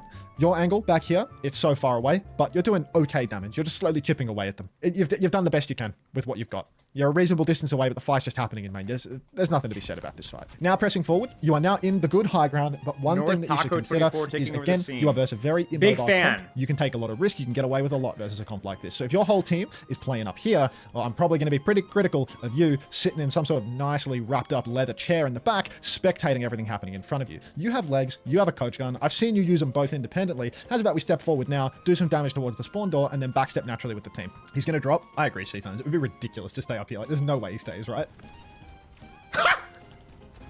Oh, he's too far gone, man. He's talking to chat. Like, He knows. Dino's good. But, right now, Warren, you could have Bob. You could have taken a turn with an extra dino towards the spawn. You could have shot your gun a little bit, maybe killed Sweet Potato one last time, made 4cum freak out and put down a Sanctuary for nothing. But instead, 4cum is going to freak out and use a Sanctuary in response to your high noon. We have E. You're going to get a decent dynamite. So here, again, your angle is good. But all of your movements before you take the good angle Gotta. and after you take the good angle, it's like you've got cement in your Secret shoes, commands Warren. are like secret You surprises. need to get moving. You need to get active. You get to find You're dropping them. off this high ground when you've got 1, 2, 3, 4 teammates still alive. I count 5, actually. Even this Lucio is still here. So right now, I feel like there's a reasonable chance that you just keep on hiding up on the uncontested Good luck. high Find ground. some And then you bangers. swing back out at a truly risky angle. You hit an E that splashes on 3 or 4 members, maybe even 5 if we have a stadium perk to really enable us. And then you press Q and your Bob kills everyone. But instead, now you're playing front to back Overwatch where you're just behind your tank on the ground and everyone has to swing into your line of sight. Do better, Warren. On command, the enemy Ryan is going to die to your Bob and turning his shield so that you can shoot him in the back 4 times. And you're going to fall off the map, which is honestly something that I'm going to choose to believe you were doing to clip farm rather than due to a lack of ability. Next fight. I'm starting to believe that you're not clip farming, Warren. I'm going to keep it real with you. I'm starting to believe that this is not a clip farming situation and that you just can't be saved. Warren's Cassidy has more than 4,000 more Dirk? damage than him. And essentially What double is the that? damage. So if somebody on this team is carrying right now, it's probably not Warren spectating from the back. It's probably Dirking? Necro I don't even Shadow. remember that. All right. More back of main gameplay. This time around, it's kind of difficult for me to be critical of you not taking the aggressive high ground angle because you tried to take the passive high ground angle and screwed it up so royally that now you are just stuck low ground in main with no recourse. You've made the best of a bad situation here. You've coached into a good angle once more. And this is a power position. This is how you carry. Just don't give up the high ground. There's nothing to contest you. Don't give it up. Just keep peeking, pressing E, and you're right as rain, really. Sanctuary's up, so No. just keep waiting. No. Just keep waiting. Stay top. Maybe spawn, kill Sweet Potato. Oh, here's trouble. Here's trouble. All right, I told you that, you know what, this is my bad. This is coach gap, because I told you that nobody could contest you up on high ground. Unfortunately, you took those words so literally that when the Mei walled herself up in your face, you didn't press shift to boop her off the high ground. That's a and cringe instead, you clip. waited That's until an she was old in a one. position to kill you and let her keep walking on you. So that one's on me, to be honest. You were probably listening to my feedback earlier on in the round, and you felt too much of a sense of security. But you've always got to stay dialed in. Some general trends that we've identified thus far. Warren has cement in his shoes. He walks around with very, very heavy shoes, which means that once he finds a position he likes, he doesn't want to leave it. Warren also likes to start in very passive positions, a little bit too far back. If you're going to get cement in your shoes, try to shoot the enemy team before they've already walked up all the way to the point. Post up somewhere aggressive, and then ideally use your legs or your coach gun to give that position a little bit of push and a little bit of pull as the enemy team steps forward. Bonus ult charge, that's good. on this round, on this attack, you've started out well. And honestly, these are good hit scan fundamentals from you already on the map. You've started up here in the theater. You've dynamited the statue. You've started walking top. One thing to consider, up here, you're completely unassisted. If you see the enemy team playing statue like this, you might actually just be able to keep on chilling on this high ground right here until you actually poke people away from the corner. If people are standing on the corner of statue trying to hold it really hard, this angle ain't all that bad. This is like the all-in approach. This is the I'm going to make a play, I'm going to try and hard carry, but you can get poked out really what is the easily from here. This is podcast super command? aggressive. If you want to break a statue hold, you were there. You were honestly right there, and you started things out nicely. But now you're going for a walk when it sucks when you get feedback like this. When you get 5 fights in a row where I say you should have walked, you should have walked, you should have walked, and now we're on attack, and it's like, well, you should have strapped your shoes to the ground for a second because your angle was sick. You see the issue with this high ground? You just stood here, hard scoping, and you shot like 6 shots. How many bullets in your gun right now? Well, maybe I counted wrong. Maybe you've already reloaded them. How do we know? I count 4, 5, 6. You did count 6 shots. I stand by it. So you just came up onto this high ground. You shot 6 shots. If you're standing still on Ash and you shoot 6 shots, and between a soldier and a Mizuki and a Mei, none of those 3 people can kill you for 6 hard scope shots, that's an enemy problem. You know, that's a physical issue for the enemy team. You should be dead here, realistically. If the enemy team was armed, if they were not conscientious objectors to violence, conflict, and death, then we'd probably be in a very different situation right now. You take the mini, you live. You get some help from the Lucio. Now we're talking. This is getting good now. Because if a Lucio comes to help you, he's already abandoned you. Like, as soon as I start to get excited about what Sage Viper's doing, Sage Viper starts to let me down. But the idea that you got a little bit of help from the support made this an assisted side angle. Suddenly it's a good thing again. It's in moments like this, Warren, where it's very important that you don't lose your nerve. It is critical that you keep on pushing and keep on taking the angles that you know are good. Don't just stand in main permanently. Try and work your way to the side of the fight. If the theater winds up opening up, take that theater high ground again. Don't get stuck where your tank is going to be. You can keep on swinging, but you're walking 10 more minutes, guys. Hang on. Honestly, hang on. We're almost there.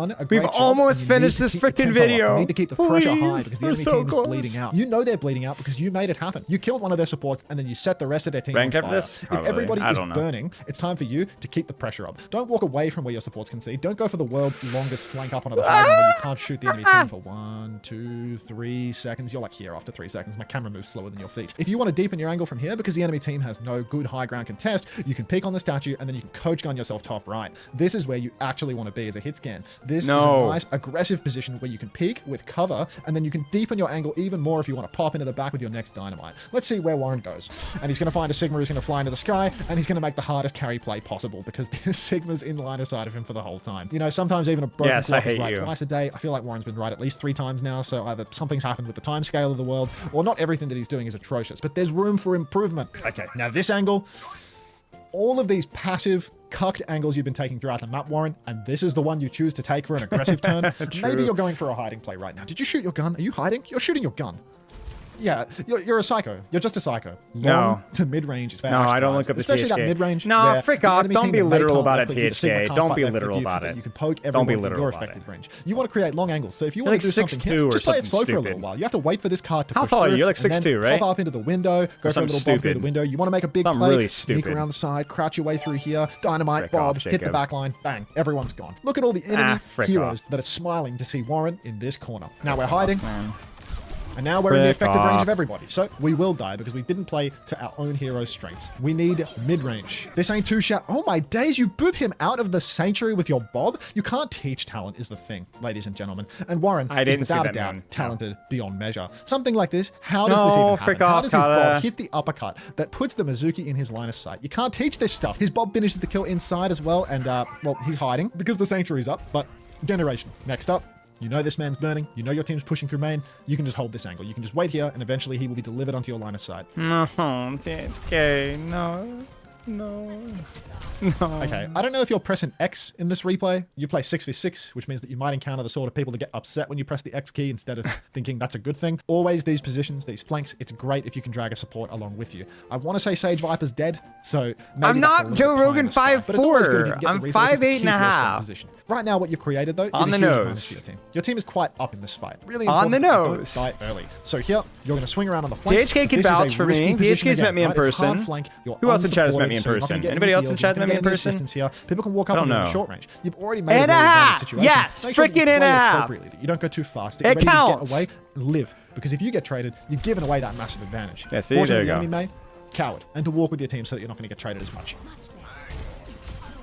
Back on the flank though, and well, look what happens when you are uncontested. Good grief. 3, I mean, now this is the highlight reel moment, right? This is the moment in the VOD that made you think, I'm gonna get 5 different coaches to watch this VOD. Because look at me, I picked the side and I killed everyone and it's all headshots, and they're gonna tell me that I'm the best Ash in the world. Bet you didn't think that I was gonna shit on you for what, 32 minutes so far? Didn't you say to push advantage earlier? Yeah, but there's a difference. Yeah, true, between pushing 5'9". advantage Yeah, I on your will. team's high ground when you're I mean, I'm safe taller than here, 5. and I'm essentially more than the 5. enemy's Well, I'm high ground 5'9" when with you shoes can't get on. any support when you swing I'm a point. 5'9" with shoes General on. positions for you on Ash, you probably shouldn't be here That on the card. counts. You should probably be here. You should just be spatially separated from your tanks and from your team. It's awkward to off angle on this part of the map because it's a closed corner. The best you can do is take the side here. Shut the From frick up, here, Rashi. at least you're not on top of your tank. At least when they walk onto your front line, you're spatially separated from them. You get a good view of everything, and then when you want to press the advantage, you can step up, you can coach up onto this high ground because it puts some distance between you and their front line. Coach going up onto the high ground now, and it looks like Sweet Potato might have a gift for you.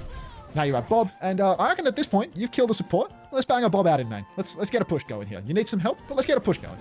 Does everyone else know your height and weight? I don't know. Let's get a push going. I don't really know my weight day to day. Time is money, Warren.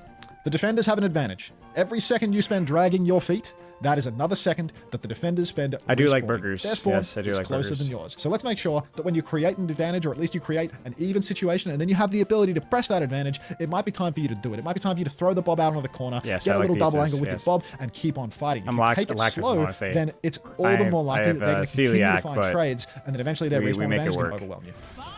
Oh, come on, mate. We've got that second trade. You found a second trade, but so did they. So now their respawn advantage is likely more significant than yours. This guy is still back in spawn. I don't know my This guy is clothes only size. just now respawning. A I know his shirt 4v4, size. you can still win, That's about all. but for each member of your team that gets traded, you should feel Not less really, and less of a Ozzy. desire to pop your ult because they're B-Wall, thank you for the sub, mate. I appreciate now, it. peeking up top, getting We've hooked, that's completely just lost skill the matchup, script. That's the way it goes. Hunter, Peeking, shooting, that's all fine. Hunter is now being relegated to background If you noise. wanted We're to almost use the done. Bob, 5 You minutes. should have used it when you turned the situation into a 5v5 rather than when you traded it back Sausage?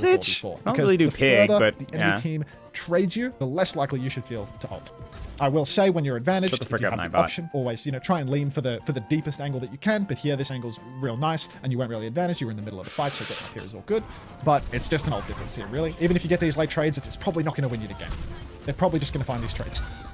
And as you can see, even though you've killed 3 players, their I'm not respawn is using just too good. The cuisine fight was now. not clean enough to win. Now we're going to peek through main. We're going to wait for our team to clear a little bit of the front. Again, just an easy My slam dunk if cuisine you have the time. dynamism Take a is stroll over to desperately here. If you lacking. want to cut the line of sight of the enemy team out a little bit better, then this is the platform for you. Make sure that your shoes don't feel all too heavy when you stand here, because this is an angle that you take to clear this stretch. Once this stretch is clear, shake off the cement and get your ass up here. Coach going up onto the high ground. We've got a dynamite. It's all coming up Millhouse now. You get huge burn. Whole backline's in massive trouble. You keep pushing as well. This is an ace scene gonna blow right my here. This nose. is one playing well. Because he I'm takes the gonna high sneeze ground. otherwise. He presses the advantage. He's uncontestable, and he's probably going to win the game for it. High ground peak here. Dino comes out. His angle is good. Right now, his angle is good. He can start to slowly deepen that angle as his team walks forward. Just keep on waiting here. This is all reasonable, to be honest. The enemy team's holding the statue. He's trying to poke out that soldier a little bit. The drop seems a little unnecessary, truth be told. I don't know what his backline's doing down here, but this high ground is a good spot for him. Up here, he can see all that he needs to see. He can poke the soldier off the high ground. He can dynamite the statue with ease. He can shoot tanks brawling on the statue. He can basically do it all from up here. From down here, he can get run out by a Ryan. He can get hooked and run out by a Hog, and he can get walled by a Maze. So I don't like the drop, but that's life. Here, what's actually wound up happening is because his team has taken the statue side, the main angle has actually become good again. The way that Overwatch works is that your position is always contextual to where your team is and where the enemy is. Fundamentally, these high grounds on King's Row, up here, Yes. they're always going to be strong. But they're only strong. Speak, Max. I suppose even if they're always good positions, they Maxwell. stop being good if the fight is Maxine. happening in nonsensical space. Max. So this position is good because you can see the point. Because you can see the defenders as they try to hide. This position would stop being good if the fight was Maximilian. happening in gold and everyone was fighting at the spawn door. Here for you now, because your whole team's already taken statue and they're all leaning to the right, Maximum. an angle through this left side is absolute money for you. So as soon as this Maywall goes down, or even if you were to coach gun up here, if you were feeling like a outrageously adventurous, you'd have a decent angle once more. So you can just stay in main now. You can actually let the cement win. Unfortunately, it appears that you have general experience knowing that the right side is good for you. The coming over here opens up the map a lot for you. So what you're going to do is you're going to play default. You're not going to play to the context of the situation. You're going to play to what you know, which is that right side, more often than not, creates an opportunity for you. There's no opportunity to be had if you already have 5 teammates on the right. The left side was actually sick for you. Break a hole in the wall, wait for the wall to break, and then your double angle already exists. You are already on it. But now, we're on a single angle. We're going to hit 2 headshots. Sweet Potato, just the giver of gifts, I'm afraid. So you're going to be rewarded for going the same angle as 4 other teammates, and this should be curtains, right? Don't do that. Whatever you just did to that guy, don't do that. Don't walk into the enemy Ryan and use your coach gun on his shield. So Warren, congratulations on scamming me out of 41 minutes of coaching that you're going to cut down into probably 3 or 4. I'd say I hope you enjoyed it, but you know, reasonable chance you won't even watch it. It was an absolute privilege to be your level 5 coach, presumably downgraded to level 4 or downgraded out of the video, depending on how he reacts to me being very mean to him. As a reminder, Hunter has never really been fully sold on my DPS gameplay, so he was the perfect man for the job as our highest level coach. I want you to keep in mind, he is Australian, and as a result, everything comes out a little meaner. His insight on my front to back playstyle was spot on. Playing a pathetic passive angle that doesn't create any opening, opportunity, or activity for the rest of my team helps no one, and all of you could learn from this with me. Being a part of the team fight holds priority over playing it safe because at least there's risk like for reward. Whiplash. The next big point Coach Hunter stresses is to be a more vocal presence. Ask for healing on critical high grounds to hold. Force your other shorter range hit scan off. Hunter gets demoted to communicate with teammates. Your optimal angle so you aren't stacked. That's what he gets for being the 5th coach. All the other good concepts got taken up, buddy. You get stuck with communicate with teammates. Fricker.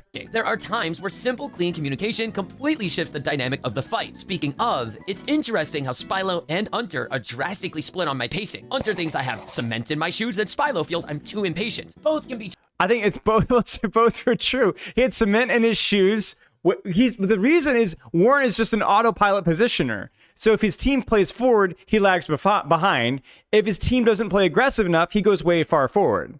We were both right. We were both right for different fights. Like you even saw, I also criticized him for being too proactive sometimes. So with Warren, it's like because he's streaming, he just kind of autopilots at the same positions without actually looking at the team. The solution is he needs to look at his team, decide his angle. Yeah.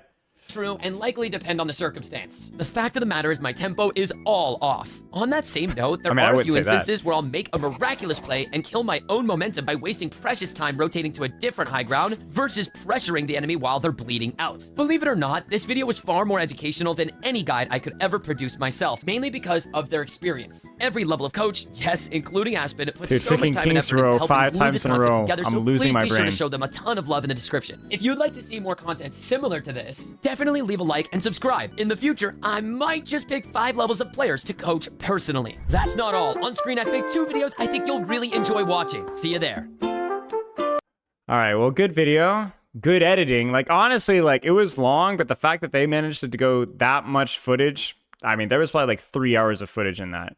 Oh my gosh, that was crazy. How mean was Hunter? Pretty mean. But more disinterested. More disinterested than mean. I liked. Oh.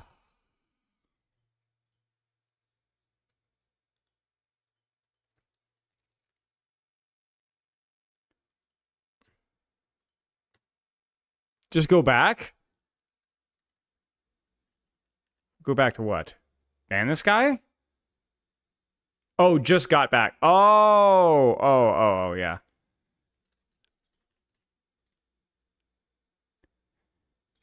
Warren did a 5 levels of coaching video. It was interesting. It was good. And it was an hour and a half. And we watched the whole thing.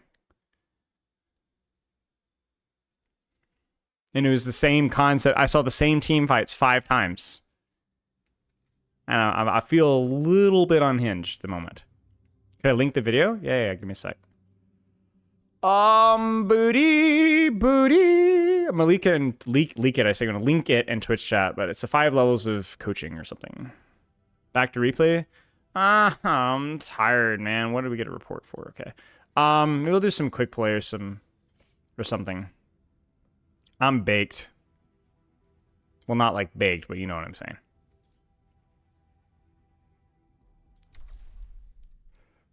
We could do. Let's do a quick play. I don't think I'm playing. Am I playing? No, I'm not making a video of this. I just yapped at the wall and listened. So, ranked frick quick play. All right, fine. No support. Damage tank. Who do you guys want to see? Damage or tank? I'll do a poll. Your favorite was Aspen? Definitely shoot your gun. Yes. What? We'll do DPS, tank. I don't know how long I'm going to play, but don't vote hero yet. The poll's live on Twitch. I'll let you guys choose the role, and then we'll go from there. and I'll choose the hero based off of what role we get. Because I don't know, like, I haven't played DPS and tank in a while, so I don't even know what would be good.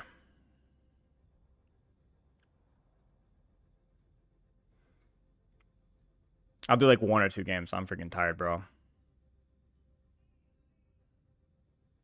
Freaking tired.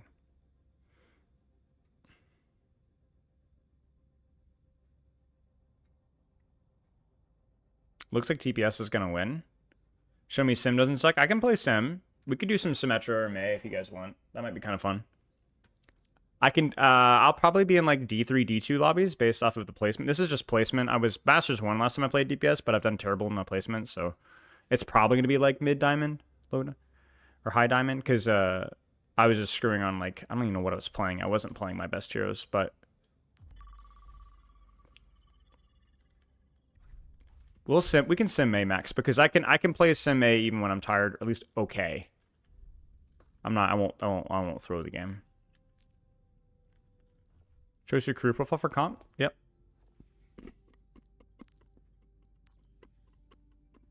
Like I said, I haven't really done anything. Season 19 is the last time I played. Wait, when was season 19?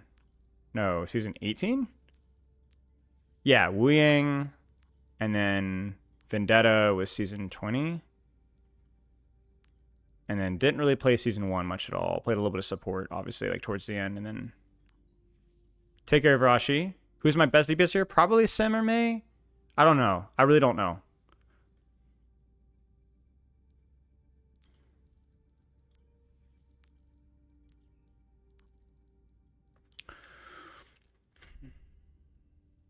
Was last time? Yeah, it was kind of Imre, but that was also before he got buffed, and then also before he got nerfed, so I have no idea. Sim sucks. Prove you wrong. All right, I'll do my best. We'll see, though. Take care of Rashi. Sleep well.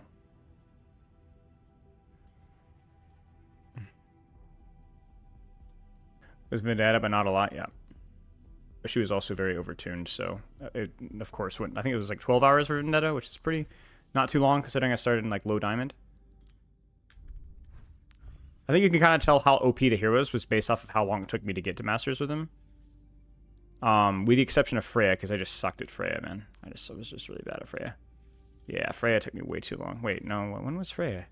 Yeah, like 40 hours. To be fair, Masters was harder then, a lot harder then. That was like the equivalent of like Masters 3 now. Or Masters 2. This is before the but it was really hard for me.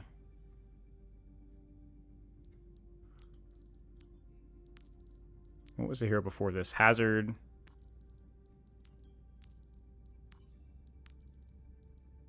And was this Juno? Yeah, it's Juno. Juno.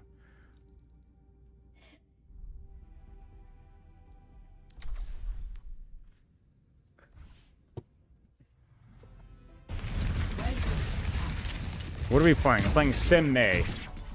I'll let you guys choose which one I play for. I'll maybe do a poll. Here, I'll get the poll ready and I'll let you all vote for it. When you see the map, Sim May. Once we see the map, then I will I'll start the poll. You're probably not gonna rag. You'll see.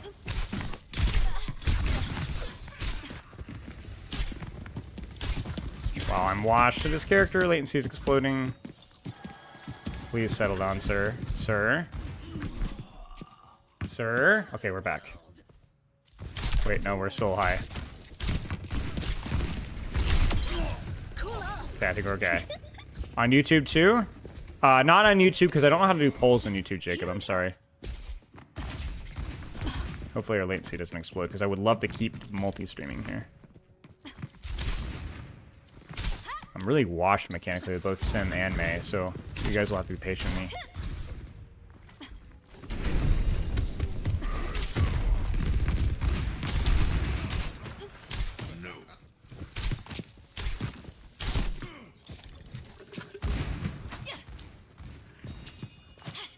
See my first 30 Tracer games? Yeah. Tracer is a crazy skill floor.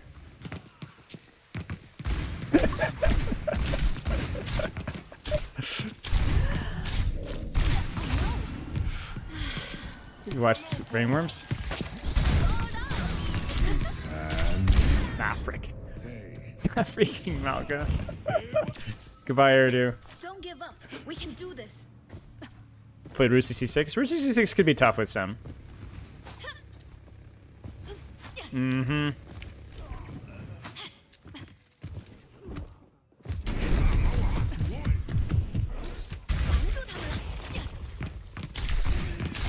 You can tell a lot of May's crosshair placement. My crosshair placement's too low. Like I'm getting body shots here. Do I watch animes? I do not. No. Okay, I'm gonna let them vote for the map, and then I will let y'all choose the hero.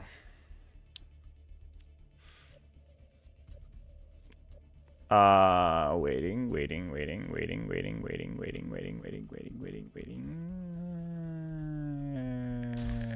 Random map. Junkertown. Polls live. What do you guys want to see, Sim or May on Junkertown? Do I pay taxes? Yes.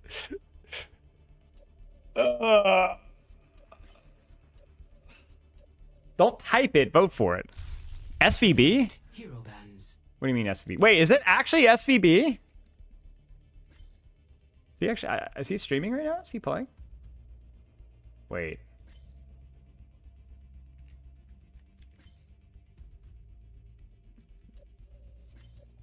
Yeah, maybe it is. I'll have to look at his career profile, see if it's him. Oh, what's the poll looking like right now? Looks like overwhelmingly for Sem, so. I mean, he would have that. He would have that player icon. This might actually be SVB. Welcome to Junkertown. I'm gonna try it. I'm gonna try it.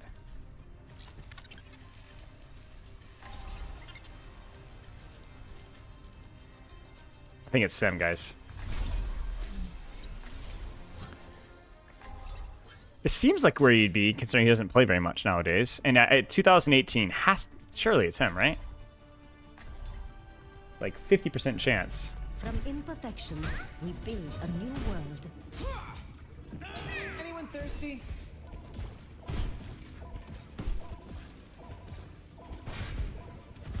Oh, okay, so it's not SVB. Okay. Okay, so it's not SVB. Okay, well, it was a good try. Dude, the 2018 thing, the rank is kind of right. Because SVB is a pretty good player, so he doesn't play very much, but when he does play... I didn't. I don't think he would say Diddy us. Not who that was. I don't think that's what he would say. Oh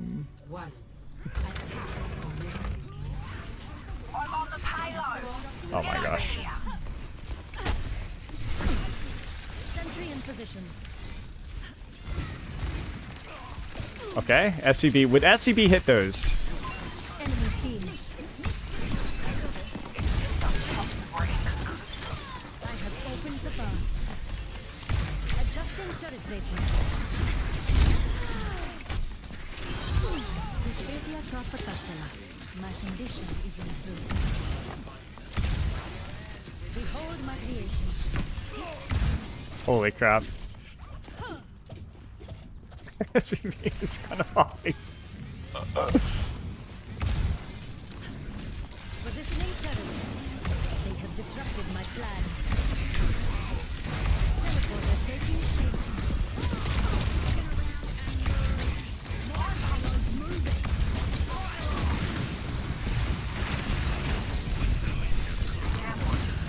Placing a turret here. My turret was demolished. No. Okay, we're good. Ooh, turret. That was too slow.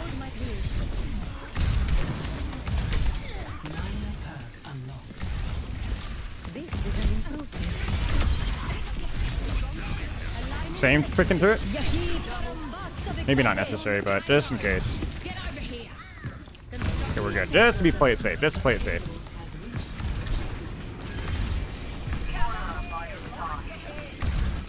Just in case I get pushed. Teleporter materialized.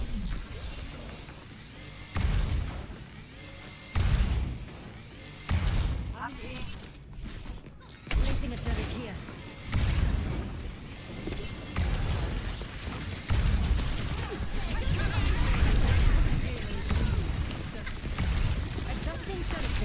think I really need to leave this, so I can just go for a bait turret or a bait teleporter.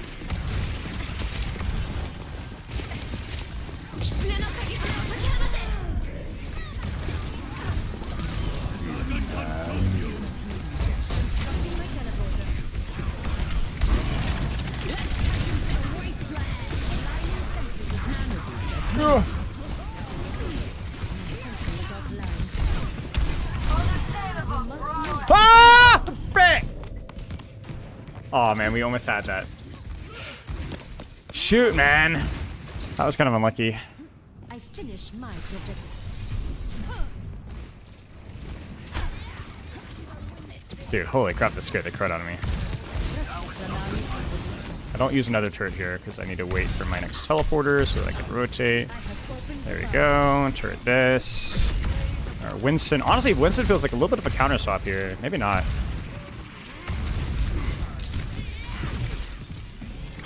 Yeah, I think we deep in here. No.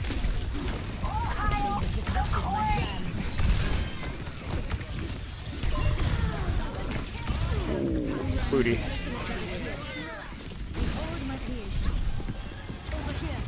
We're fine. We got it.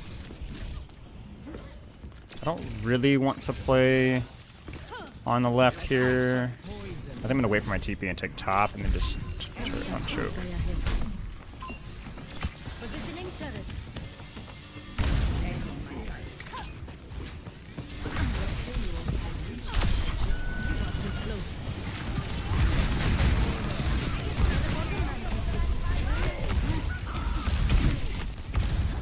Nice. I move with the payload. Adjusting turret. High turret, so that if they push me, it's awkward. They're gonna clear high ground if they're smart, so I need to be patient here. Oh, I can rotate here. I can rotate here. I don't think I really need to use teleport there, actually. Yeah, that's fine. I'll take that. There's the high turret. Now I can flank in because he's got no bubble. As long as I get pocket here, I'm fine. Nope, I didn't mean to do that. That feels a little too expensive because he's got bubble. Turret there, turret here. Hopefully heal me.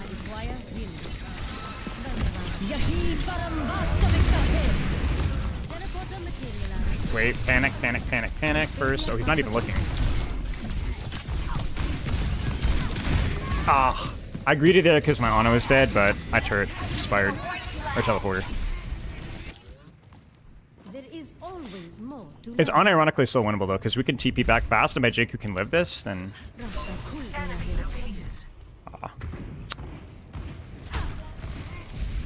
Aligning sentry positions. Just take top, chill with my team. Wait for my team. We can take some space though. Because they're not really holding angles here at all. Oh. Need to not die here.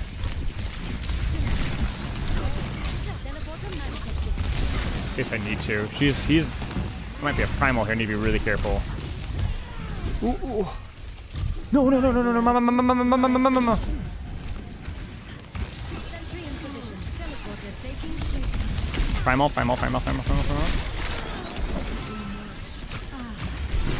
Those turrets are too, I think they're too high. Adjusting turret placement. Oh, my bad.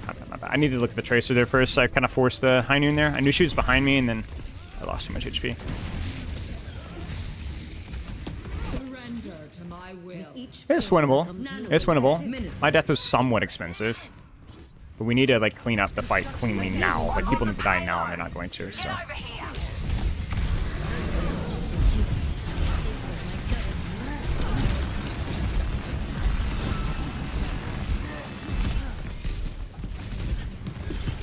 That is a decent position.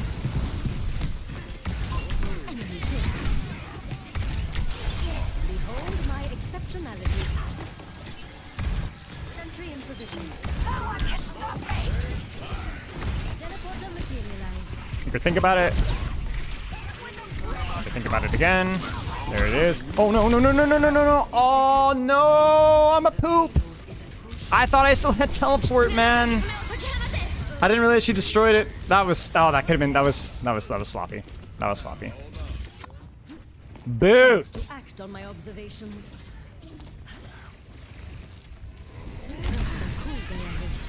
I'm lagging. Okay, I'm not lagging. Thought I was lagging there. I'm trolling. I'm actually trolling. I got greedy there. My bad. That was my bad. It's very winnable though. Very winnable. Very winnable. My queen can live in 2 seconds. Shoot, we win. 3, 2, 1, we win. See?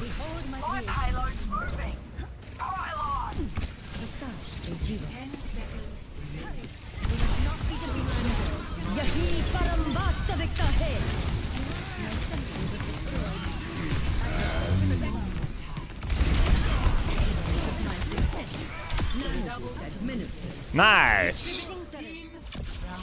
Yeah, I was trying to bait out nade and then just get out, but I just thought, I think the nade actually broke the teleporter. I don't know if I messed up the duration there or if it actually broke. I don't know. Those little mechanics are things I'm kind of washed at, you know. Prepare your defenses. Select your hero. Yeah. Dubby, I swear I'm gonna break your legs.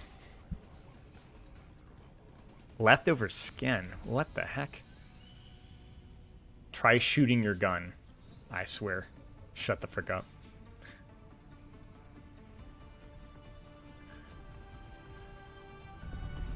From imperfection, we build a new world. Teleporter materialized. Find the cause you was fighting for. Let's see here. What would be good scouting information, my team? That's good. Scouting turret. Oh, we're in the thick of it now.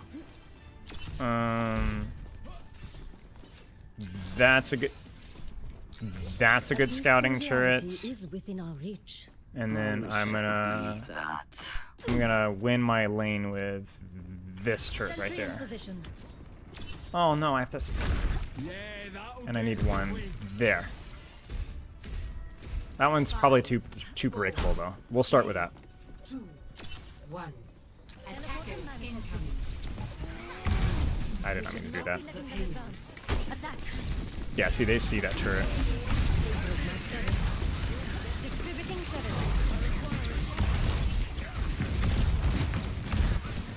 Bait turret. Ooh. Hello? What?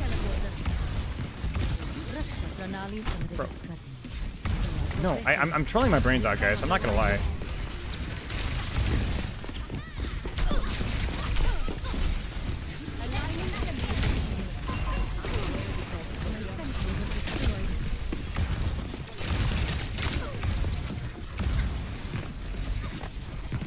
I just need to live now.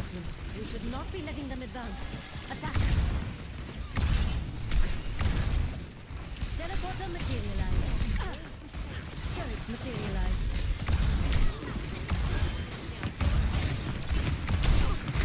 I don't think I'm gonna get really pushed here. Not right now, anyway. Disrupted my plan. Maybe can I live here? Positioning turret. Can't do enough. I think I can live actually. If I'm quick, I can maybe live. The payload has reached. If I'm quick. If I'm quick. If I'm quick. Position. Teleporter taking shape. Yeah. Kind of a goofy first fight for me. Just didn't do enough. This we got the base. We should not be And then I'm letting gonna them hold my advance. turrets until I know exactly what's going on here. Yeah, she's pushing me, so. Position. I have opened the bomb.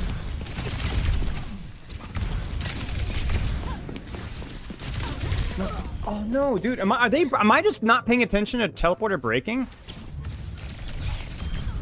Yeah, I'm just not, man. I'm not getting the sound cue or something. I'm just slowing it. Chance to iterate is She always clearly broke it efficient. there. I just didn't hear it or didn't respond. Constructing my We got the tank though. Nice. Throw out a turret there, and we'll hold this top right angle. I don't really like where I was positioned there in general.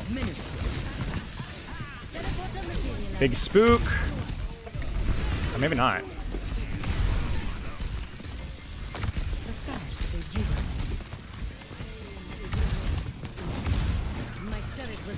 Oh frick. Oh frick. I'm out. Just in case.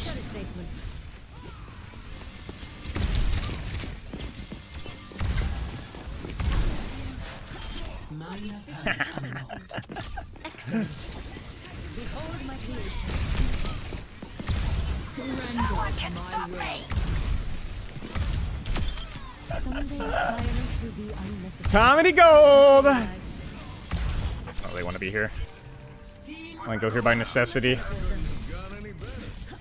One, well, pre-fight breakup, I'm doing it for scouting. 2 for actually holding the angle, and then I'll have my teleporter in time here.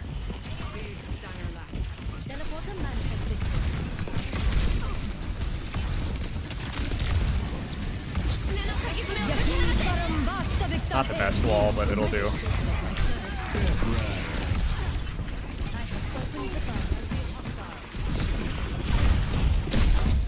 No, give it to me! Aw, man, the teleporter needed to be behind. It needed to be around, and I ran it right at my Junker Queen. I should have done it behind Ana instead. That was my bad. Form up. Constructing my teleporter. That's fine. We got to trade, and then we can go top right. Who did we kill? Cass? It's pretty big. He'll take a while to come. Yeah, he'll take a while to come back.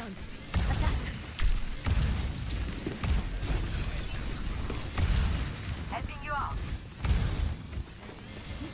Sentry in position. Such a lack of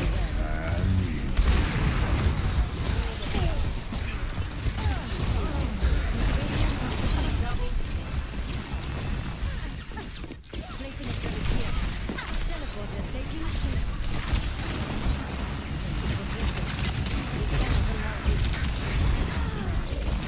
No, I could have clutched that, man. I could have clutched that. Shoot. Poop. Payload has reached the checkpoint. I needed to kill the Tracer there. Or Ram. I needed to, honestly, probably should just have dropped after we killed the Ana. Just finish it off. I didn't commit to a decision, so we just didn't do anything correctly. Attack.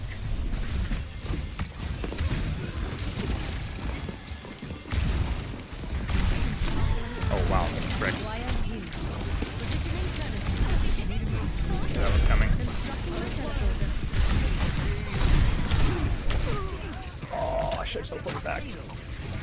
I got too impatient, but they're like 2v1ing me, and I'm like so close. But if they're 2v1ing me, I need to play that more patiently. Because my support, I'm not getting any support, but it's also, I don't need, like, we're going to win the fight in main if I just don't die instantly. Need to play more patiently again. Oh, screwy, I didn't mean to do that. Nice. I think I hold left and then teleport across. Whoop! High turret, defensive turret, and then I can teleport as need be. Yeah, there you go.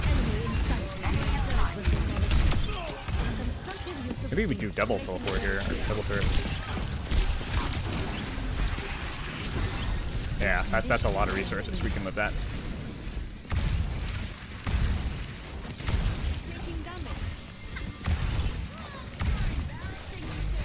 Okay, now we go TP bomb. Big Suzu force. Big Suzu force. And then now we flip across here. Oop, not yet. 3, 2, 1. There's the panic.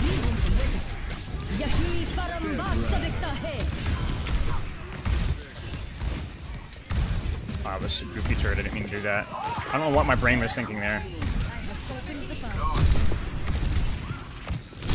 Oh, that was a nice shot. I was thinking too much about the turret, not about my movement. Just moving in a straight line. You can see it. I strafe well at the start. And then I just, yeah. With each failure, photon barrier is charging. Got a turret still in height. Let's see if that does anything. Yeah, there we go. Try to bait the shot. Still holding it. Did not die. Did not die. Panic. Don't panic. Don't panic. Don't panic. It's really easy to panic in those situations, but it's like, bro, it's fine. My teammates died, doesn't matter. We're gonna. Well, I still have space. Just don't lose to the Widow there. Like, I almost griefed it there because it's like, oh, panicking, and I should almost like peeked the Widow at that range, and it was just stupid.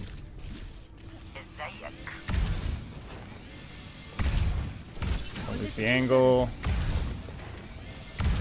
Widow's gonna peek me in a second, so I'm gonna go in pre-teleporter.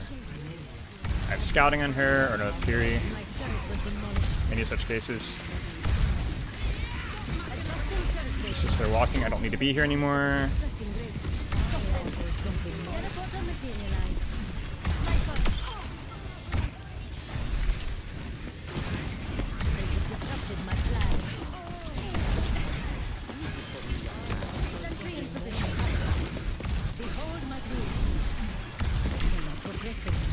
We cannot allow this. Raksha Pranali Sandhya.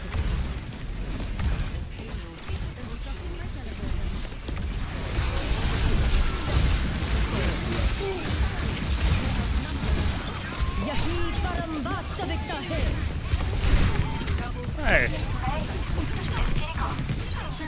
Nice. Easy. We kind of tossed first point because we just didn't do anything on that angle. I couldn't get comfy, you know? But GG's. Play of the game.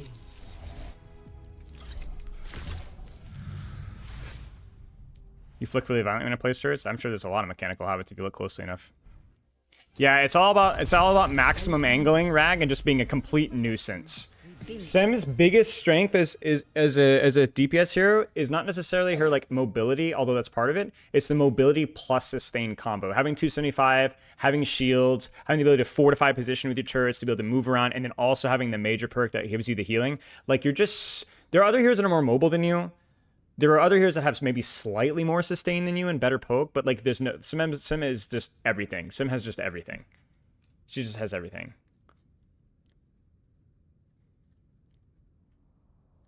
What's good against her? What's good against Symmetra is what's best on the map. Symmetra is never like a bad DPS choice. Like Symmetra is one of the most flexible DPS heroes in the game.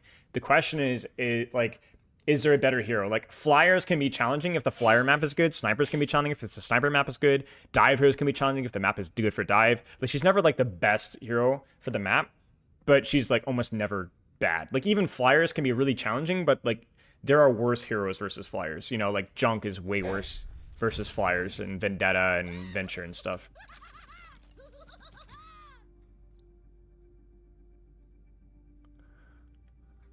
Cheers, Ozzy. Sleep well, mate.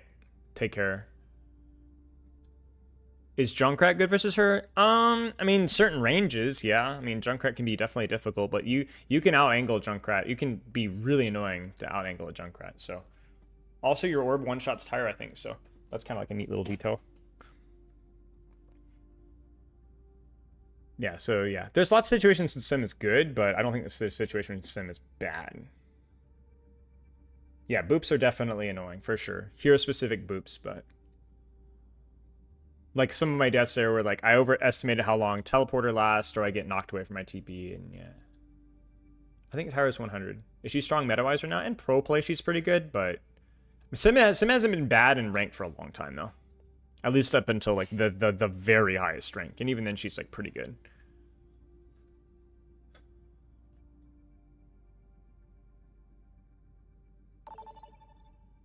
You love the strategy? Nice, May. Welcome. Vote for your map. Do you guys want to do May or Sem? I will do another poll once we... Sem, again, Twitch chat only. I'm sorry, YouTube chat. Poll is live now. But keep in mind, you might want to wait until you see the map. So I would probably recommend not voting yet. Okay, Li Jiang. There you go. Both are actually fine there. Select your hero. Because I'll play either one. Li Jiang, Sim, 100%. I mean, both are good here. Both are pretty good here. Garden's kind of dookie for May. Can be dookie. I mean, I guess it depends on what the other team does. Can be good. It's closer this time around. Have I been much into hitscan at all? Not really, no. I don't find their kits as interesting, but yeah. I do enjoy guilty pleasure heroes. Like, I do like playing Ashe. I'm terrible at her. Cass is fun.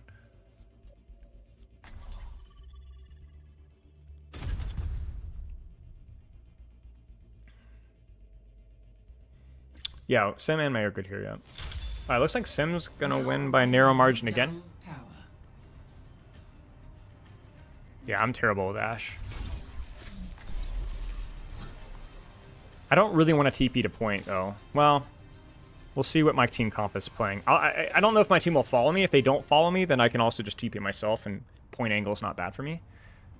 But if my team has good tank mitigation, like Rhine or something, or Ram even, I might TP to point, see if I get people to play with me, but otherwise, I will not.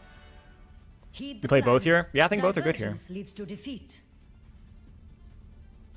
Alright, sounds good, Rag. I think left side's best if we're not going to go to point. Sim Reaper, that's pretty good on point. That's pretty good on point. 5, 4, 3. Do we have a team here? What's going on, boys? Oh, I don't know if I like Bat Mercy on point. Terrible TP. Yeah, ball. Yeah, we're definitely marking that lane. We still don't have a tank.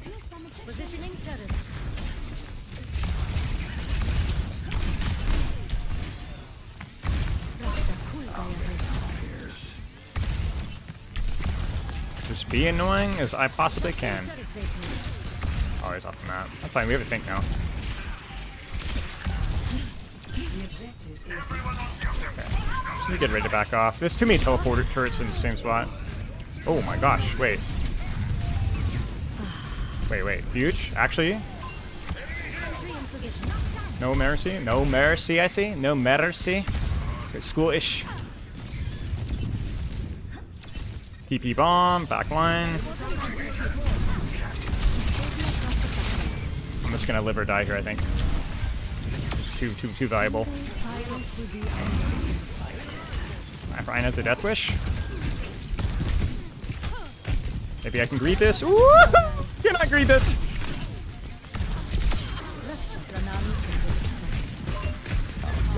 And she's gonna die to turret. Fine.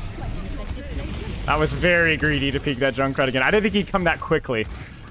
So I was like, oh, I can quickly swing it and get out of there, but no, that was a little cheeky there. We did not lose my lane, so I'll turret my lane first. Yeah. More for information than anything else.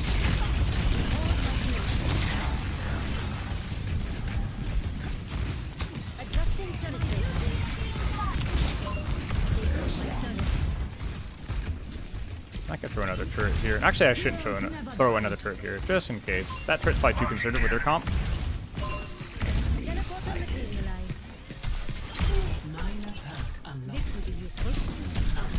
Oh no, oh no, oh no, no, no, no, no, no. Oh, dude, I've got to stop doing that. I'm literally dying so many times just because I'm screwing up my teleport cooldown. 1, okay. 2, that's better. That's better for guarding my angle. And then we'll go throw 1 on point just for giggles. But probably doubling up on main would be worth it with the way this team is playing. I can actually deepen my flank here.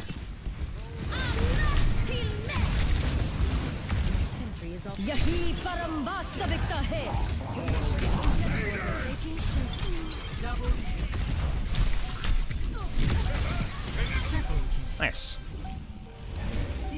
Stay here. Nobody's gonna go, so I'll just go. Yeah, nobody's gonna touch. Or the ball's gonna touch, but nobody's gonna go on the flank.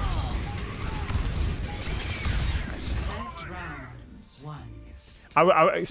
So basically, as soon as I recognize that nobody's gonna flank here, I either have 2 options. I can kind of play more passively in angle and poke down towards main, or probably the better option there would have been to use the turrets as they did.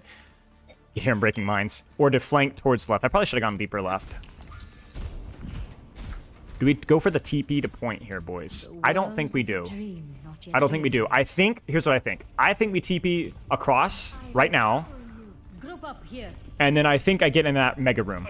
I think I play slow there. I think technically the best play would be to go to point, but I don't trust my team here. So I think we do early TP just so we can get across the choke fast versus the ball. Although he'll still probably get there in time, but it's worth the gamble. It's worth the gamble. Oops. Now we lean into it so we don't get booped. 1 turret here. And then the rest, yeah, there's the ball boop. Nope. And then 1, 2, And then we swing the wide angle because I have turret again, or teleporter again. That's more of just a distraction turret. I'm not actually planning on taking it. More of like, a, hey, look at this, shoot this. Because if I'm planning on keeping my angle... Oh, that was a good move. My bad. But if I'm planning on keeping the angle and have no threat and no entrance to deepen, then I'll throw my teleporter just as like something to shoot to scare them. Because I was not planning on moving there at any point in time. Chance to iterate is always appreciated.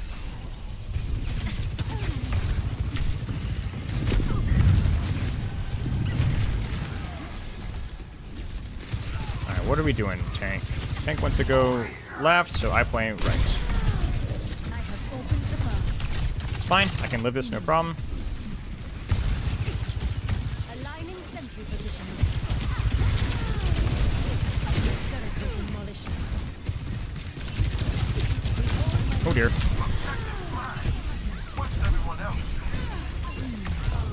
Oh, almost got her.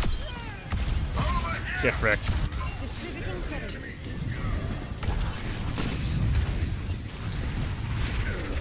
Oh no.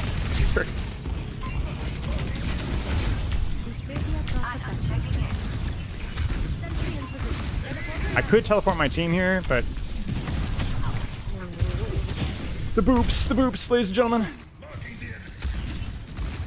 I slept the target. Oh! That's funny. Okay.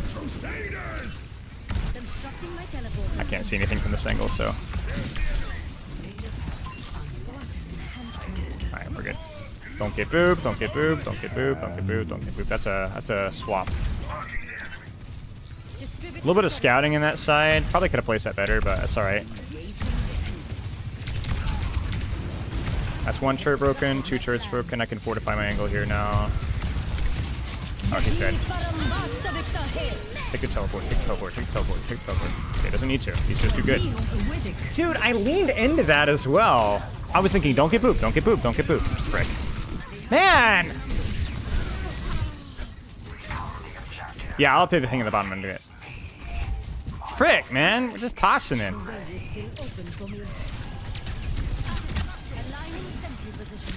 Discourage the Soj for playing there.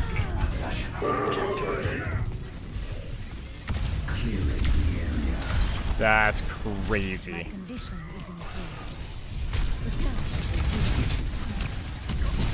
Wait, did he take that?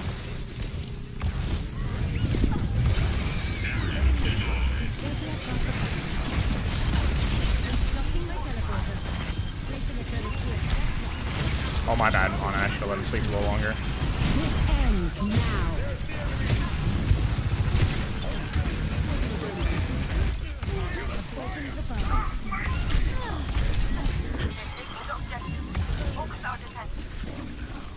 Sentry in position.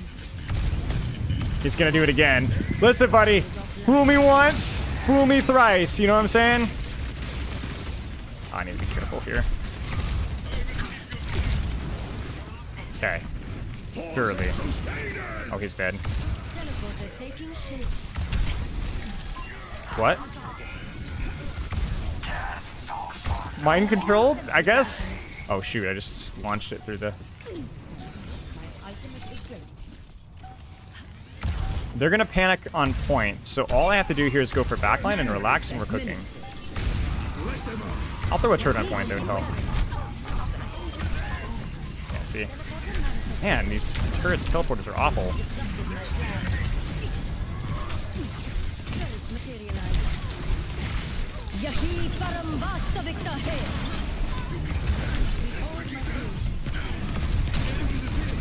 Oh!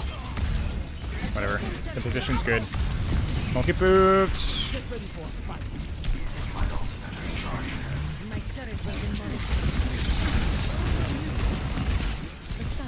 You need to get off the point. Don't like this position.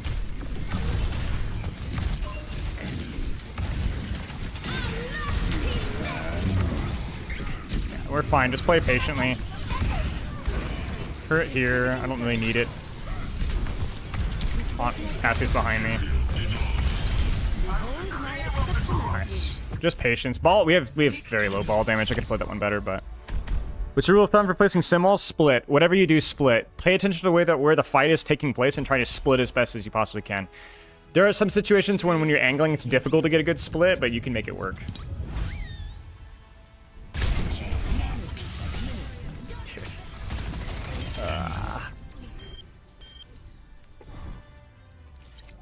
Dragon's Dogma 2. It's wicked good. Good to know, mate.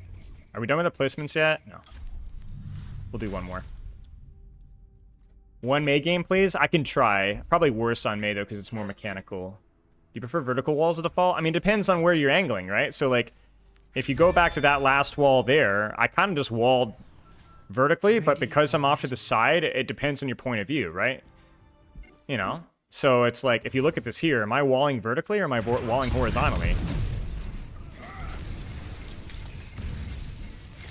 Because from my Ryan's point of view, it's directly in front of him. But from my point of view, it's vertical. It splits, right? The important thing here is that I've got an enemy here and I've got an enemy here. And we've got the whole fight breaking on the line here. So that they can juggle, and this is actually useful. It cuts off this here. So you'll see a lot of situations where that's the case. As long as it cuts off an enemy or two, it's good enough.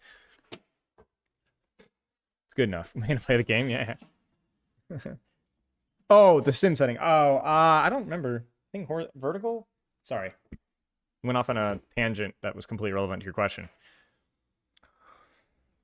Rag, you shouldn't try to extend natural covers. Just if you're splitting. No, don't extend natural cover. Like, if anything, Simul is what natural cover doesn't provide, right? Like, Simul is saying that, like, okay, my BAP doesn't really have natural cover from anything that's coming along here or from anything that's on point, but it's covered from here. And my Ryan doesn't have natural cover from this flank, but now he does, right? If my Reaper or whatever else before he died, he didn't have natural cover from this flank, but now he does, right? That's the concept, right? Like you're providing cover for people that don't. Like, for example, my position right now is kind of trolling, right? I could get flanked by Ana, but now not so much. Same thing here. I just TP blind into a Cassie. There's no cover here whatsoever, but now there is. You can't do anything. Now I can't do anything because I can't hit my shots, but you know that's another matter entirely. Like, even there's another weird one here, I think, as well. Was it this one? Yeah. So this is another weird one, right? So.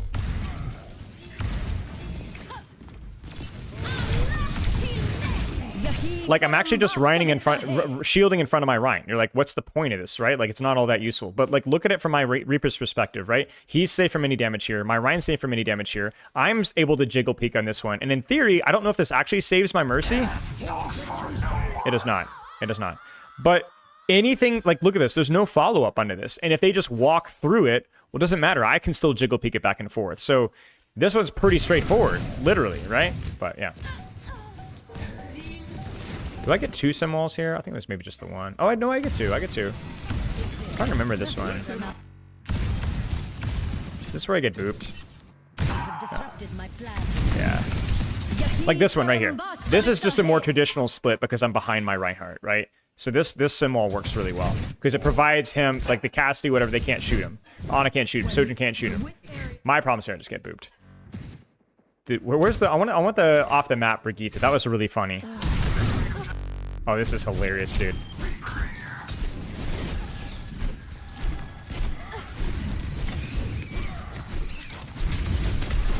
Dude, just don't go across the choke, man. It ain't good.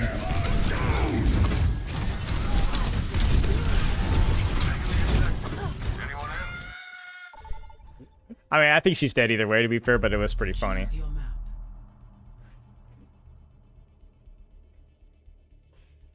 Cheers, dog ears. Cheers, dog ears. Do we just do a May?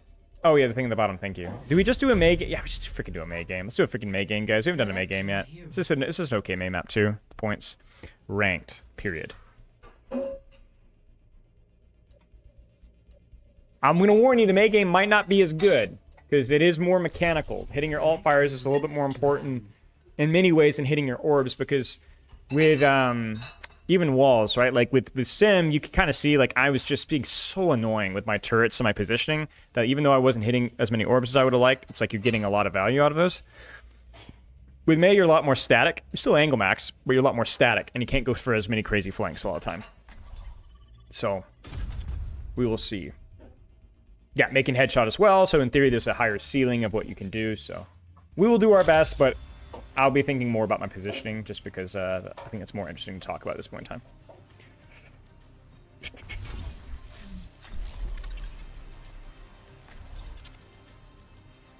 care if you're bad. I still listen to everything you say. Thank you, doggers. Cruel character for a cruel man. Well, I don't know that I would necessarily play her in an exactly cruel way. It's more of an annoying way. If that makes sense. I don't target anybody.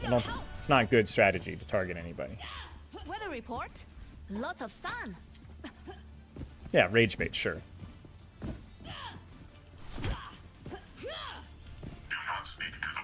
So first thing I'm going to look at is my DPS lane setup. Probably Matt Ash is going to play there, so I'm going to want to wall and angle from here. Now, normally, depending on what hit scan I'd be playing, I'd probably be playing something like this here. But because I'm playing Mei, I can afford to play this angle here, or even here, to not only get the wall, but also to be able to flank up top, depending, because I have a little bit more sustain. Now, I do have poke, so if the angle is good for poke, I'll take the angle for poke. What is my Ash doing? Yeah, I still think that we're probably going to play this lane here. So I will match my team's aggression by playing a little bit further forward, but we are definitely intending to be...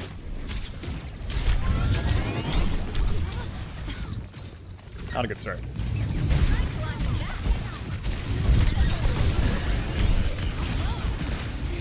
Not a good start. I shouldn't have double keyed it like I did there.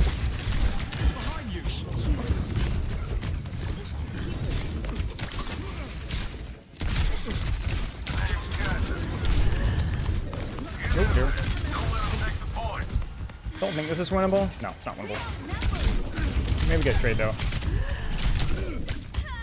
Crud. Yeah, we got pre-fighted. We can't lose that much space that fast, especially when we're playing Ash. Yeah. That's why you gotta keep your space. You gotta be smart. Are you okay, Snowball? But I kind of double keyed there as well into the on run and got my ice block forced. It's really bait sometimes. I'm not playing for the touch. We're not playing for the touch. It's really bait to W key. You don't necessarily want to W key with Mei unless you see a huge opportunity.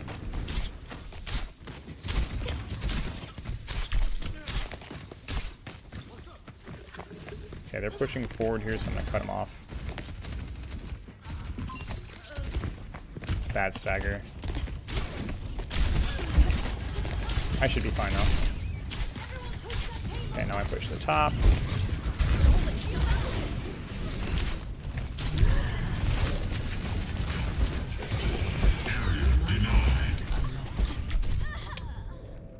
I got stuck. Nothing I can do there.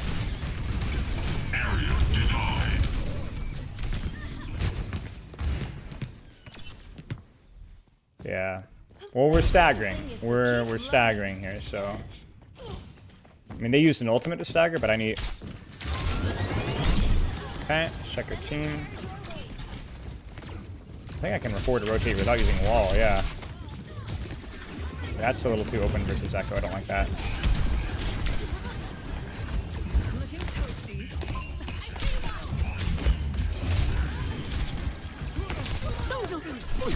Just to be safe, I want to make sure that we get these kills. Because I know on-run's still at a good position, so I don't mind using an ultimate there. Because on-run will rest herself if she gets traded there, and then she still has high ground, and I don't. So I'm going to use my low value, or inconsistent ultimate to get consistent value to make sure that we don't... Okay, we're playing a little further forward than our team would like, I think. And then, no...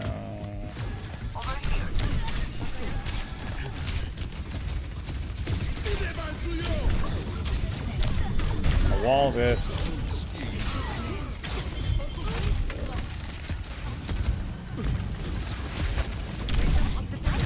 Don't know why my double jump didn't work there for a second. I'm holding the angle here. Okay, he's left, so I go back. Alright, we C9.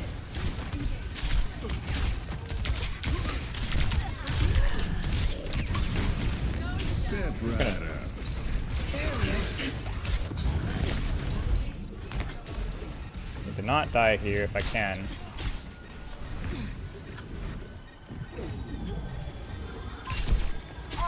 Okay, now I might need to die now.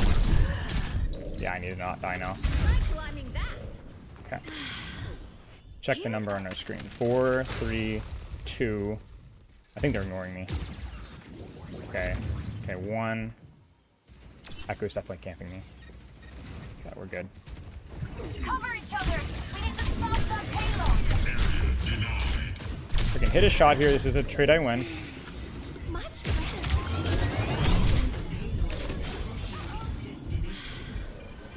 Need to hit a shot though.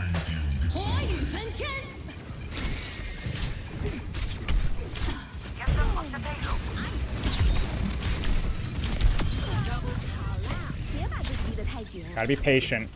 You gotta trust your team.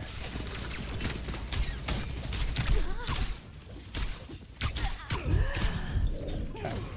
I'm ready to start a blizzard.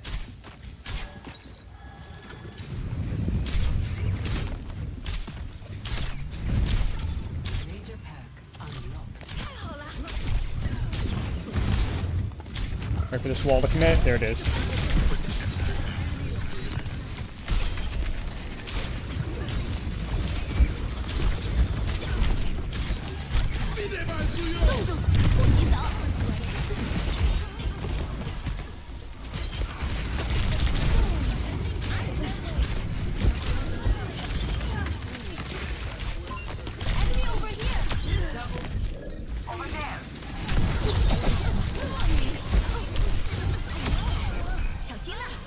Yeah. Always being very attentive to how much space I'm getting and using my CDs appropriately. There's the Zen swap. That's a pretty good swap for this point, given our comp especially.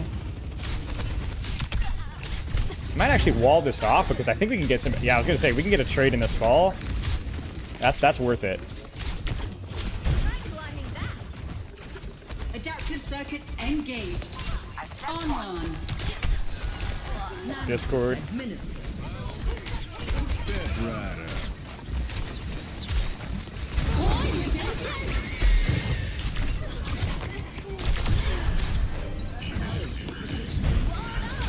Gotta pay attention to my HP here.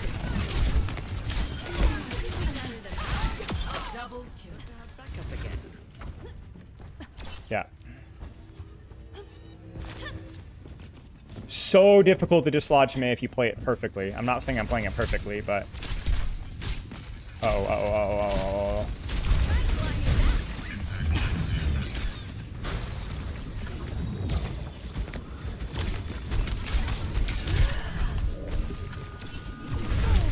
Oh, I ice blocked. I knew it was 5, but I was listening to Zen. I'd help my ball there. I needed. If I ice block that, we win this fight. Shoot. Come on. Rally. You need to rally. Blind ult.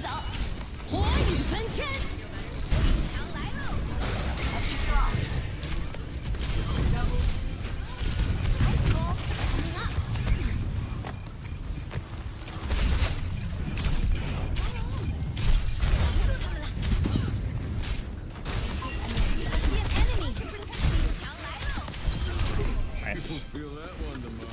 Protecting.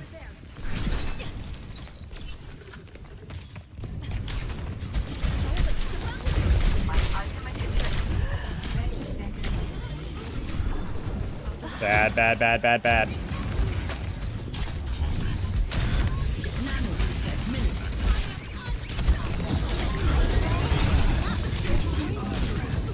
Can she live? Maybe. I have my ice blocks, I'm okay. They're gonna be in a rush to touch point here, so.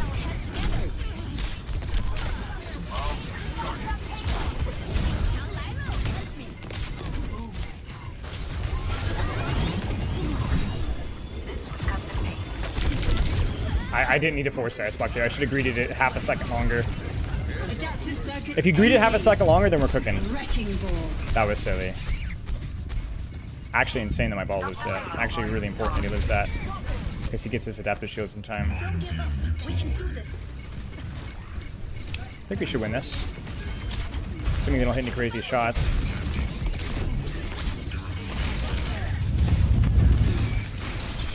Nice. Well, it's a really good point for Mei. It's a really hard point for the attack. Second point was pretty disastrous, but it's also Mei's hardest, and we just gave away first point, so.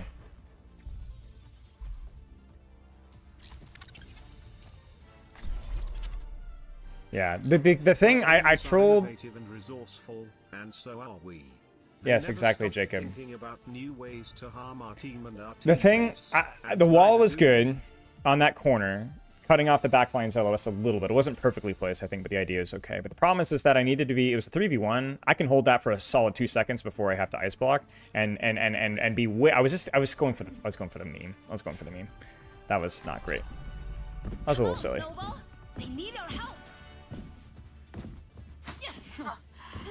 I think even with my mechanics, I still think that I could probably be low masters for these characters. And you can kind of see it. It just feels like he feels oppressive even just from the decisions without any of the mechanics. So Mason are probably my better heroes. Keep in sight. I'll have us in and out. Is the meta GM now? No. We're just screwing around. We're having fun.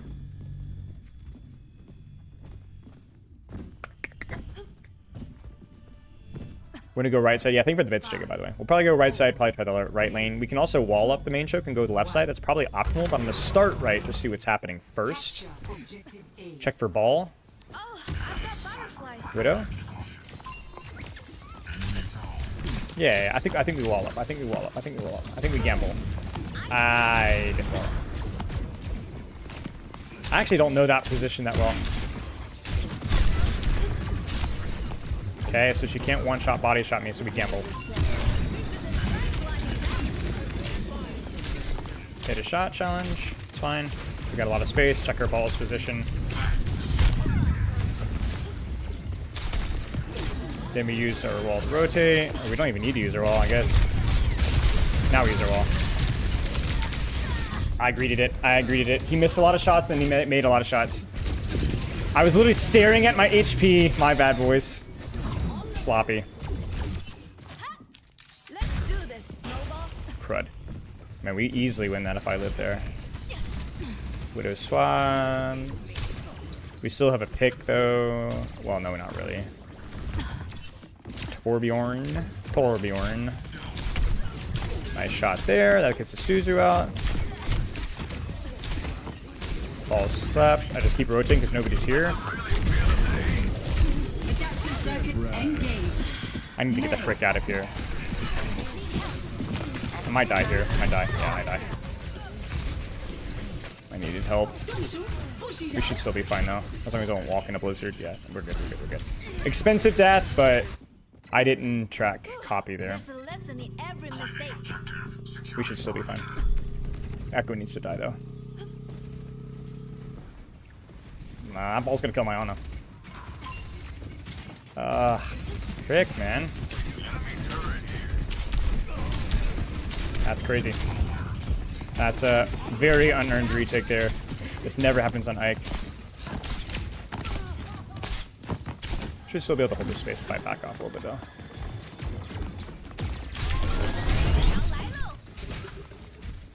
Okay, they're out.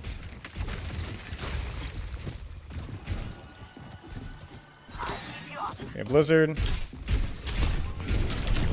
Forbes 1, that's gonna overload.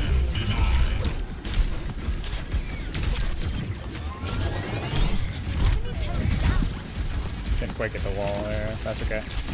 Just don't get mind follow-up. Don't let my team get flanked here. I need to protect my team.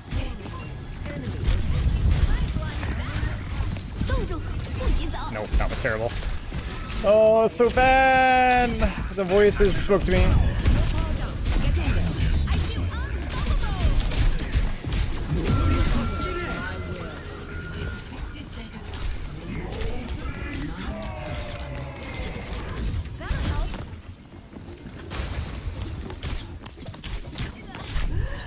Pick, man.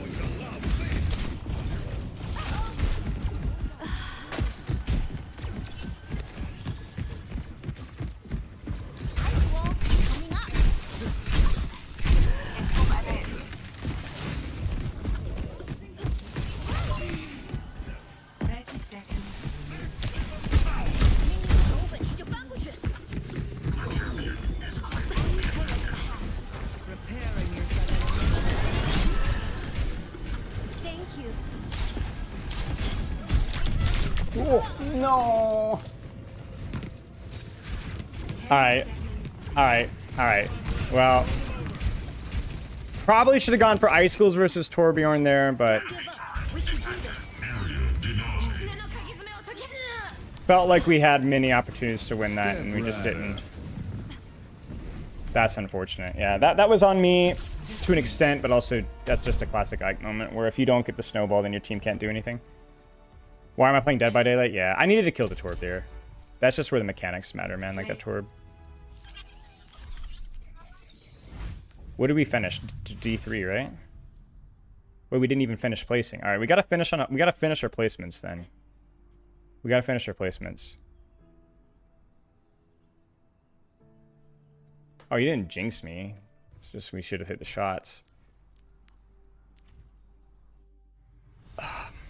Ready for battle.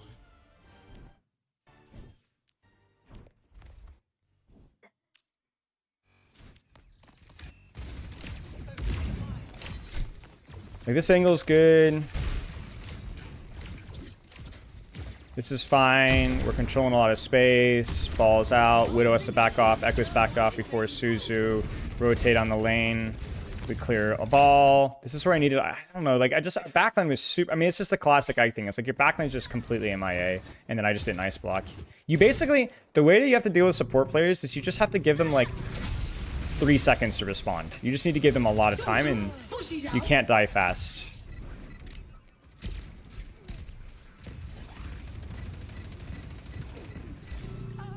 Like, that's just so criminal. You just can't die fast, you know?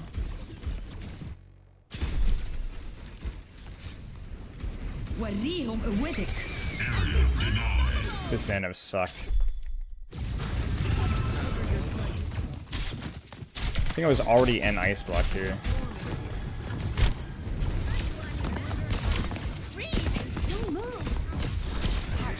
That was a terrible blizzard, to be fair. I don't know. It's kind of hindsighty. If I hit one shot here, then this is fine.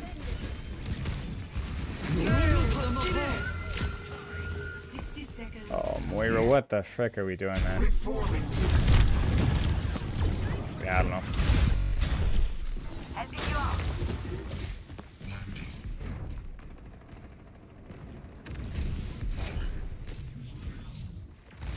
Bomunas, thank you.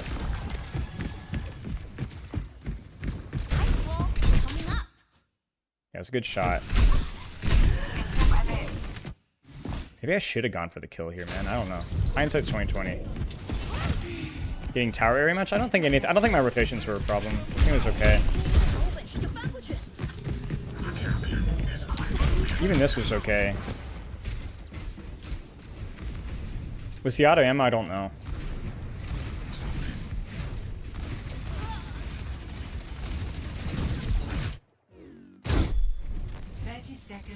Wait.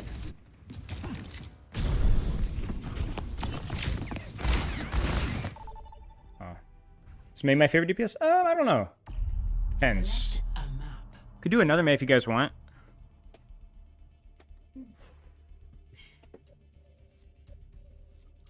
It's gonna be King's Row, it'll be fine. It'll be good.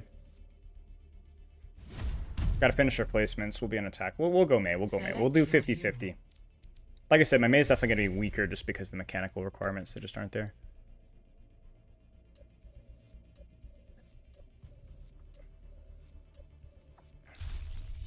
King's Row May, yeah.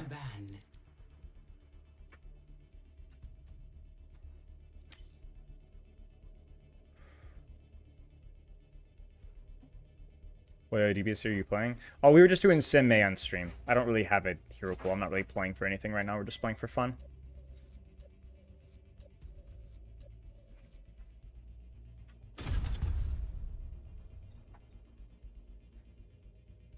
Dude, that blizzard was so bad, man. The second I threw it, I was like, what am I doing, man? Wait, I am placed. What? I'm placed or not placed? Huh? Okay, there's just a delay there? Okay, I was right. It was 9 out of 10. Okay. Well, whatever. We're already in game. It's Gavin? It is. That's right. Winters. Freaking Gavin. Always stream sniping me, man. They need our help. I bear my burdens as best I can. All right, we go main. We wall top right. We take the top right window. Depending on from there, we can wall tank and go from there. So glad to have you back with Overwatch. As am I. And then we can either go hotel or we can swing further right and wall ourselves up the high ground depending on what we see. won't take a moment for granted. We'll play it by ear. Turn off the light. I'm blinding myself at this point in time. Anna's in, Hanzo, Ryan. I haven't heard anything from the team yet. 5, 4, 3, 2, 1. Attack commencing. Capture objective A. Frick, man. I should know that by now. Pharah, that's kind of a bummer. Mercy, Pharah, Queen.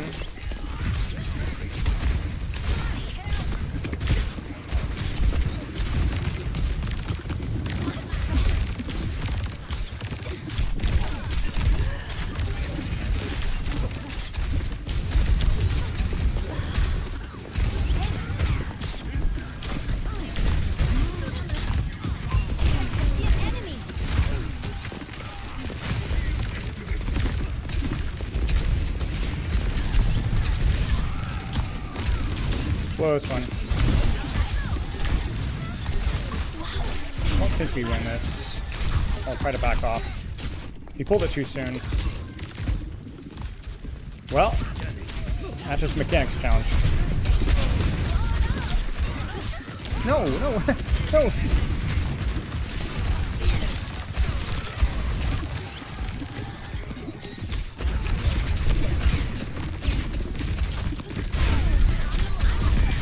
There's a shot. I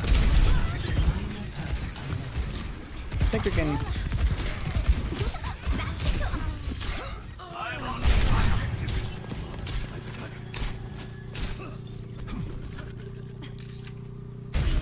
There you go. Finally, a jump I can actually make.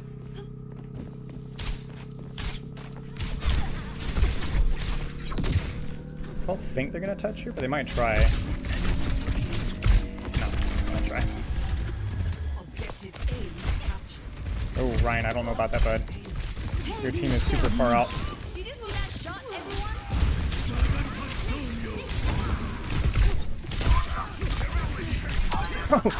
everyone?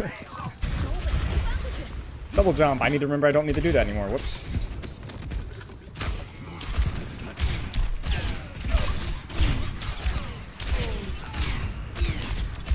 Headshot. Thank you. Nanoist administered. Face me if you dare.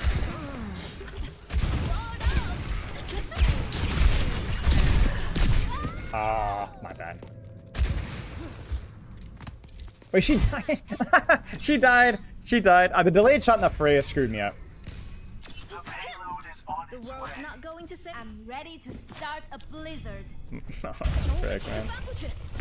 My ultimate is ready. 1 for 1. Slay Queen. That's the goal, anyway. Helping you out. Time for the reckoning. Please up.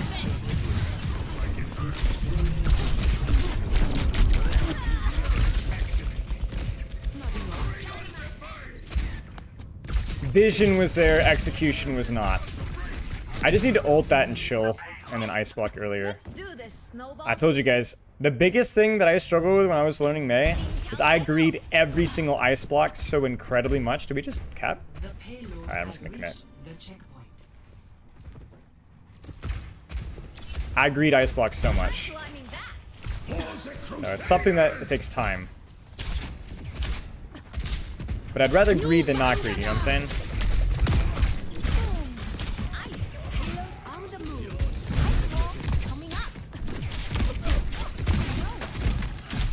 See, I used it. I used it there. Ah, frick.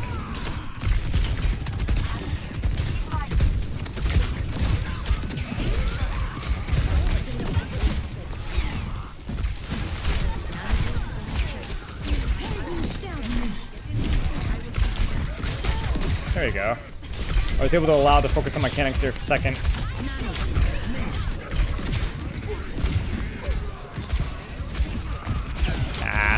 Couldn't get the angle right.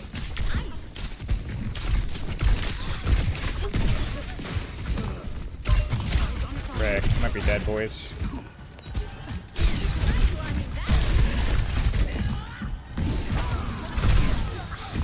Oh my gosh.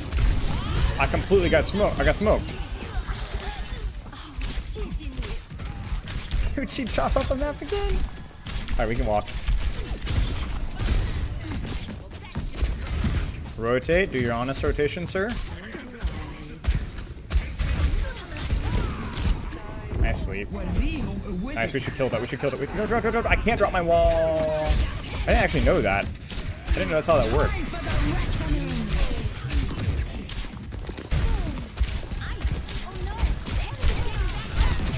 Dude, I'm... Ah! Booty!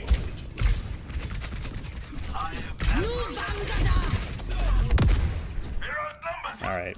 It's okay. We're fine.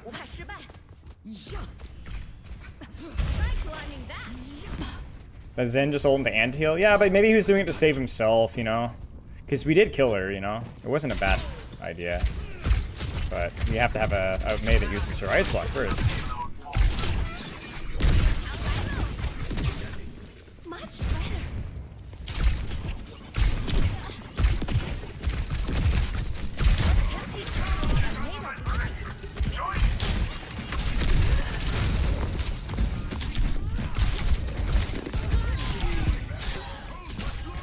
Okay, we can toss this just to the... No! I promise you guys, I did not mean to do that. I promise you.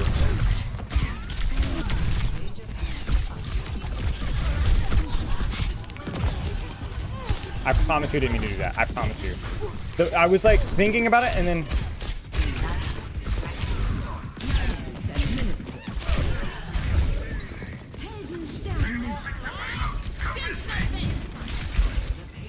Okay, I have to ice block this actually. My team doesn't have time to heal me.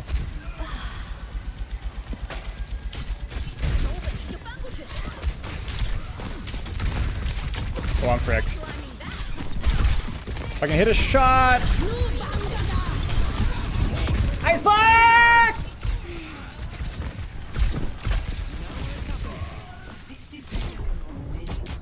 I despise everything, man. Oh. 60 seconds remaining. The payload is at a standstill. Poop. Okay, we got this. We will actually have a good blizzard. We'll actually have a good blizzard. We'll zone space, that actually matters. We need to wait for our team though. Please.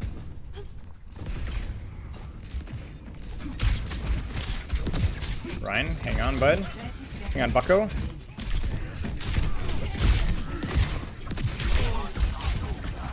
Okay. Nice shot. That's a decent zoning wall here. Just chill. If you don't have a good ice block, don't take it.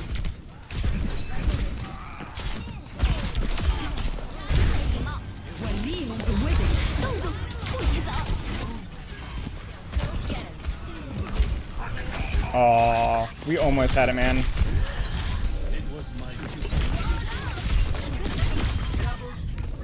Wait. Yeah! See? Never doubted. We never doubted.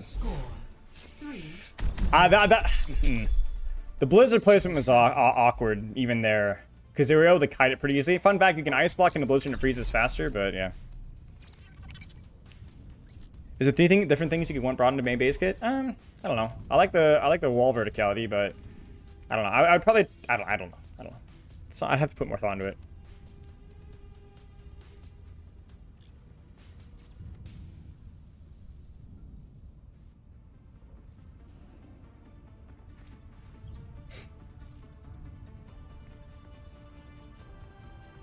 Would you ever pick the other minor perk? Come on, Snowball.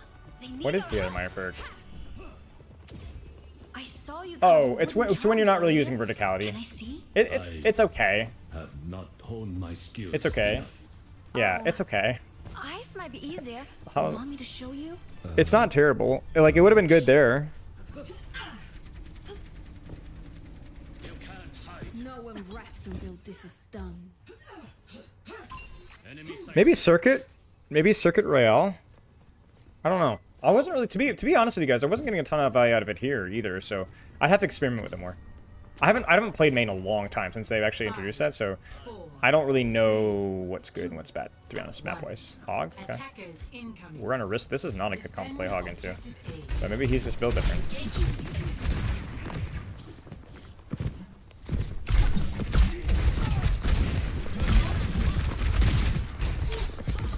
How fast can I do this? Oh.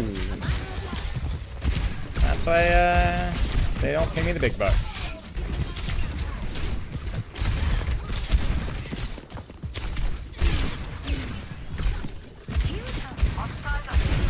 Dude.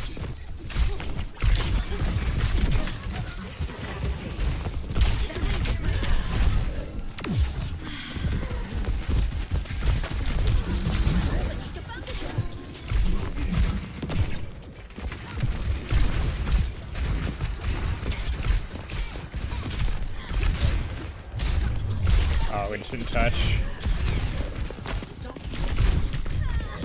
Frick. Well, she melted because she didn't melt the Hog. You guys gotta look at things as not like tank versus tank matchup, you know? She melted because she stood, she held the choke when my backline did not hold the choke.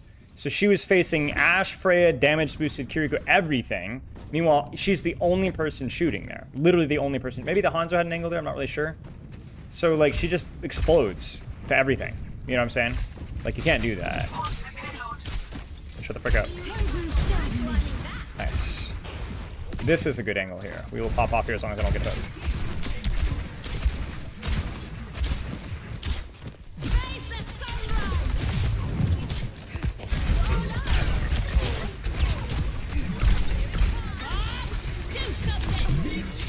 Holy frick.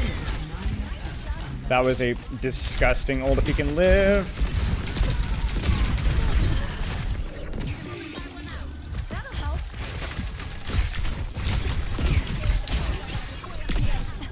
I'm ready to start a blizzard. My ultimate is ready. Might be able to catch this Freya.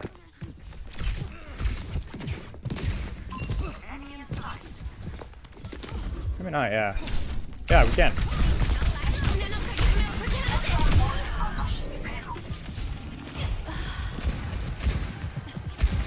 Don't get hooked.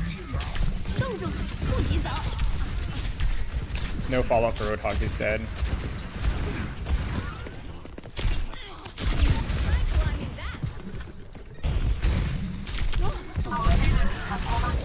Dude, I swear there's a delay in my ice block. All of my ice blocks have been awkward. It felt awkward. Thank you, Dragon.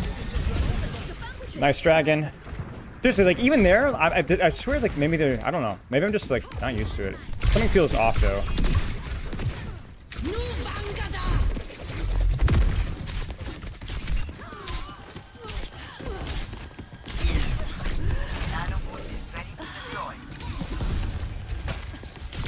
Are you good? Frick, I'm not good. My bad. We're doing Munraid, unranked champ. We're just playing for fun. Let's do this, Snowball. Over there. Yeah, but 70 MS is not that bad. Like, it's not good, but it's not bad. Like, nothing else feels that unresponsive.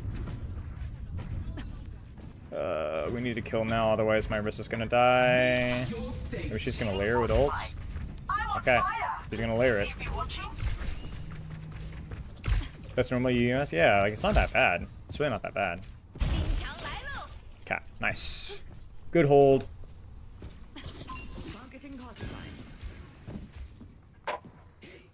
I changed my angle up here. Play this instead. I got pylon here, so why not? Oh, pylon.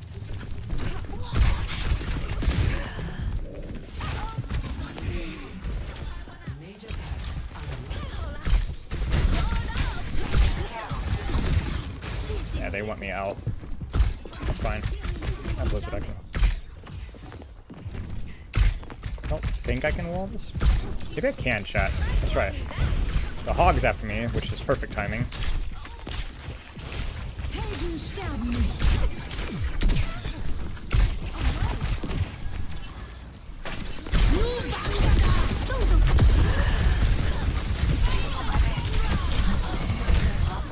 Okay, I think that was kind of worth.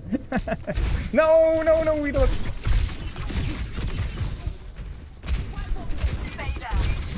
I need to be a little bit more careful because, oh frick, why did that send me so far? Because they're like, my team can't help me up there, so it's like it's really me versus 3 or 4 if they really want to. Like if they really want to clear me, there's nothing I can do. So I need to be ready to drop faster there. Okay, don't stagger. Don't get hooked.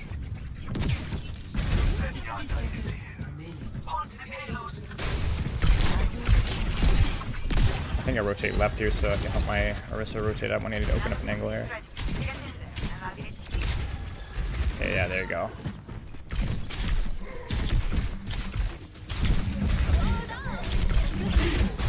Nope. Come on, buddy. Come on, buddy. Come on, Suki. Come on.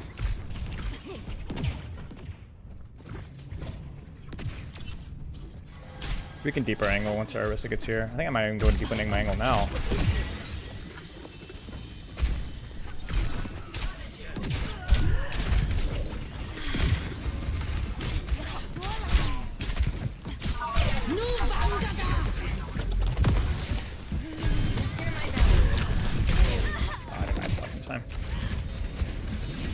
I went a little more aggressive there because I was stuck when my Ana died. So I figured, what the heck. I really need to not stagger, friend. Nice, huge trade. Actually insane trade. Even with the red, it's still worth it. It's still fine.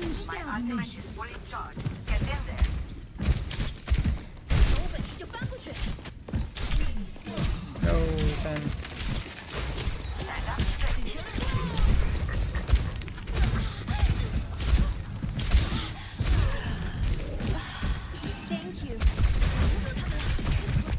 Not the best wall.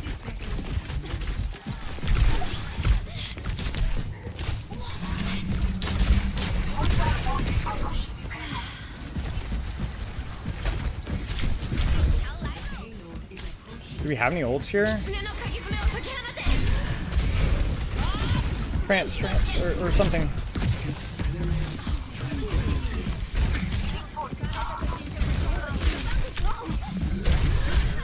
Oh, I needed an ice block first. Oh, 4 ults is tragic, man. I don't think my Orisa's gonna do it either. That's not enough. Oh man, yeah, we got picked off. We got picked off. That's unfortunate.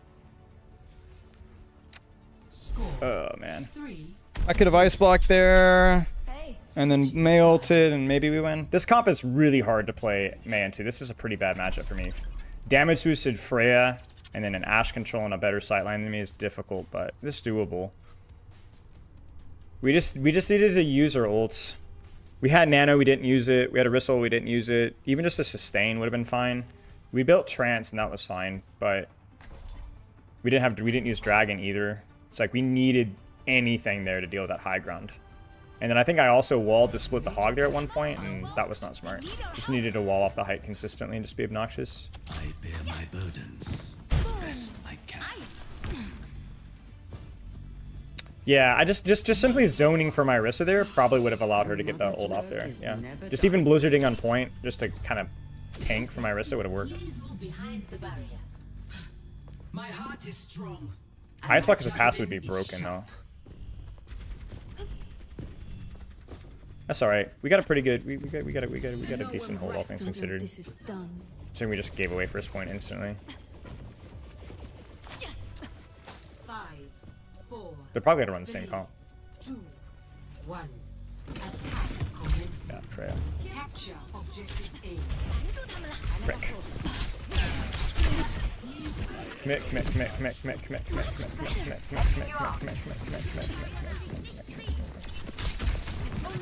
Okay, we commit, but actually I'm gonna double back. Can we kill the Ashe here? Nope.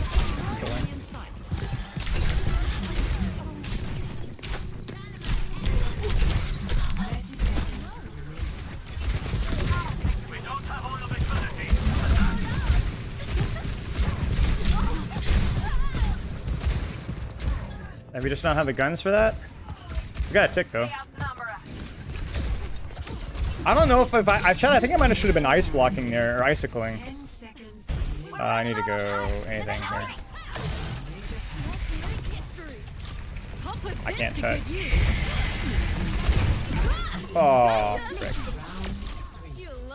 I think I needed an ice block there, because freezing doesn't really increase the Orisa's DPS. She's just pumping damage into his body.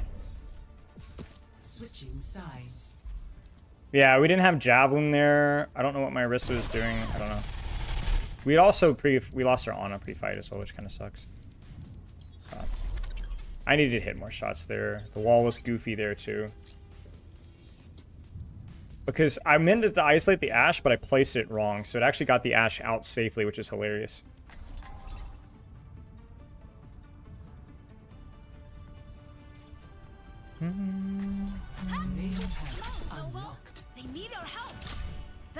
Well, I think we cook. I think we cook, chat. I don't trust my tank's positioning here. I'm sure the feeling is mutual. So I think we cook. I think we go far, far, far left and play for the gimmick. I see you glancing at me. You wish to ride me to battle? What a preposterous thought. Do not lie, Archer. It is beneath you. So let's see what my Orisa does. 5, 4. Does my Orisa do the old school shield placement thing? 1. What did she do? Attackers incoming. I think she just launched it. Objective A.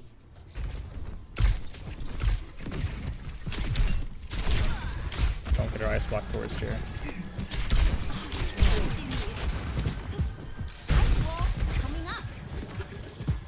Yeah, my Orisa was playing more passive here.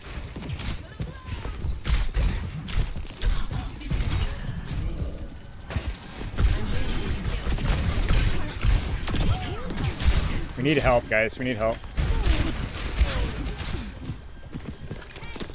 Oh dear.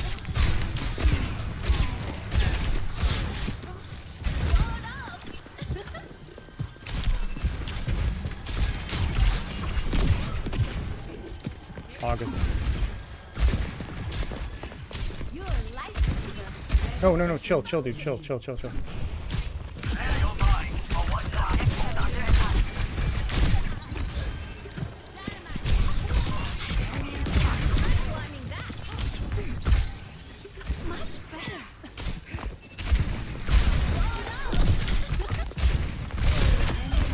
Oh no! That's GG's.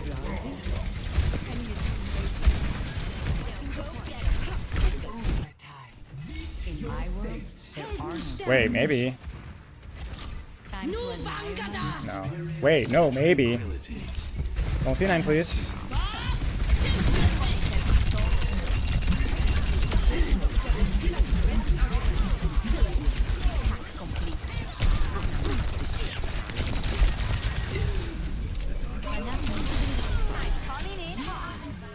I knew we had to kill Hog. That Fricker was gonna whole hog us off the point.